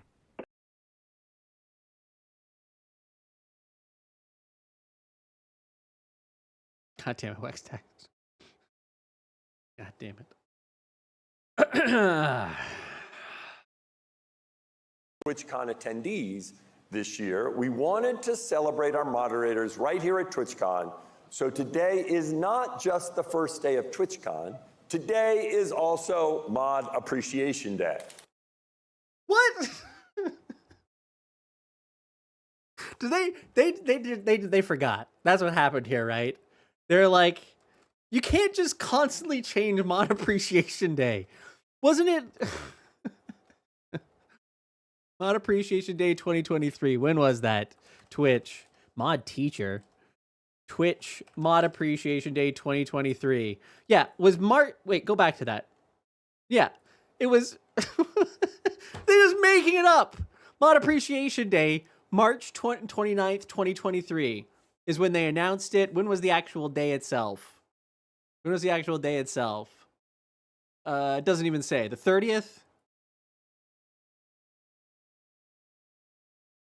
Yeah, March 30th is Mod Appreciation Day in 2023. Then in 2024, they're like, oh, fuck, we missed it.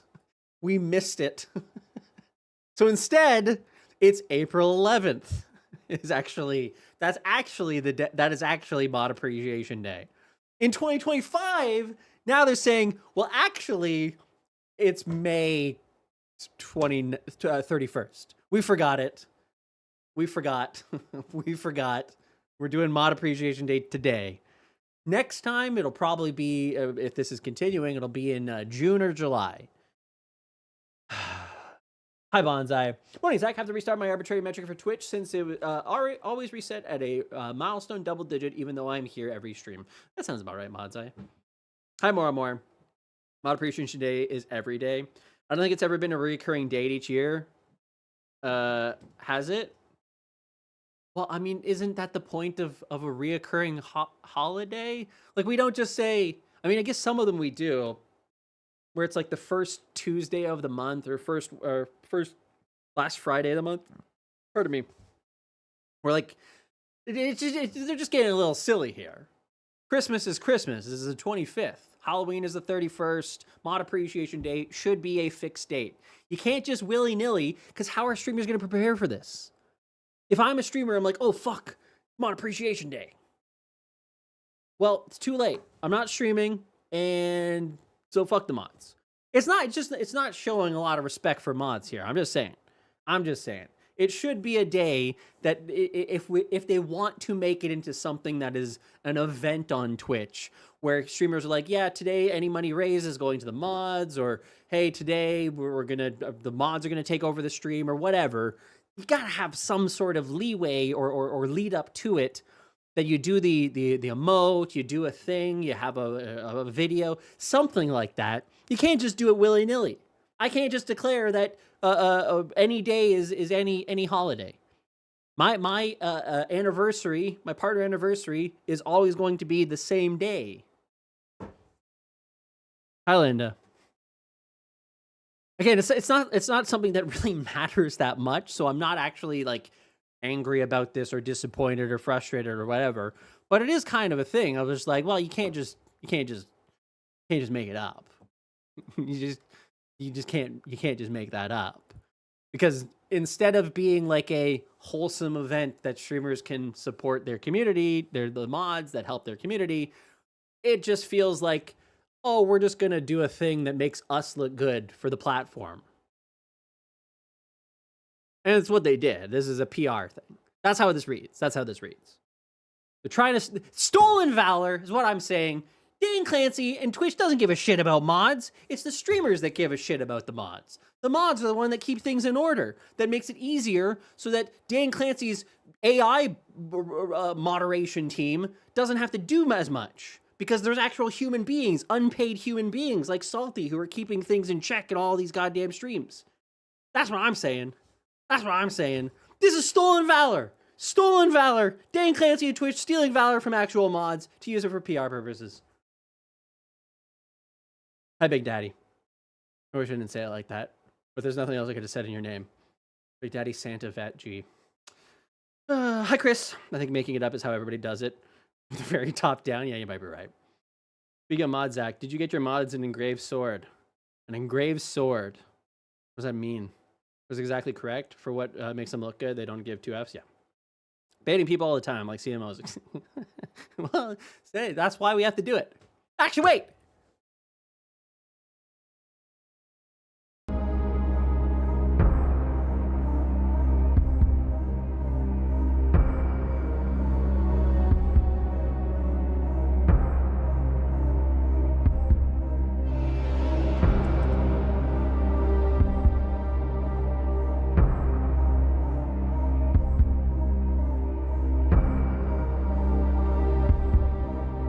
Extra ban until he steps down. Restrict. Not even monitoring. Now he's restricted. Additional consequences. That's what happens. That's what happens. Surprised Dan didn't say when I mod a channel. Dan's never looked at chat in his life. He doesn't know what a chat looks like, so he doesn't know. He got me an Arabian scimitar. It's a good price, by the way. They're still on sale? Scimitar. Amazon.ca. I think it was this one. Was it that one? No. Anyways, it was a really good price for an Arabian scimitar. Hi, Kuya. I bet shared together. Gets it gets an anniversary. I mean, Dan can't knock to guest star with you. Correct. Yeah, wait, why is this guy not cheering? Is he a mod? Oh, is that the one?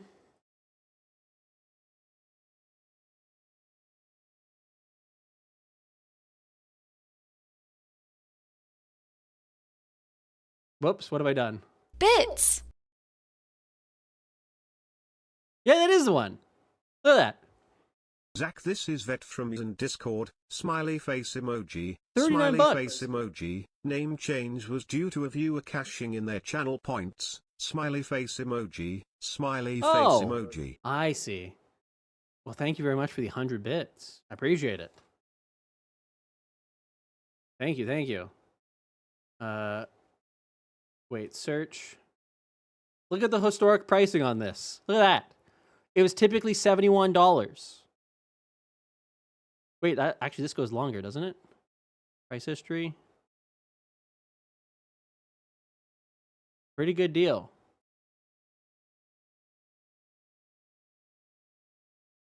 Now it's down to 39 bucks. Look at that. Pretty solid. Pretty solid. Good price. I see Zach is trying to finish his Roadman transformation. I mean, sometimes you're looking for a scimitar. It just happens to be a good deal. Anyways, so yes, today is unexpectedly, completely by surprise, shocked everybody except for Twitch, who kept that one close to the hand. So now that every streamer looks like a total asshole, not able to do anything nice for their for their mods for a day that they gate kept until the last possible second. What can I do? What can I do? Thanks, Dan Clancy, making us all look like jerks. Good job. Here you go. You know what you can do? Here's my gift to you. You can join a bunch of other moderators in a Discord. Congratulations. Hi, Night Guard. I was there today and it was wonderful. Heck yeah. Welcome to build meaningful connections, people need to feel comfortable, and mods are a very important part of our big picture for community. By the way, that's true. This is a bad thing. Them doing this is a bad idea. They're going to give the moderators a place to connect with one another and to chat. They're absolutely going to unionize against the streamers. 100% that's what they're going to do. They're going to be like, oh, your streamer pays you? Mine doesn't. How many viewers does yours have? 17. Mine has 150. What the hell? Oh, we're so screwed. Twitch what? There's not going to be moderators for very much longer on this platform. Because unlike streamers who will never get along, way too many egos, moderators are like wholesome. Like they're doing something typically for free to support the overall communities that they're part of. they will absolutely work together. They will 100% unite for a common cause, because they already do. Oh, man. Mods will be replaced by AI chatbots? Good call. Good call. All right, all right. We're safe. Never mind. I take it all back. We don't have to worry, streamers. We don't have to worry. There will not be a revolt. Wouldn't be the place it is without them. If you're in chat, help me say Happy Mod Appreciation Day to all mods on Twitch. Let's spam some mod love and see what happens. Whoa, where am I? Dan, Clancy? What are you doing here? Oh no, is this my performance review?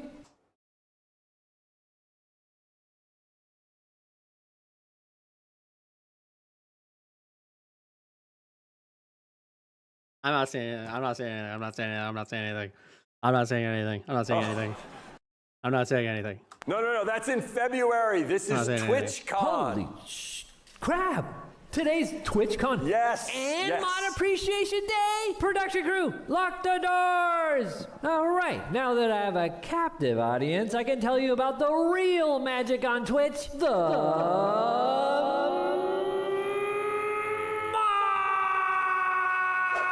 Why does he sound like Zach?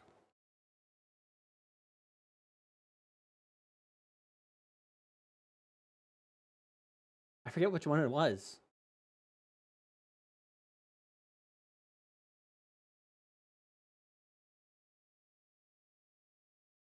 I don't remember which one it was.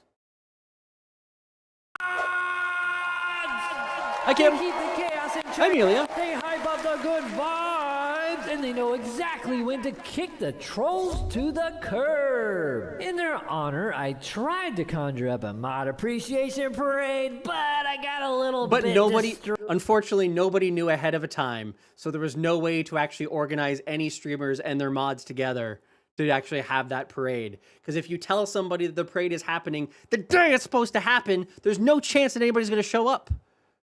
Why you have the forethought of organization and warning in a blog post 7 days ago. You legally have to tell us if you are. I'm not saying anything, but what I will play is this. Where is that video? What I will play is this. This. Oh, hi, everybody. It's your fairy mod mother. Over the last year, I've conjured hundreds of thousands of dollars to some of Twitch's most amazing creators. There's still one person who I haven't visited now that he's unbanned me in his chat. Bits! Is this how we get Zach's attention? By the way, why do I look so rough there? The hell did I just wake up from? Do I look like that all the time? Maybe I do. Do I need to shower more? God damn. That's such a bad look for me. I look like I literally just woke up out of bed. Hello. Oh, he's probably gonna buy NFTs with this, isn't he? Are you going to buy NFTs with this? Fairy Mama that goes to streams. We're spreading the love and comes here and trolls me about NFTs. God damn it. Oh god, maybe this was a mistake. Look, if you want to support Zach directly, go check out his Patreon. Don't have a Patreon anymore. Don't go there. TOS.GG. TOS.GG/S. That's the only place to get that now. Well, it does say Spartan on it. Could be Spartacus's. I never noticed that before. All right. Continue. Acted, and I made a fairy mod mother candy shop instead. So come find me, get some swag, and make your dentists regret their life choices. And Dan, you can come too. All right, my water's running out of juice, so I'm gonna hand it over to some folks to talk about what their mods mean to them. See you at the candy shop. All right. This is a love letter to mod mods. Wait, so some people did get a heads up on this? Dan has never used the mod tools? Yeah, exactly. He can't have candy. He's got his own in his van anyways. Leave him to his own candy. Hate that I'm saying that. Thank you, mods. You're amazing. You are here to protect this community with everything that you have. You're never tired or anything in terms of like helping to explain channel lore. You guys work tirelessly to make sure my chat is safe. You're funny, you're friendly, you're dedicated, you're mean to me and nice to everyone else. You all know how to keep, honestly, me safe as a person of color on the internet. About 3 months of my streaming journey, I was modding myself and I was overwhelmed. And then as soon as I got onboarded like my very first mod, I knew that I wasn't alone anymore. The mod mansion is a huge house that I built in Del Sol Valley because my mods obviously deserve all the best. I mean, when I'm locked. I like Rosanna, by the way. I'm not making fun of her, but it's hilarious that you get virtual land mods. You get some virtual land, some NFT land for you. In on like sweaty games like MCC or when I'm like chatting with Jem on Baldur's Gate, and I appreciate you guys always explaining what's going on. Really helps to keep my chat welcoming and one place for everybody. Shout out to Candy, shout out to Sabby, shout out to Maya, Charlotte, Esther, Hollow, Lasira, Lena, Lynn, Micah, Chris, Petra, Two Bros, Jesus Sweetie, Christ! and Abu. Filet, That's so many. Stardust Moth, Goose, Twizzlekins, and Spooky Kitties, Nunskis, and Nyrene. You all hold it down when we need you the most. shout out to the whole team. God I damn. want you to respect the mods as well, because I couldn't be doing this without my mods. They're my favorites. Love those guys. Make sure that you cheer them on and make sure that they also feel seen any day of the year. There you go. Stream Elements Nightbot. Yep. True. True. It was a Discord, and we know that Twitch assassins will come for you if you spill something from the Discord. True. Yes, that is accurate. Yeah, Salty. So that's see a ya. great expression of the appreciation that we all have for our moderators. I'm just thinking of Dan and his mods. If you don't know, there's some major lore with Dan and his mods, where his mod went rogue and accused him of stealing all the money. Oh, God damn it. Can I find all that? Because I'm pretty sure I saved it all. Warriable, that was his name. Warriable. Can I find that in my documents? What is this? Is that it? Hold on. Oh, no, that's not it. I just want to show you the screenshot. Rubius. Front page. Oh, is that it? Oh, is that going to pull up a... Oh, yeah. Thank you. Thank you, Tark. This is going to be a difficult announcement to make. Giving never before seen disclosure and insight of the past 1.5 years. In the summer of 2023, Dan Clancy started his regular streaming journey and first-hand approach as the new CEO of Twitch. By attending, and this is why I say that Dan Clancy's love of mods is zero. He does not love mods. There's no shot. The first one that he had betrayed him and tossed him under the bus. With me being there for him right from the start, offering my knowledge in various fields, going all the way back to the early days of 2007 and 2011, working my ass off for the sake of the people, people's portrayal of the new CEO, Dan Clancy, and the hopes that they put in the future of Twitch. One-man army style, going above and beyond to help save what is important to so many people around the world. The amount of damage control I needed to do since is beyond belief. Is that the second one? Hell yeah. To compensate for tech issues, human errors, lack of attention, misspellings of important keywords, or the use of voice-to-text leading to sentences with a completely different meaning. Dan Clancy and people in similar relevant positions have learned a lot from me. However, reality is far from reflecting what I have done and helping to achieve, as I have been massively undercompensated ever since. I even help people with channel issues to get them to keep streaming on Twitch and assisting several people to getting their accounts back. However, I even helped, Is Dan Clancy a millionaire? No, he does not nearly have the same money as Emmett Shear, the previous CEO of 16 years. Do you get paid for all of your work? No, except for one-time compensation in March 2024. Not enough to get by for 1 month. What happened to the revenue from Dan Clancy's stream? To this day, there is no evidence of any charitable donations. Recently, a few names of charitable causes were added to the channel page. I'm still undecided over the future of my Discord server. Again, it was Dan's Discord server at the time, but I guess he was the executive owner of it, or the channel, the Discord server creator. Thank you for all. Thank you for the few donations I have been given to this date. All the best, Warriable.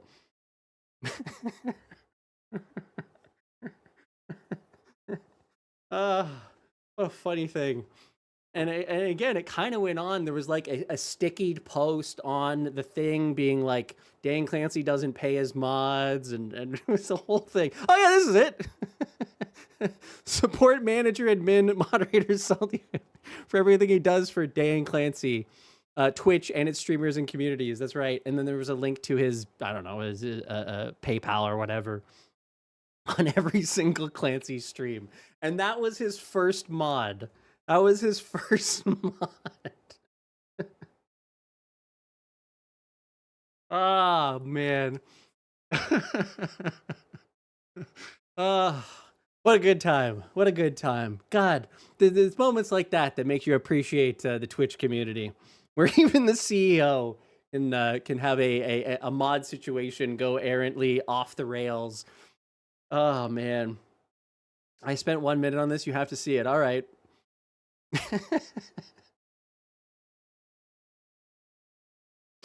That is no. By the way, it was really shitty. It was really shitty. It was funny in the sense that, again, this kind of story happens with so many different creators. You pick the wrong people to be mods because you're new to streaming, and they get a little bit power trippy. I've seen it happen to other streamers in the past, and they like quit streaming. Like picking somebody to be a mod is not, because as a streamer, you're expecting that there's a level of trust there that you can actually like share additional information, behind the scenes information, and things like finances or even like personal details. That sometimes that power just goes to people's heads. Again, we'd always said that it doesn't really make any sense that Dan Clancy doesn't pay his mods or pay a staff member to mod his channel.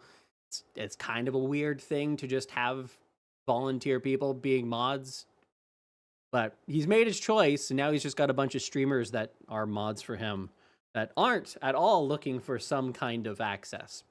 I'm not saying any more than that, though. I don't want to start too much drama. Rebel was just as bad a chat mood killer as Dan ignoring chat? Yes, for sure. Did he pin the message? And he did pin the message in Dan's chat, yes. Here's Dog Offline. I have some breaking news for you. Ooh. Zemno was his first mod, and the Architect was the first non-staff mod. Oh. I got no... Oh, that's right. It was the Architect. But isn't he a streamer? I thought he was a streamer. I got no beef with the lad, but I fucking hated how he bold random words when talking to you. Anyways, it's just one of those funny things of our stream lore that I completely forgot about until this moment, as Dan Clancy's trying to steal mod love valor from people who actually care about their mods. You can do the same as Dan when you own your own town. That's a valid point. That's a valid point. All right, let's continue. Now, that's why I'm excited to share a couple more announcements that will help make mods' jobs easier. First, wait, hold on. This is so random. Appreciation like I have a that we handycam? all have for our moderators. Now, that's why I'm excited. I'm so intrigued. I mean, it's a digital recorder. It looks like a Sony, but that's so interesting. To share. I wonder if they like for a vlog or something. A couple more announcements that will help make mods' jobs easier.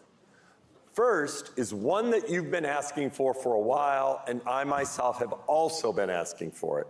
We're bringing... Ooh, we almost got streamer there. He almost said as a streamer, but he didn't. That wasn't a self-promo. Mobile mod view to the Android app. Yep. Finally. Yep. Knew that one was coming.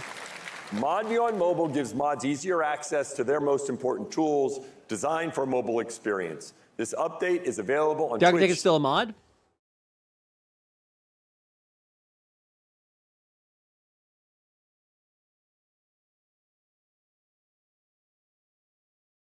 Jesus Christ. A lot of mods.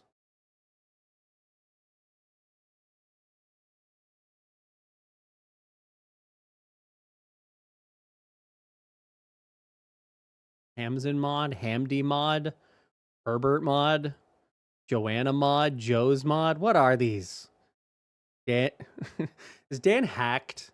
Anis mod, Abdisadid mod, Eamon mod, Alfred mod. All right, what is this? Those are all staffers?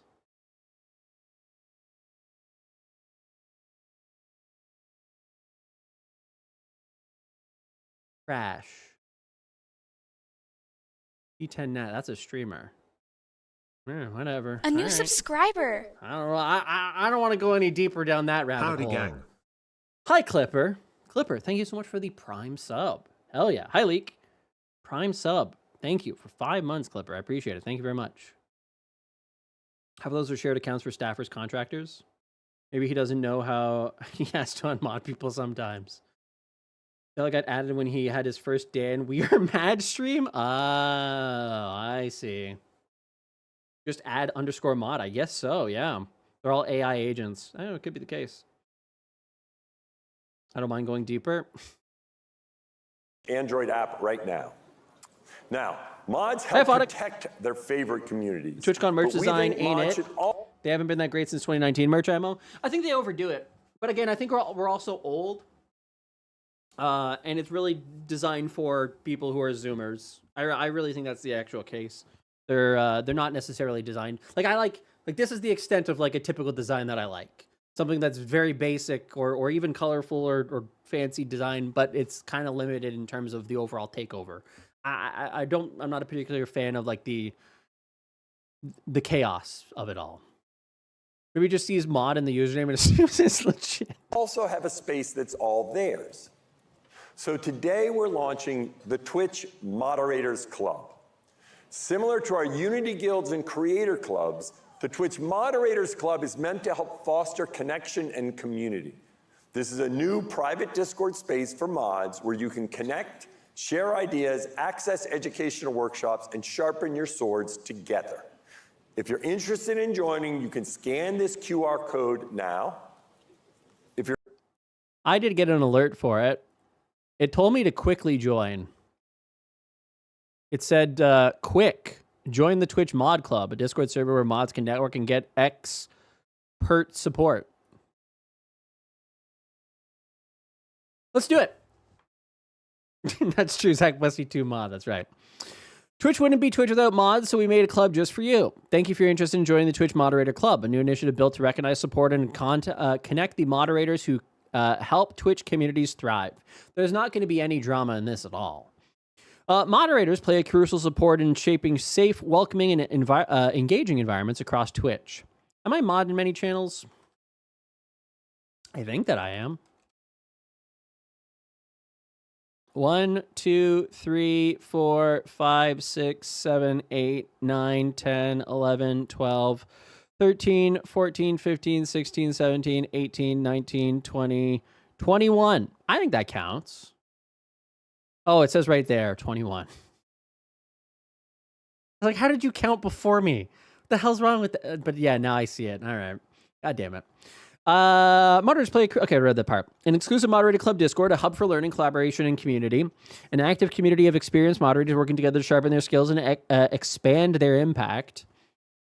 Mod tools, tips, and best practices, educational resources and workshops, panels and guest speaker talks, the chance to engage with Twitch staff and offer feedback to our product and trust and safety teams regarding current or upcoming processes or tools. The club is open to moderators worldwide across all community sizes and stream types. Whether you're new to modding or a seasoned chat, we welcome you to apply. Please note all current resources and communications from Twitch will be in English.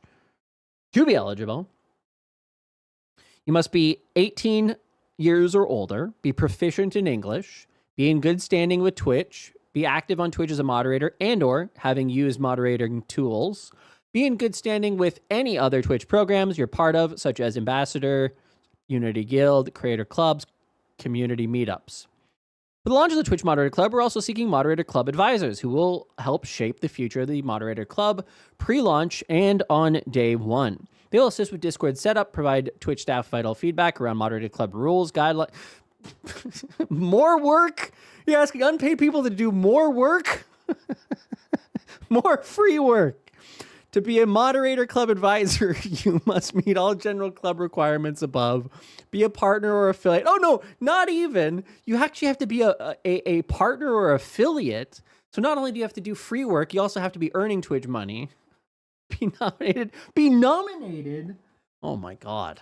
By Twitch Ambassador, current Twitch Unity Guild leader. Hopefully this is a paid role because their Twitch Unity Guild leaders, I believe, are paid roles. Have 1+ years of active modding experience. Have experience supporting or leading a moderation team. Information you provide will be used on Twitch on privacy support. All right. Please put Twitch. Not okay. Channel name. Preferred email. BusseyZach@gmail.com. I confirm that I'm 18 years or older and understand the participation in the Twitch Creator Club is limited to individuals 18 or older. Fair. I'd apply for the founder advisor thing if it was paid by Twitch. Yeah, if it's paid, then I don't see why not. Free model will give you 5,000 bits during September. I think it should go to the streamer that they mod for, not to the mod themselves. It should be a selfless act to be a moderator. You shouldn't get paid. I confirm I have not been removed nor am I prohibited from using Twitch services. Not yet. What is your current region? All right, Canada. How long have you been actively moderating?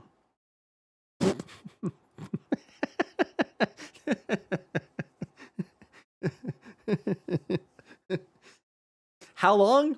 Yes.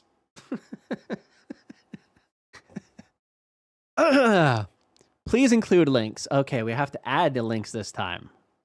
All right. Twitch.tv/Anarf Ferocia Zach Bussey 2.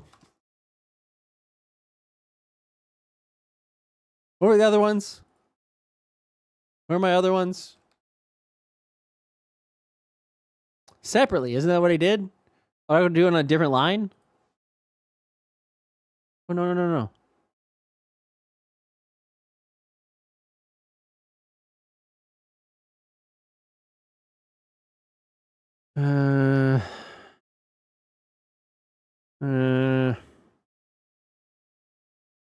Mr. Keem.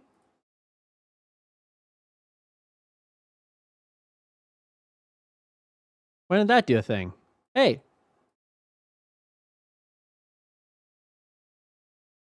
Hey. What? Why are you not linking? What? Why does it hate it? Oh, well. Nothing I can do about it. Do in URL format. Zach is immediately disqualified for not following direction. I follow directions. Hi, Lasem.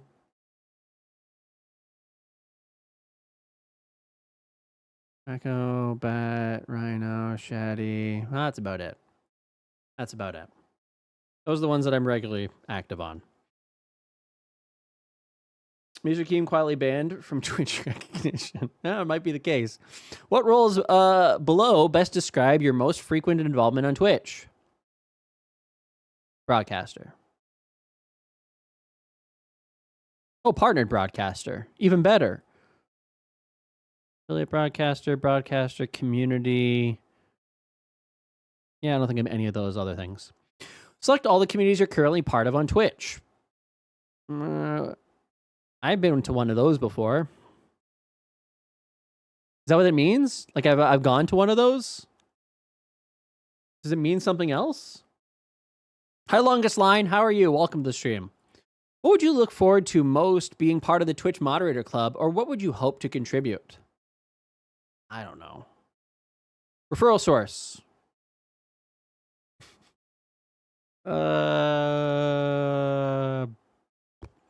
Twitch staff. What about Barry's app? Will be like, hi, I'm Barry. You may know me from everything. True. I'm about 100 plus channels with APIs and whatnots. Then you'll bring the napkins. Are you interested in applying to be a Twitch Moderator Club founder? Oh, they're founders now. I thought they were advisors. I thought it was a advisor. No. If you're nominated for Moderator Club founder by an ambassador or unit guild, who nominated you?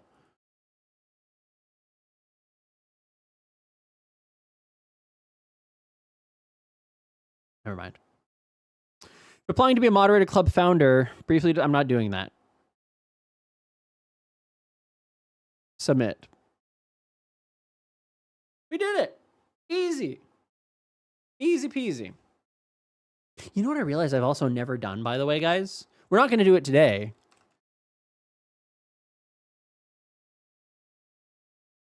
But I never applied for ambassador. Should I apply for ambassador? I just assume I'd be declined. I would be rejected. But I've never actually applied.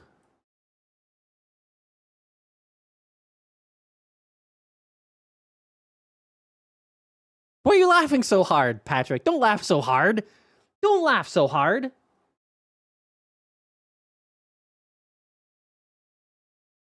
You can't laugh that hard. Hi, Matto. Welcome in. They don't reject. They just don't call back. Yeah, that's true. Matto, how are you doing? Welcome in. Nice to have you here. I'm not going to do it this time, but maybe we'll do that at some point in the future. I don't see why not. I mean, they wouldn't invite me to anything, but who? Name any ambassador. I'll wait. Hi, Desert Rose. How are you? Welcome in.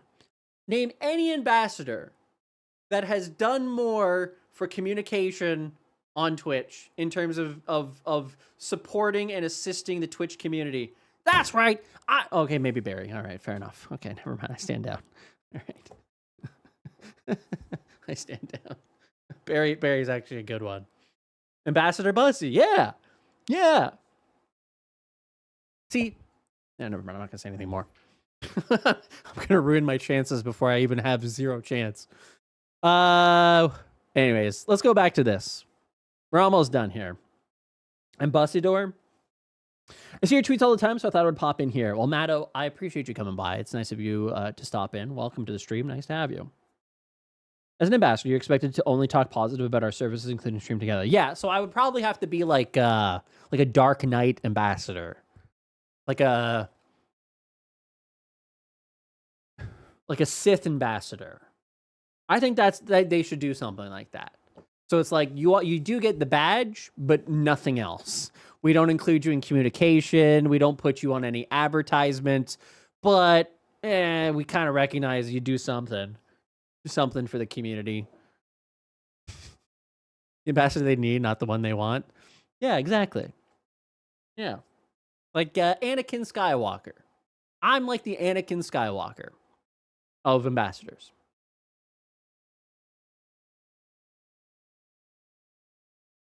Who's the Padme? Padme?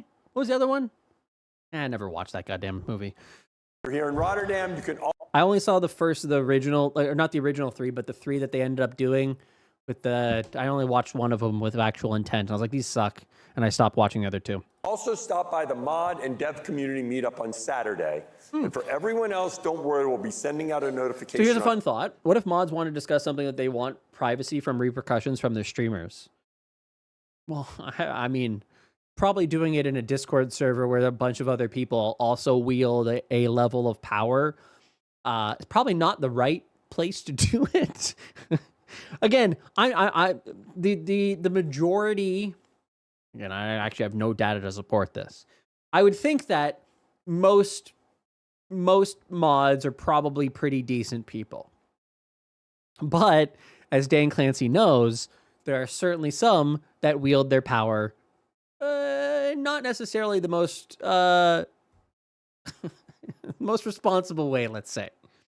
And again, I know of another streamer who their mod basically blackmailed them and they stopped streaming and they left the space overall because they had all kinds of information about them. Actually, they were in a mod at a few different streams. Fortunately, one of them managed to get them out. It was a whole thing. That's when I met Paranormal Bat. Paranormal Bat and I were like in the middle of this mod versus partnered streamer war where we were both mods at the same time, and just so much absolute chaos was caused. Because when they were a smaller streamer, the mod had donated and it like leaked their name and information, and then they used that information against the stream. The Force is with you, young Bussey, but you are not a Jedi yet. Oh God, that's fair. That's fair. Thank you, Ryan. The server is going to be messy. Yeah, just make a splinter Discord. Yeah, exactly. So yeah, that would be my only inherent concern. And again, as I said, I mean this with positive intent, but it's true in partnered spaces as well. Some people let power go to their head, let status go to their head, and have a kind of they end up creating some level of problem for people involved. And so in a position, as I said, some mods can let that power, let that control, let that involvement with a streamer's community go to their head. And if that is, now in a different space and they have a different level of power there, like if you're a mod for a top streamer versus a new streamer, maybe you have a power dynamic there that is, anyways, my tendency as a human being is to typically think about all the potential outcomes and try to, hopefully mitigate those things. And I hope that Twitch is doing that as well, but please, I hope that's pinned. Some mods look up who viewers watch and ban them. Sure, yeah, absolutely. It's one of the reasons why Twitch removed the ability to see who followed who. Again, for some mods that offered a great deal of intel to understand, oh, is this person like a creep or is this a normal person? But for others, it was like, oh, this person watches another person who we don't like, ban them. So many mods that don't do shit too. Sure, of course, absolutely. The streamer's responsibility to check that or remove them. Yeah, 100% Boogie Baby. Yes, yeah. The thing that I would say is that, especially if you're a new creator or you again, Dan Clancy is a prime example of this. Dan Clancy, CEO of a company, ended up having mod drama because he didn't know how to set the proper expectations with the mod himself, that the mod was expecting regular payment from Clancy. And then when he wasn't giving him payment, he turned on Clancy himself and created all kinds of drama. And I don't actually know if Dan Clancy's Discord still is a thing, but it was it created drama. And that's the CEO of the company itself.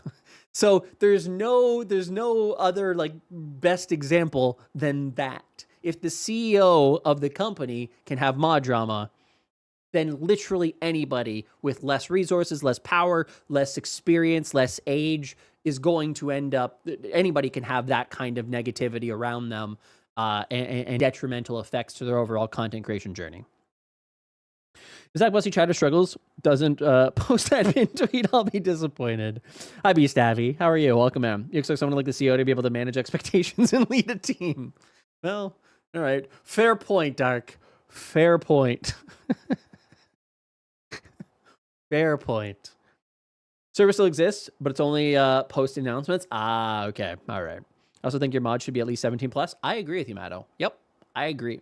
But Matto, I'll also say that's also can be like a weird situation too. In that if I'm like, hey, yeah, I agree with 18, by the way. If you as a streamer are like, hey, how old are you? And they're like, oh, I'm 21, and they're actually 14. Like, how are you going to verify that? How are you going to check that? Like, you don't know.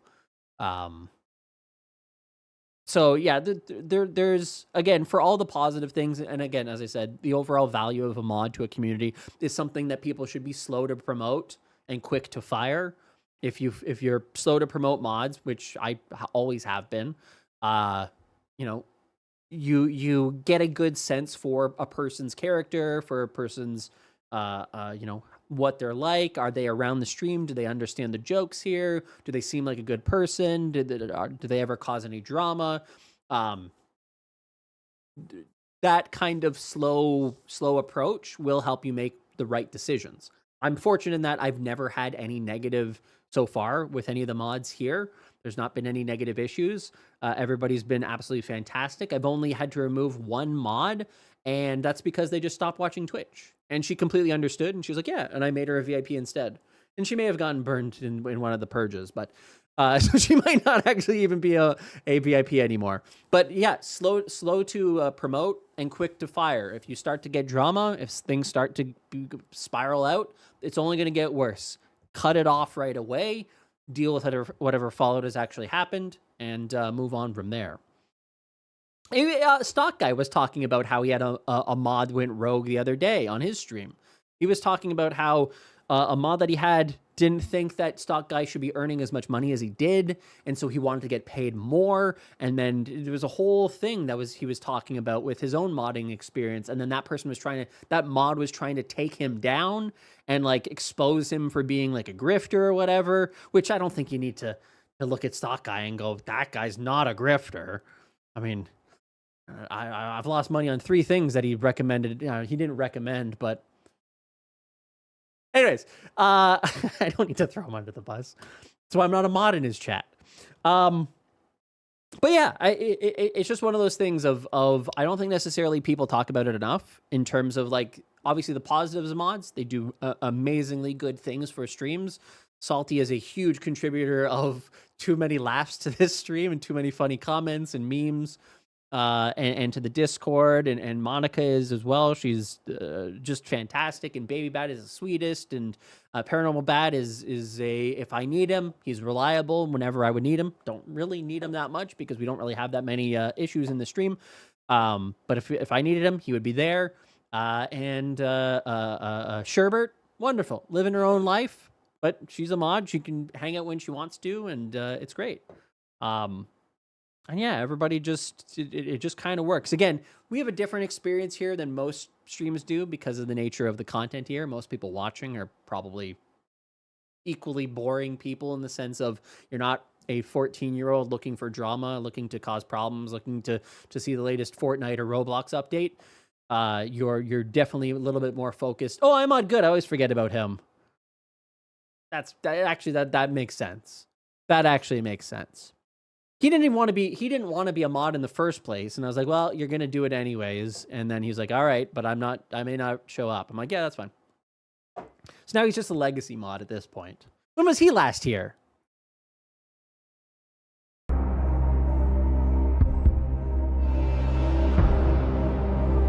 His original name, by the way, was I Shot Good.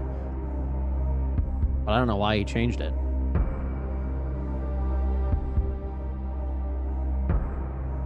Mod comments. Landfair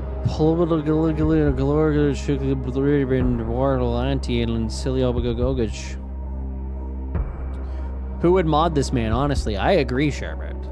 I agree. Oi, 3 head. K Comrade from Mozzie. Doesn't trust Salty. Sag. Neko Lover? Mods kind of poorly, actually. God damn it. Slashy's, God damn. Last time he was in chat? All right. 6 weeks ago. That's actually more recent than I thought. Hi, Chris, by the way. Hi, Blue. I'll also say that giving mod the freedom to live their own life and also mod yeah, 100%, Matto. That is one of the things that I've always told both most recently Monica and Salty. I'm like, if you guys can't be here, don't worry about it. It doesn't don't feel like you have to mod. There's not really much to mod here. So don't inherently, like, if you have anything else important to do, please by all means go do that. If there's paint drying that you want to watch, go do that. 100%. Imagine demanding hours without paying for them. Yeah. Nikos and Japanese cats. Oh. When's the mod purge? Well, it might be coming up. All right, let's get back to this. Twitch after this weekend so you can apply and join. All right. No clapping there. Nowadays with the moderation bots, legit bots can do everything. It's kind of true. Yeah, that's kind of true. Now, lastly, we have a... It's still, I will say, it's still nice to have real human being mods because they told me I have to do an 18-hour shift today. I missed my father's birthday. I'm more of a father to you than your father ever could be. That's what I told him. I don't know. A little surprise. For this surprise, I'd like to bring on stage some of our Twitch ambassadors to help me along with Mary Kish. So please, come on out now.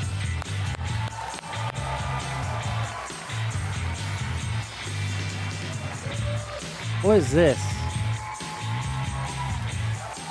Are we doing a new thing where you cut off the head of a mod to let the rest of them know? Stay in line or this will be you next. Oh, I hope so. I hope that's the case. Yes. So, like Ned. Ned cut off his head in Game of Thrones. Yeah, like that. Let him know. No longer the King of the North is what we all call mods. We really wanted to do something special for the mods, and we thought, who better to sing their praise? Can we get a song that's like Bloodlust based? Epidemic Sound. Oh, I got a log. Oh, I didn't have a login. Good. Bloodlust.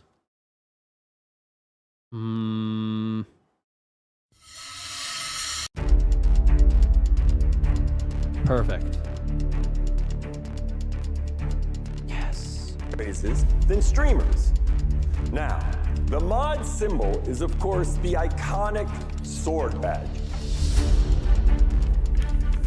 So, we've given each streamer a customized sword engraved with the username. The gods of the will be moderator appeased that will in the on death stage today of 10 mods. to represent all Live the at moderators TwitchCon. from their communities. Yes. Now, Look at them. They're we'd like excited the to do it. moderators they've invited to please come up on stage and stand next to their streamers. Yes. Now bend head down.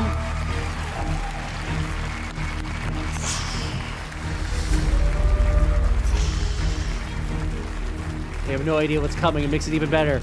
I'd like to ask each streamer to introduce themselves and the moderator that's here with them today. Tell them. Expose the things that they've done to ruin the communities that they're in. And then for that, you shall be punished.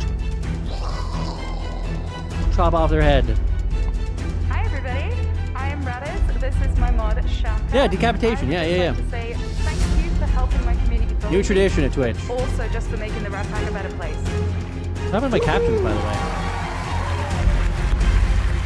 Hi everybody, my name is OwensJuiceTV and this is my mod Brooks. We call them Brooks. Brooks is a wonderful cornerstone to the community. They've been with me for that's a as good long song. as I I've like been that. Save that Twitch one. partner basically, and I wouldn't be able to do what I do without you, Brooks, so thank you. Hi This is so everyone, stupid, my name is kind of. Streamer Lean. This is my mod V-Trax. He's one of the most kind-hearted and loyal persons that I know, and there won't be a stream without I don't like you. this so song. you really deserve this one. More like this one. Wait. Hi, my name is... Wait. I need better music. Find similar. There we go. Perfect. Spams, and this is my moderator, Sammy, which is Hi, Diamar. also... How was Rotterdam? I'm so proud of you. You've come Did you get to see the Bloodlust this morning? Bloodlust satisfied? I've known you for almost my entire Is there a song named career, and I'm Guillotine? so proud to have you part as both my moderator, but also as my friend.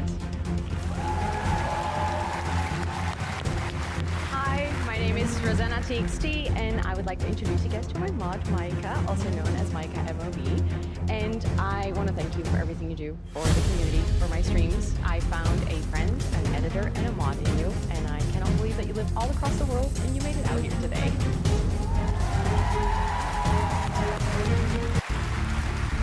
Hi, I'm Mega. I stream. This is my moderator, Tiny. Tiny Hi, Game Pass Dad. One of my best friends. I've known them for like 4 years now, and Tiny's been one of my most dedicated mods on my channel for pretty much the entire time. I like that they wrote their names on it, so you knew this sword was custom made to destroy your head from your body, to take your head from your body. I think that's great.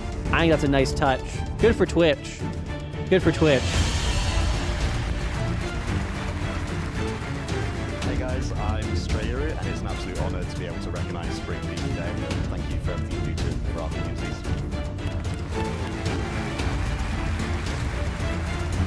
Why didn't they hand the swords? I'm Stand Experiment, and today I'm happy to say thank you to my mod. Oh wait! It's bent upside down! Thank you!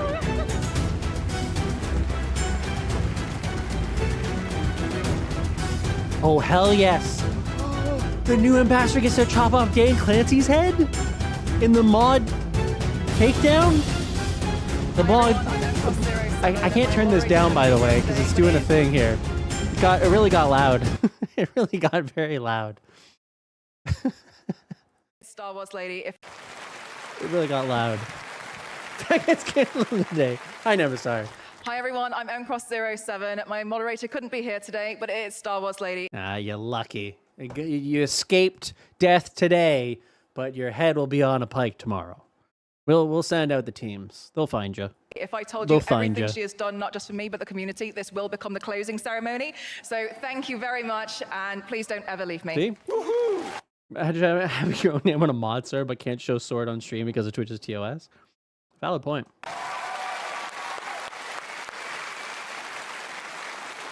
So, mods, join me in drawing your swords as a salute to all of the mods out there that care so much and keep our community safe and fun. Come on, draw your swords.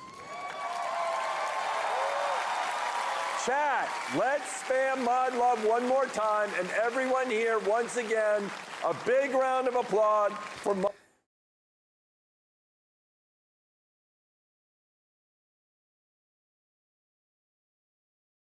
I'm not gonna say anything.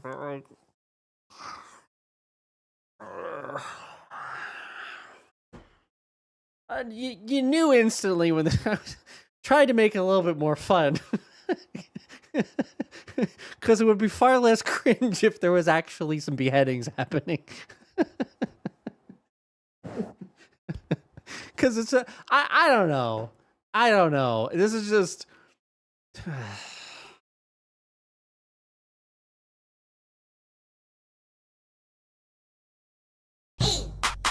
Give me a T, T, Y.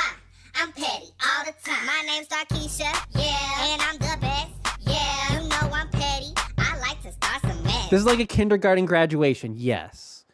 It feels beneath what adults should be doing in a platform that is based around content creation. But again, whatever. Zach really wants Twitch to be the terrorist platform. I mean, they might as well lean into it at this point. Use my emote? I don't know how to upload. Hold on, let me see. Can I even upload this? I think it's too big. How do I it's not an emote. You've sent me a GIF, or sorry, an MP4. MP4 to GIF.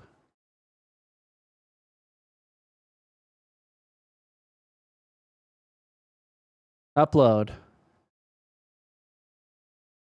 I really need to ask for money. There's another Tuesday at medieval time. Yeah, but that's exactly it. You go to medieval times for the corniness of the medieval times and eating food with your hands. How do I make this smaller?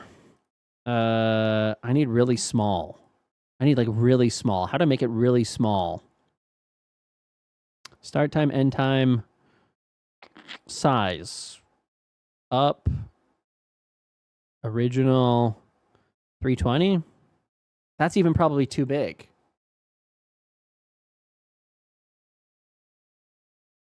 Frame rate, 5, 10,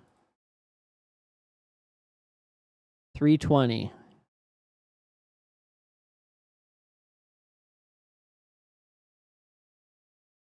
You sent a GIF? No, you didn't. It's an MP4.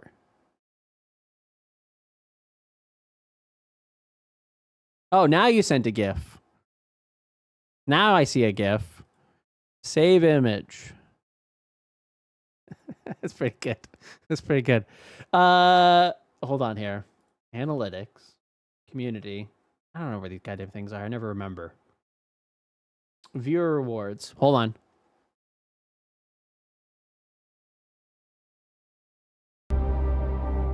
Emotes.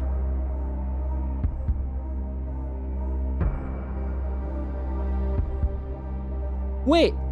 When did they add that?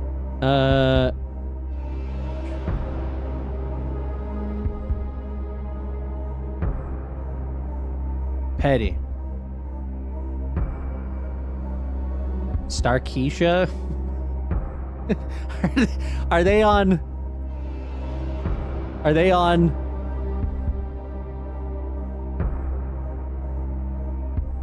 I don't think they're on. Let's find out. I'll just give it to you. I'm going to give it to you. You get credit. Underground Rescue Channel. Upload. All right. Uploaded. Uploaded.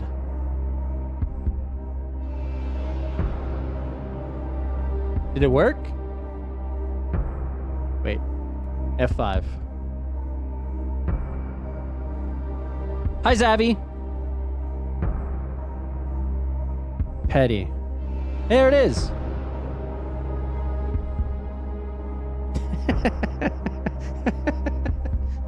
All right, I like it. I like it.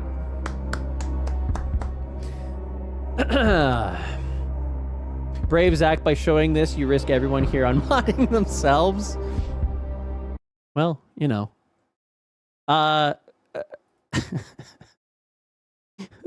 Close that, close that, close that, close that. Rhino, how are you doing? It's about look for streamers on the platform they stream on. I'm embarrassed. Drawing your swords was actually a euphemism. Don't know TwitchCon is actually a giant orgy. There was historically, 2018, 2017, 2016, allegedly quite a lot of hooking up. I went to TwitchCon San Diego and didn't get laid. There's a resize option. Yeah. Anyways, I don't know what to say here. I really don't know what this is. Like again,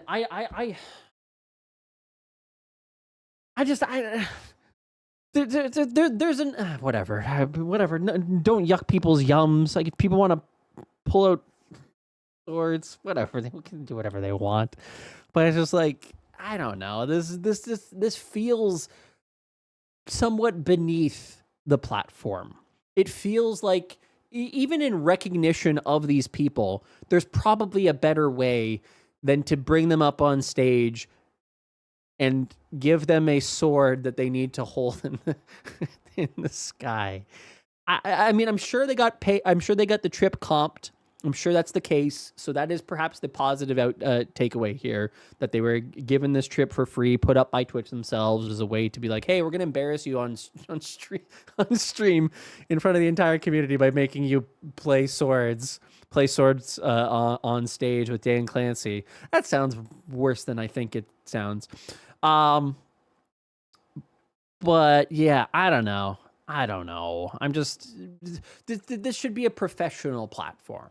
As much as it's games and fun and entertainment and stuff like that, this just feels like it's a little bit of a step down in terms of recognition of moderators. Perhaps a thing that you might want to consider is like, hey, in honor, U10, we're inducting you into the Moderator Hall of Fame. You're going to get a fancy little moderator badge in the chats that you do moderate in. So in Fem's chat or whoever's chat, you actually get like a special looking sword as an option instead of the standard classic moderator sword. Like, I almost think that would be a better overall approach to this. And then there would be like, oh yeah, that's like, I would like to be a moderator and reach that moderator hall of status kind of symbol within the chat that I'm in. What if each of them of the insane activities is Dan's way to slowly break Zach's brain and drive him crazy? Well, it's kind of working. And then they start the drama each year of who makes the Hall of Fame. Sure. Yeah, but that's fun drama. That's that's Hunger Games drama at that point. I think Twitch is just giving them a gift card. Yeah, I don't know. Again, as I said, I'm not trying to be overly negative about something that's just supposed to be like fun and silly throwaway, but at the same time, it also just kind of feels like it's a weird step down from. These are adults. Like these aren't 13-year-olds that or 12-year-olds or 8-year-olds that were like, hey, good job, you played the sport. On Appreciation Day. Thank you for all that you do. And with that, it's time to begin our TwitchCon weekend. Thank you all for being here. Have a great time. Looking forward to seeing all of you. All right. Better than Grass Guy.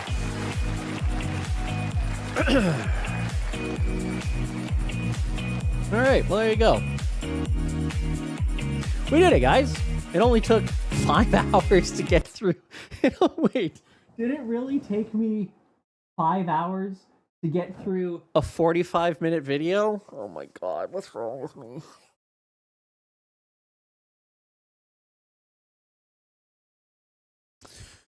Oh boy, that's par for the course, kind of. It's not bad. It's not bad. 10 minutes per hour. Yeah, I guess it's kind of on pace. That matches the pace.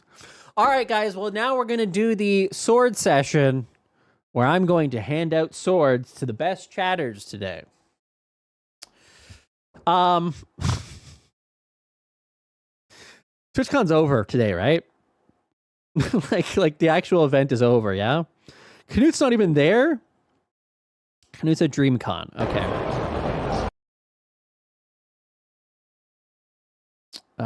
Yeah, the event's actually gone, right? It's done for the day.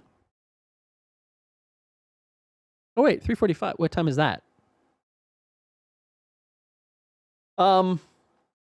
Yeah. Actually, no. That's another thing that I did want to do here. I do want to go take a look at the actual reactions to that news. Twitch, let me know if I know how to mod, says Siri. That's surprisingly less. See, okay, that's actually a really interesting stat. Siri's bot is a mod in 194,000 channels. I should never get on stage, be like, I've timed out 666 minutes of you assholes. It's 8:30 p.m. Oh, yeah, so TwitchCon is over for the day. One of the things that that makes me very interested in knowing is when we take a look at the total number of streamers that have gone live in the last 365 days. He's a mod in 1% of channels. Almost exactly 1%. Holy shit, that's actually really close. Over the last 365 days, but again, his moderator bot's been around for a while, so it's actually probably a little bit less than that. But 1% of all channels. Pretty impressive. Pretty impressive. Yeah, this is what I wanted to do. I wanted to take a look at the reactions. Wonder what stream elements percentage is? Ooh, that's a good question. That is a good question. Let me turn off captions here. Does that mean the other 99% are spam bots? Let's see what people are saying about this overall. Because again, I did take a look. Actually, we should read the blog now that I've said that. Damn it.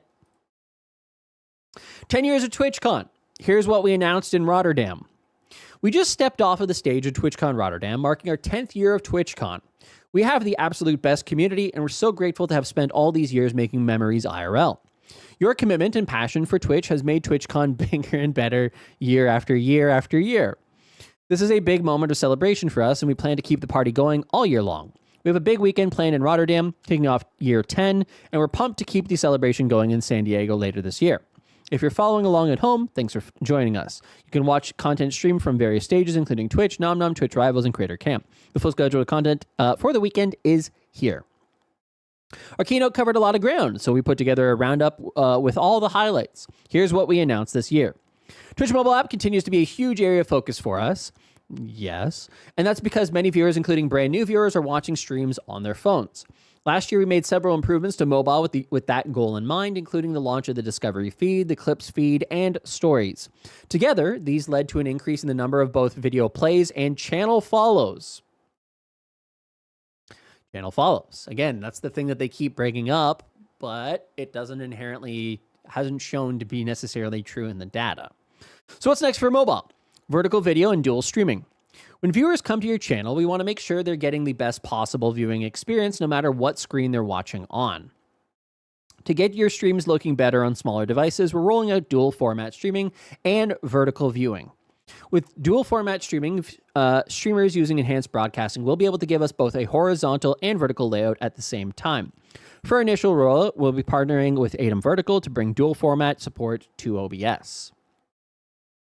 This allows us to better optimize the viewing experience for a device and how a viewer is using that device. Viewers watching on desktop will still see landscape. Viewers on mobile will see your vertical layout if they hold their phone vertically, or landscape if they rotate their phone horizontally. Okay, so that's actually good to know, because I know that they were exploring this, but I wasn't sure that they were ready to announce it just yet.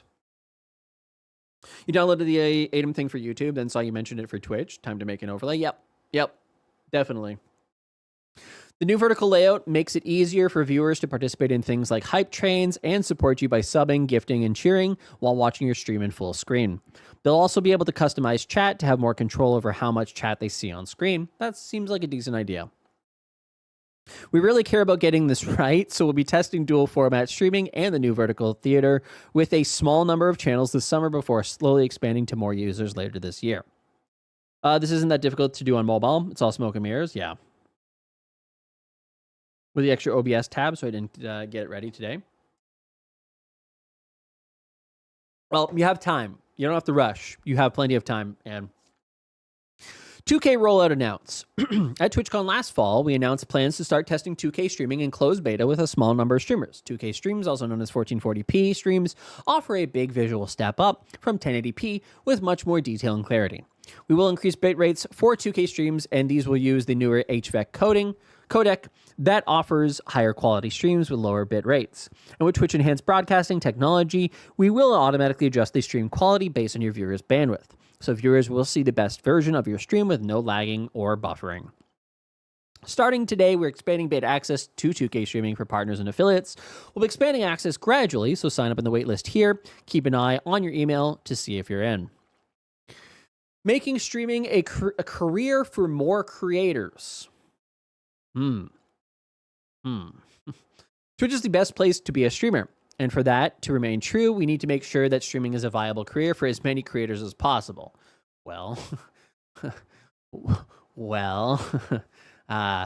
last year in San Diego, we demoed a feature that makes it easier and more fun to celebrate big moments and support streamers. A lot of work has gone into it since then, and we're excited about where we've landed. Combos. At its core, Combos is about the community rallying together to amplify moments on stream while supporting the streamer with bits, whether it's a celebration, an epic fail, or a hilarious moment. Yeah, I don't know that that's... See, this is the thing that I think is going to be interesting with this. People's reward mechanism tends to be tied to an outcome of value. And so by that, I mean, if you're doing on TikTok, if you're doing a galaxy or an ice cream so good, lack of a better term, the reward and the reason why people use it is often to get a reaction from the streamer. And so I think it's a fine idea, but I think they need to rethink the value mechanism in terms of how the streamer can offer value for it. By throwing up a bunch of confetti or doing a bunch of things on the screen that the streamer doesn't see, there's no actual value created for the viewer giving it to the streamer. It doesn't actually have any direct impact on their experience. So an example of what I mean by that, to make it more clear, TTS, when you give 100 bits, you get text-to-speech. You can type whatever you want and spit it back on the stream using text-to-speech. Or you can use Blurp, which has an immediate audio effect, which I hear and then can react to. Or Tangia does AI text-to-speech, which you can ask it a question, and then it answers the question that you've asked, or Baby Bat's voice, or whatever. But the dynamics of that, and same with subs as well, and gift subs, is that there is a value exchange being offered there. You're doing something that is causing me to react, and then I react to that thing. With combos, they don't have that hook mechanism yet. So again, going back to TikTok, ice cream so good, gang, gang, gang, gang. Ice cream so good because of the GG, because of the ice cream, etc.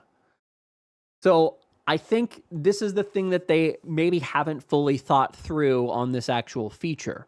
Why are you doing it if there's no feedback loop that I'm going to give you in exchange for it? I don't think they figured that out yet. I assume the play is that combos will link up with the first-party Twitch alert system. Well, I would hope so, JWP. Yeah, I would definitely hope so.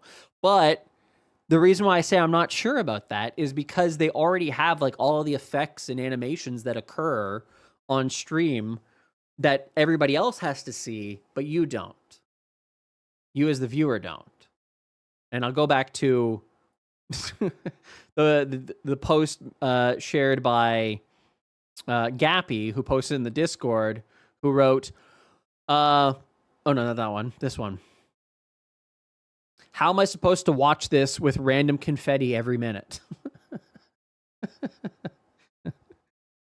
And it's kind of true. It's like, what the hell am I watching here? So the feedback here, the feedback loop, is that chat gets a worse experience, and they're going to miss things that are occurring on stream. Yes, you can turn it off as a viewer, but that also kind of defeats the point. Because if you can turn it off as a viewer, then you don't see it, you don't know that it's actively happening, there's no tied-in reward mechanism here. So if you're using first-party alerts, why do you have any of the confetti or the dinosaurs or the hearts that are appearing on screen? They've one-upped the alert system itself. They haven't actually provided anything that the creator can control themselves to integrate it into their own stream. Did you see the combo alert in chat? Yeah. This. I don't know. Again, I don't hate the idea. I think it has a use case, particularly for mobile, casual mobile streamers who just decide to go live on mobile and talk to their chat. But I don't think they have the right reward mechanism set up for it yet in terms of the streamer-viewer relationship. Don't think they've hit that yet. The streamer can also tune the difficulty so it's not happening as often. How many streamers have custom minimum bit spent because they keep getting 1-bit spam? I believe there's something in the activity feed, but how many streamers use Twitch's activity feed? Yeah, I'm not sure. I mean, I try to use mine, but occasionally I'm not able to. Oh, by the way, speaking of activity feed, we didn't get any more foundations. Well, I guess I have to reimburse you. I thought it would have said foundation at least 2 or 3 more times. But he didn't say it at all. Get all your points back.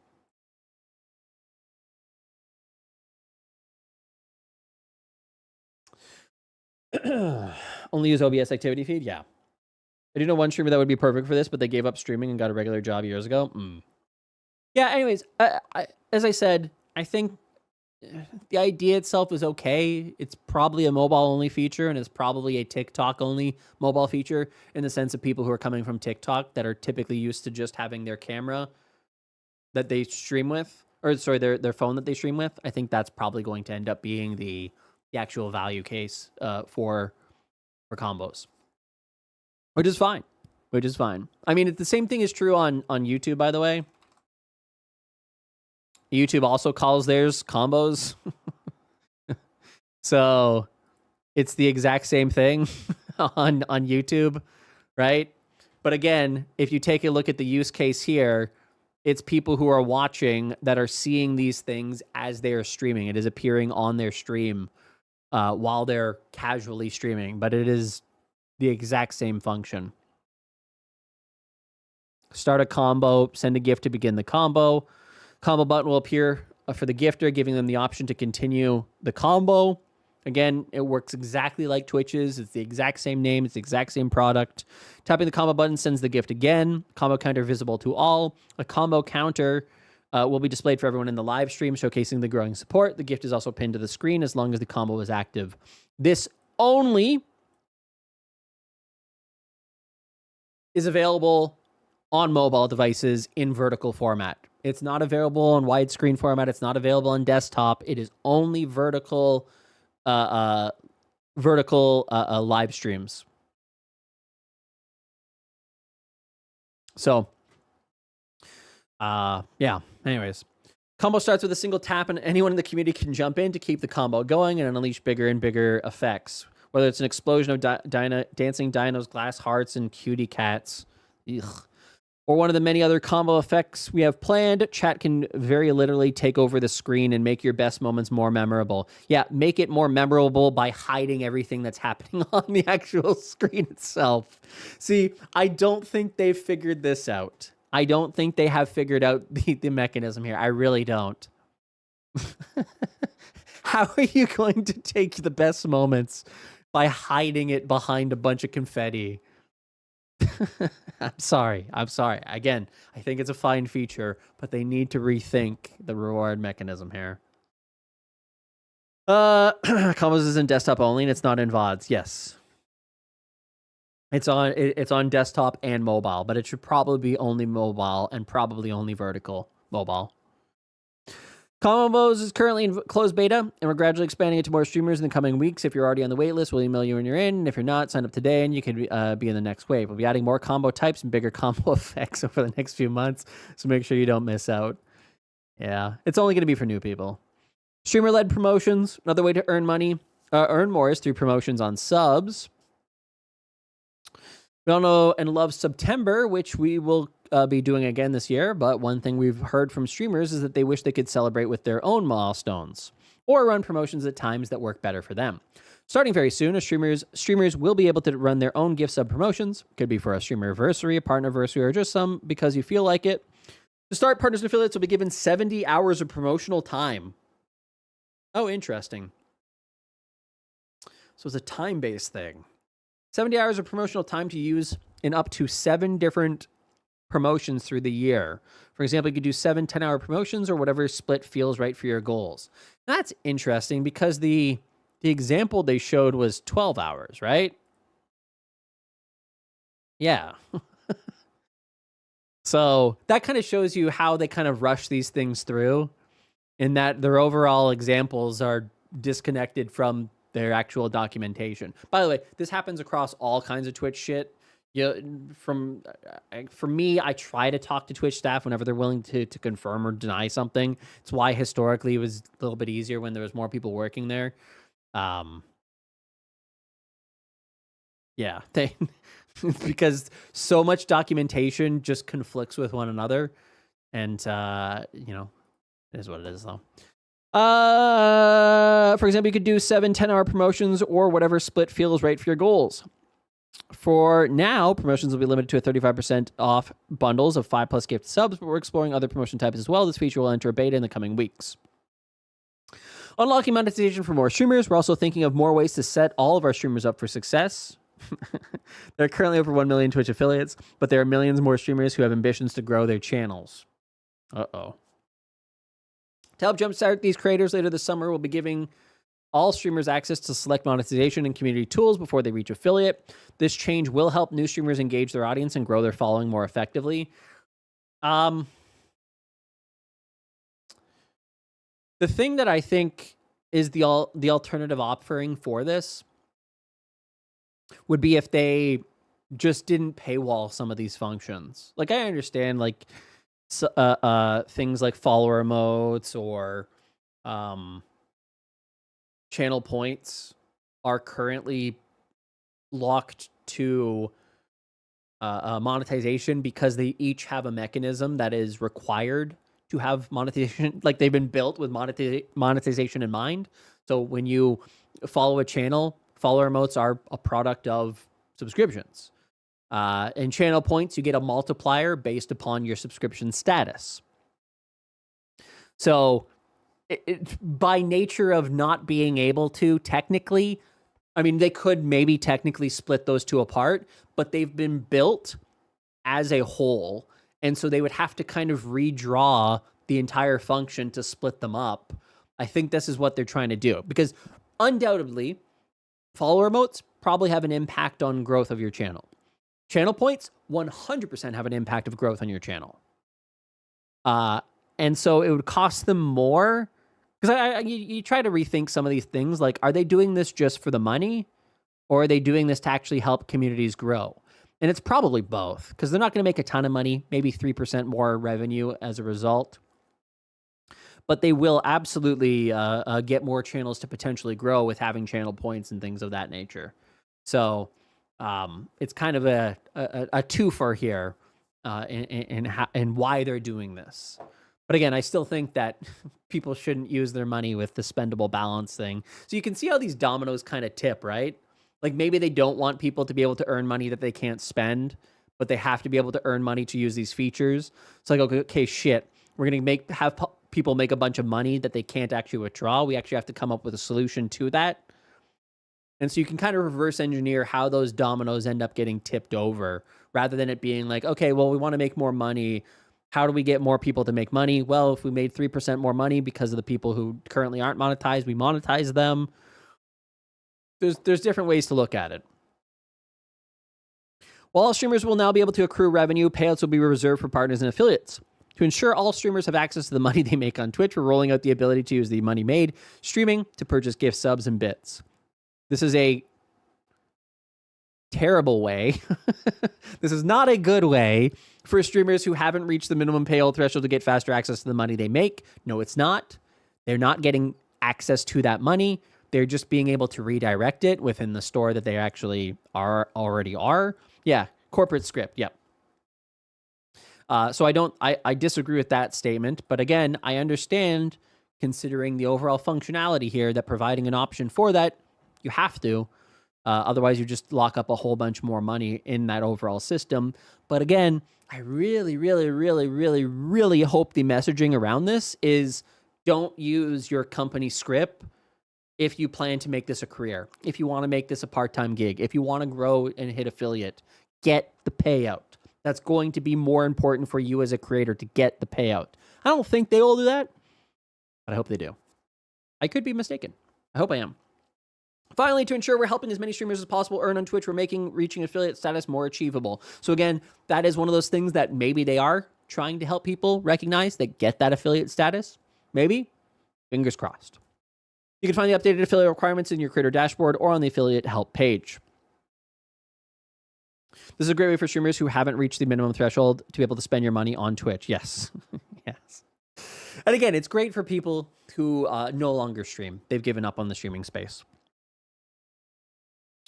Clips are a great way to showcase the most entertaining moments from your stream, help new viewers discover what your community is about, and help you stay atop of mind when you're with your existing community. We've been building a lot in this area. In an ideal world, you stream, and then we help you find and share your best moments right after you are done streaming in just 5 to 10 minutes. We're working on features that will allow you to do just that. Oh man, my coffee's empty. These new tools will suggest clips from your most engaging moments, making it easier for you to review, edit, and publish after you stream. Plus, soon, all viewers will be able to clip without leaving your stream with a new, less disruptive clipping flow. And we want to continue rewarding viewers who clip and share your best moments with the features like the new clip leaderboard, which recognizes viewers who create the most viewed clips of your channel and reward them with new top clipper chat badges. Give us more soap. No, I should not have any more food. Hi, Curtis. You got affiliate. Congratulations, Curtis. Congratulations, you did it. Hell yeah. Why does Twitch keep combining features? Let people trigger the confetti via Stream Deck? Yeah. I mean, they could. Finally, as we invest more into creating and sharing clips, we're going to be adding reactions to clips. Finally, after 8 years.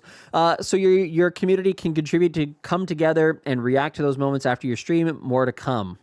A lot of coming happening. Watch streaks. Some of you may be familiar with the watch streaks. with the watch streaks, which acknowledge community members for showing up regularly to your stream and rewarding them with channel points. After experimenting with watch streaks for some time and forgetting about them for another pretty significant period of time because we needed to focus on other things, we are getting ready to roll them out to all channels later this year. One of the problems we have found in the experiment is that it is frustrating for viewers and streamers when they break their watch streak because if a streamer does an unscheduled stream or goes live at an unusual time. Correct. Which is, again, we talked about this ages ago. To solve this problem, we're going to make it so that if you miss a stream, you can always watch a clip or a VOD from the stream to keep the streak going. Good. See you later, Anne.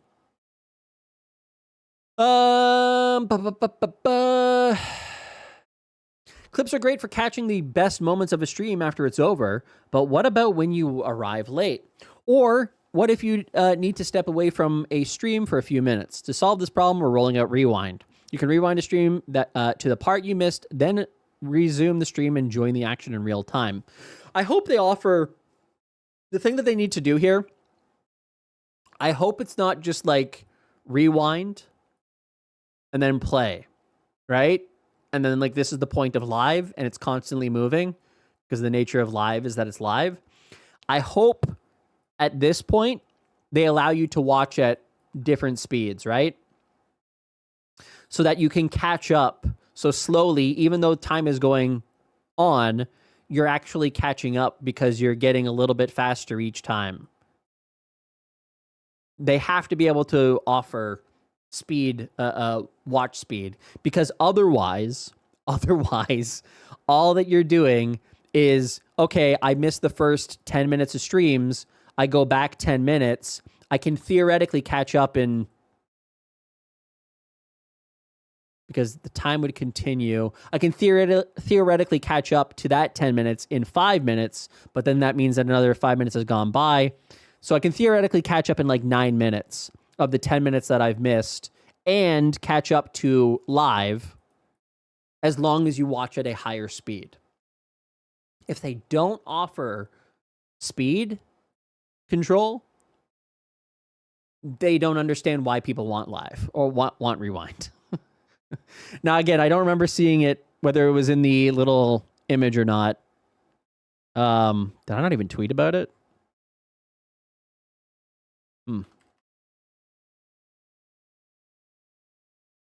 What? Oh.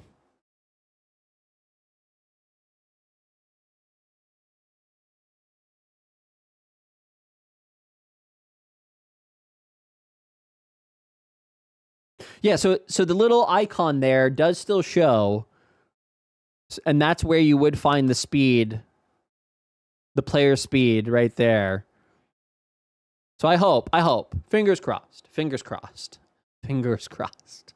if not, Twitch, what are you guys doing?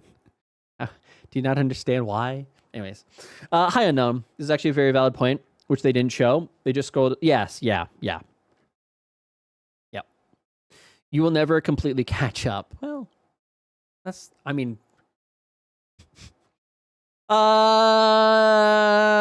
making collaborations more rewarding. Collaborations are one of the best ways to grow your channel on Twitch. By joining forces with other streamers, you can find new audiences and try different content and build more connections. As part of improving the mobile experience, we simplified the process for starting and managing a shared chat on mobile. This will enable anyone, but especially IRL streamers, to collaborate more easily on the go. Something will be rolled out to all streamers next month. Welcome more people to Twitch. We're launching right to left in Arabic on Twitch. Arabic is one of the most spoken languages. Okay, we read that part. Doubling down on IRL communities, celebrating our mods, mod appreciation days that they just kind of made up. Okay. All right, we got it all. So now let's take a look at people's reactions. Let's take a look at how people have reacted. Arabic. What are people saying? Nothing. Nobody's got any comments at all. All right. So W. All right. Well, there you go. Not too much. See, I even did the nice thing. I tried to translate it. Watch streaks. Ooh. All right. This one's got some heat. 47K. What's this one? Oh, 58K on making affiliate easier. All right. That's even more heat. 13K on dual format video. $15K on gift sub promotions. Oh, can that one? All right, so that's it. That's all I tweeted about. As an affiliate creator and owner of my channel content and brand, I should be able to gift subs at zero cost with limits like 1 to 2 a month, for example. Whoa. That sounds interesting. Would love a lovely specially on smaller communities. Twitch loves finding a way to take money of your revenue. Props to those that may benefit from this, but it's such a weird way to offer discounts. Can I do a 100% discount? This would be such a great stream anniversary days or other special events. Controversial, but Nicki Minaj. Controversial, but actually no. Drake. Evidently he got a BBL, right? BBL Drizzy.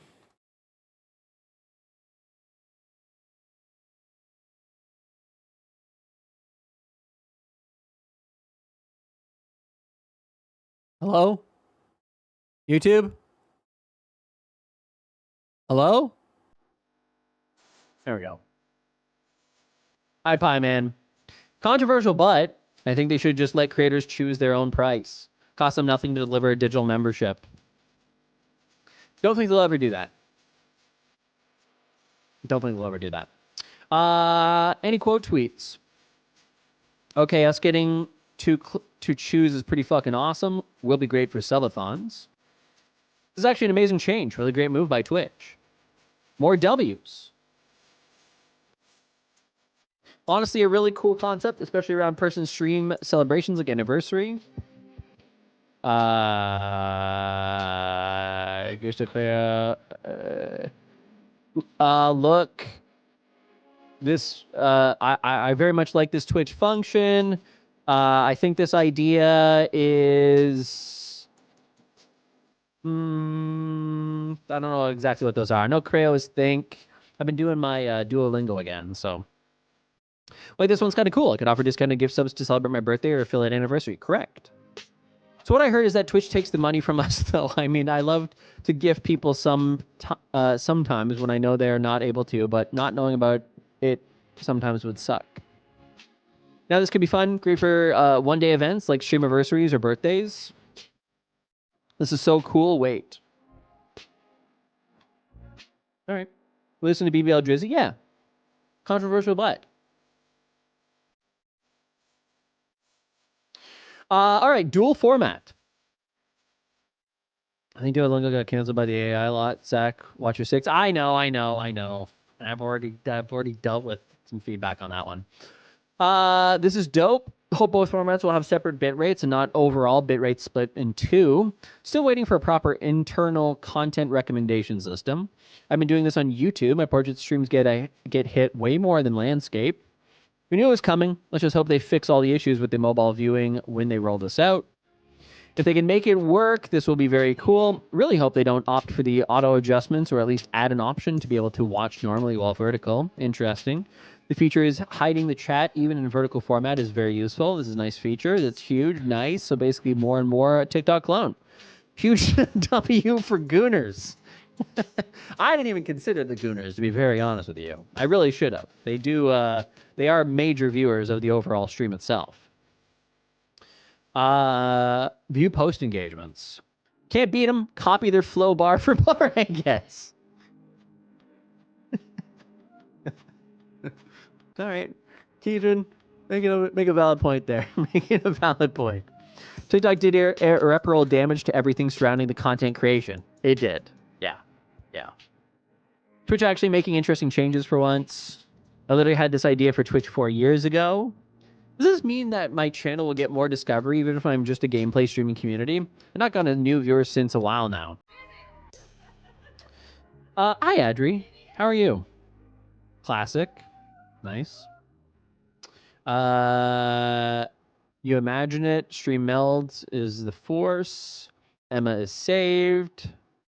Sorry, but this doesn't serve much beyond just chatting. But for gameplay, no. Yeah, so, okay. So, sorry, this doesn't work for anything but just chatting. For gameplay, no. I can't, that's too much for me. Oh, now I love this. Okay, all right. So general love. General love. This is the second most popular one. I mean, making affiliate easier doesn't really do anything other than put ads in your channel earlier. I mean, the requirements for reaching affiliate now isn't that hard, and there's no real benefit other than losing out on people due to ads. Hope they don't change partner requirements next. We prefer to make partner or plus program easier. Ain't that easy to get 75 average viewers on a 24/7 stream or 100 different people sub?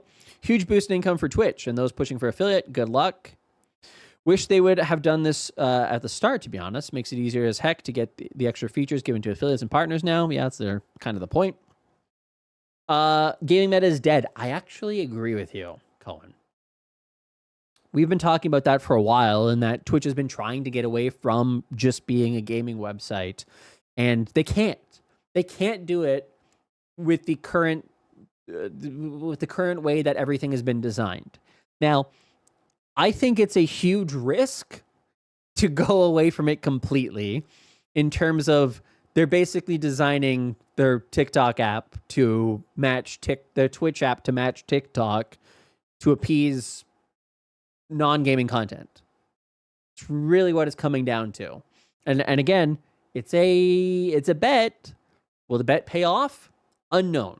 It's going to be very, very, very, very hard for Twitch to out TikTok in the space of live streaming. I just don't think that they're going to get the same level of casualness that you do on TikTok. I don't think you're going to get that here. And I don't think changing their app is going to do it for them. I might be wrong, but I don't think that will be the case. And so then 3 or 4 years from now, they're going to be like, okay, shit, how do we update our I keep saying TikTok app. How do we update our Twitch app to capture this different audience? They're a reactive company. They're not a proactive company. They look at what's working, what people are saying, what people are doing, and they react to that 12 to 24 months later. They're never actively thinking what's coming next. It's a reactive company, not a proactive company. It used to be proactive. It's why they were the first to clips. They were the first to things like bits. And again, first I'm saying that in the sense of we ignore the cam girl stuff in terms of trying to aim for like a mass market and not chatterbait. Give subs, subs themselves. There's a whole bunch of different channel points. They did a whole bunch of different things before anybody else. They were an innovative company thinking ahead. I mean, even channel points are a little bit late on that, but that was more reactive to creators doing their own channel points. Like Stream Elements had their own channel point system. Stream Labs did as well. So, again, that was a little bit later, so it's not really a good example. But historically, they were a innovative company. Now they're a reactive company, reacting to the market as forces have already changed. And so they're not actually getting ahead. They're just playing catch up, consistent catch up. It was already easy. Not sure this change is needed. Do they also make changes to partner? No. I'll respond to Roberto after this. Damn, even I can do that. Now, if they could move partner requirements back to what it used to be, it'd be great. What did it used to be? I honestly think this is wonderful. Do you know if they implemented it already or if it's to come? When does this change go into effect? Twitch do be desperate for more money. Twitch seems to have been put under pressure again, even more advertising victims. They're desperate. 5 hours. These are all kick people. Every single one. Let's see what the quote retweets are. Next level is equity partner, where those individuals actually become equity owners of the company. I honestly like this. Makes it easier. But remember, the road to success on Twitch is a marathon. You got to lay a good foundation. Hey, we got a foundation count to build a community upon. Streaming is not a competition with other creators. Someone having a different journey to a milestone is not a bad thing. Be kind and uplift others. We only live once. Honestly, quite a nice change for so many beans out there. And before all the angry comments, I don't know about this one. This is a win-win goal for non-affiliates. They keep making affiliate easier. So how about doing that with making partner? Okay. And lastly, watch streaks. The second part of this tweet, for anyone who's afraid of those pop-up streams will still have a chance. We need a watch streak leaderboard.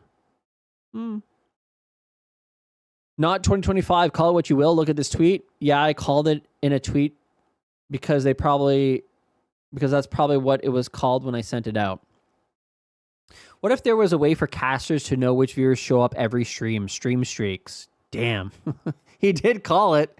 What if Twitch had a channel badge that progressively increased to indicate how many consecutive days each viewer visits, watches a channel every day a caster goes live? He kind of called it. He did kind of call it. Watch streak system so broken, even if you don't miss a stream, it resets to 6 out of 10. Yes, it does. Yeah. Finally, I was wondering when it was going to be out for everyone at some point. I have 2 viewers with huge streaks, one with 100 consecutive streak, and the other with 150. I'm afraid of making them. Yes, me too. Me too. I very much am. Let's take a look at quote retweets. Challenge hard mode. Watch streaks, good luck. I stream when the stars align and the caffeine hits. Catch me live if you dare. New here, welcome to the chaos. Okay. You can soon prevent scurvy by watching VODs. This is huge. This is such a welcome thing. Where are all my streakers at? Why do they get to wait a year plus to roll these out? Well, it was almost 2 years by the time it will be out. Wanted this on my stream for ages. Finally, we could actually like this update. All right. Well, guys, that's it. That's it. I've still no streaks. You will have them soon, Mr. Poll. You will have them soon. That is an assurity. Watching VODs isn't applicable to... Oh, true. True. Oh, no. Man, DJs really get cucked so hard in so many things. And on Twitch. No, sorry. I left that too much as a pregnant pause, and I had to fill it with something. I don't think DJs actually get cucked at all.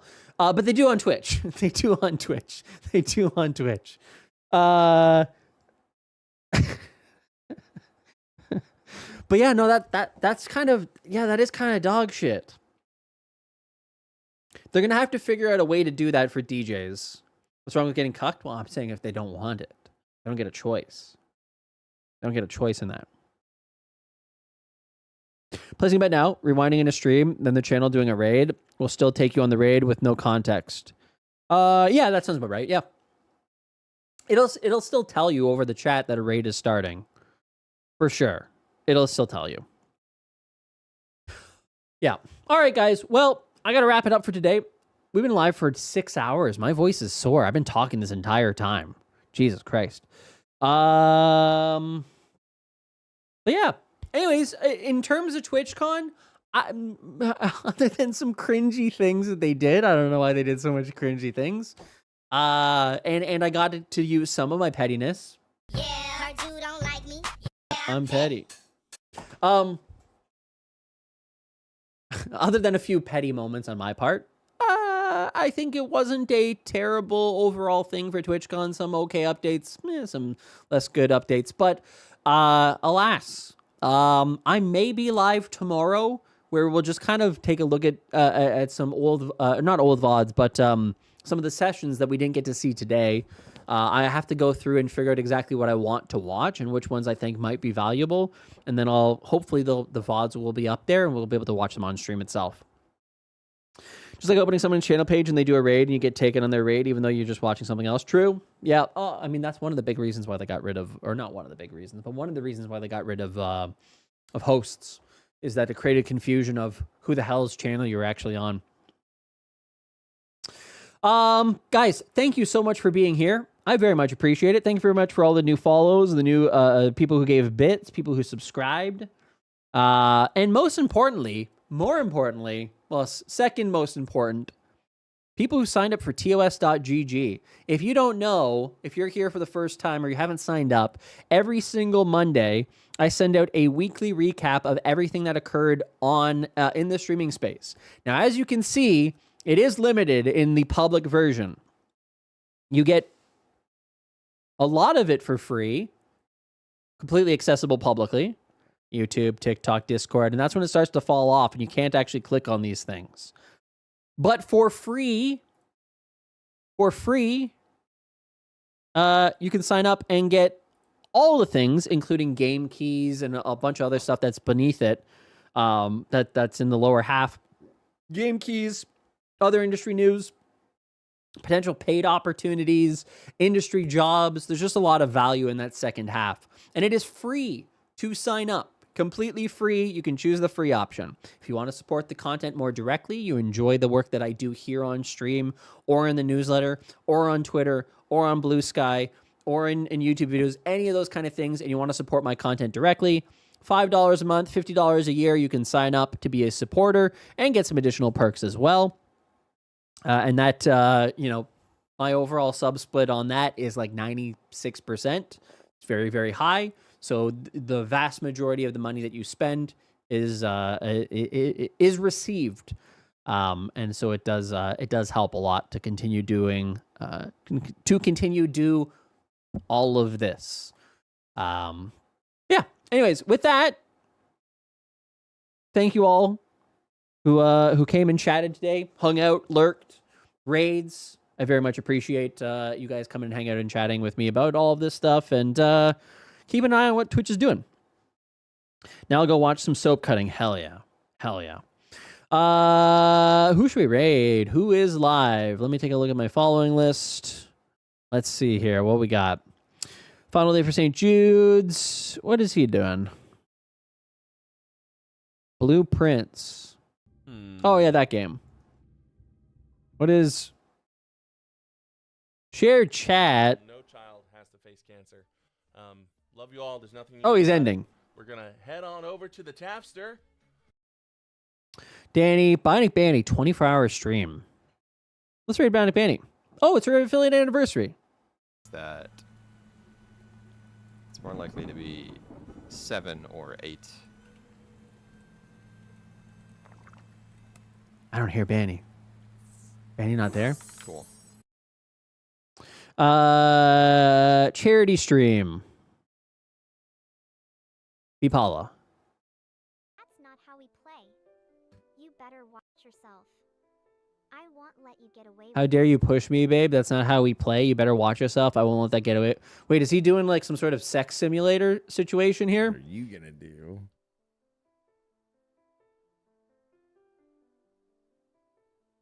Oh, you'll see what I'll do. Just remember, you asked for it. I'm coming for you, babe. Get ready. Escape Cat Girl's apartment? I think he's just... What did he type there? Oh, you think you're so tough, huh? Just wait until I catch you. You're in for a surprise. What else we got? What else do we got? Who's live in the Discord? Who the hell's live in the Discord? Let's find somebody in the Discord. Anna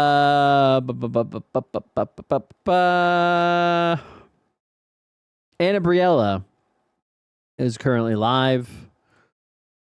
Anna Briella. Hi there, sir. Crispy Jenny's an IRL streamer in Vancouver. This might take a few hours. Sure. I think I know her. We'll raid her. I don't think we've raided her before. /raid. Crispy Jenny. All right, guys. Thank you so much for being here. Thanks for hanging out. I will see you all in the next one. Have a good one, everybody. Do I have a fail of the day? I think I have a fail of the day. Yeah, I got a fail of the day. Let me grab it. Let me grab a fail of the day here. a very old one. It's a very old one.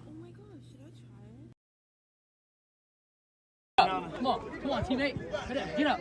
We're doing this shit tomorrow. We're winning. Perfect. We need to just practice. All right, guys. Where the fuck is Ishmael?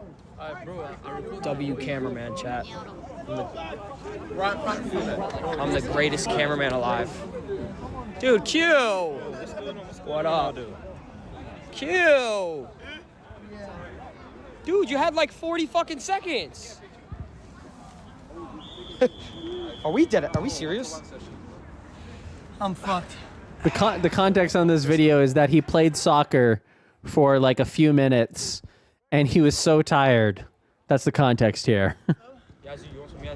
What is that? Oh, there I got one. I'm chilling. Oh, so you just Average streamer body. Yeah. Bro, don't worry about it. 1 minute of exercise. You're basically dead. So when do you win, pussy?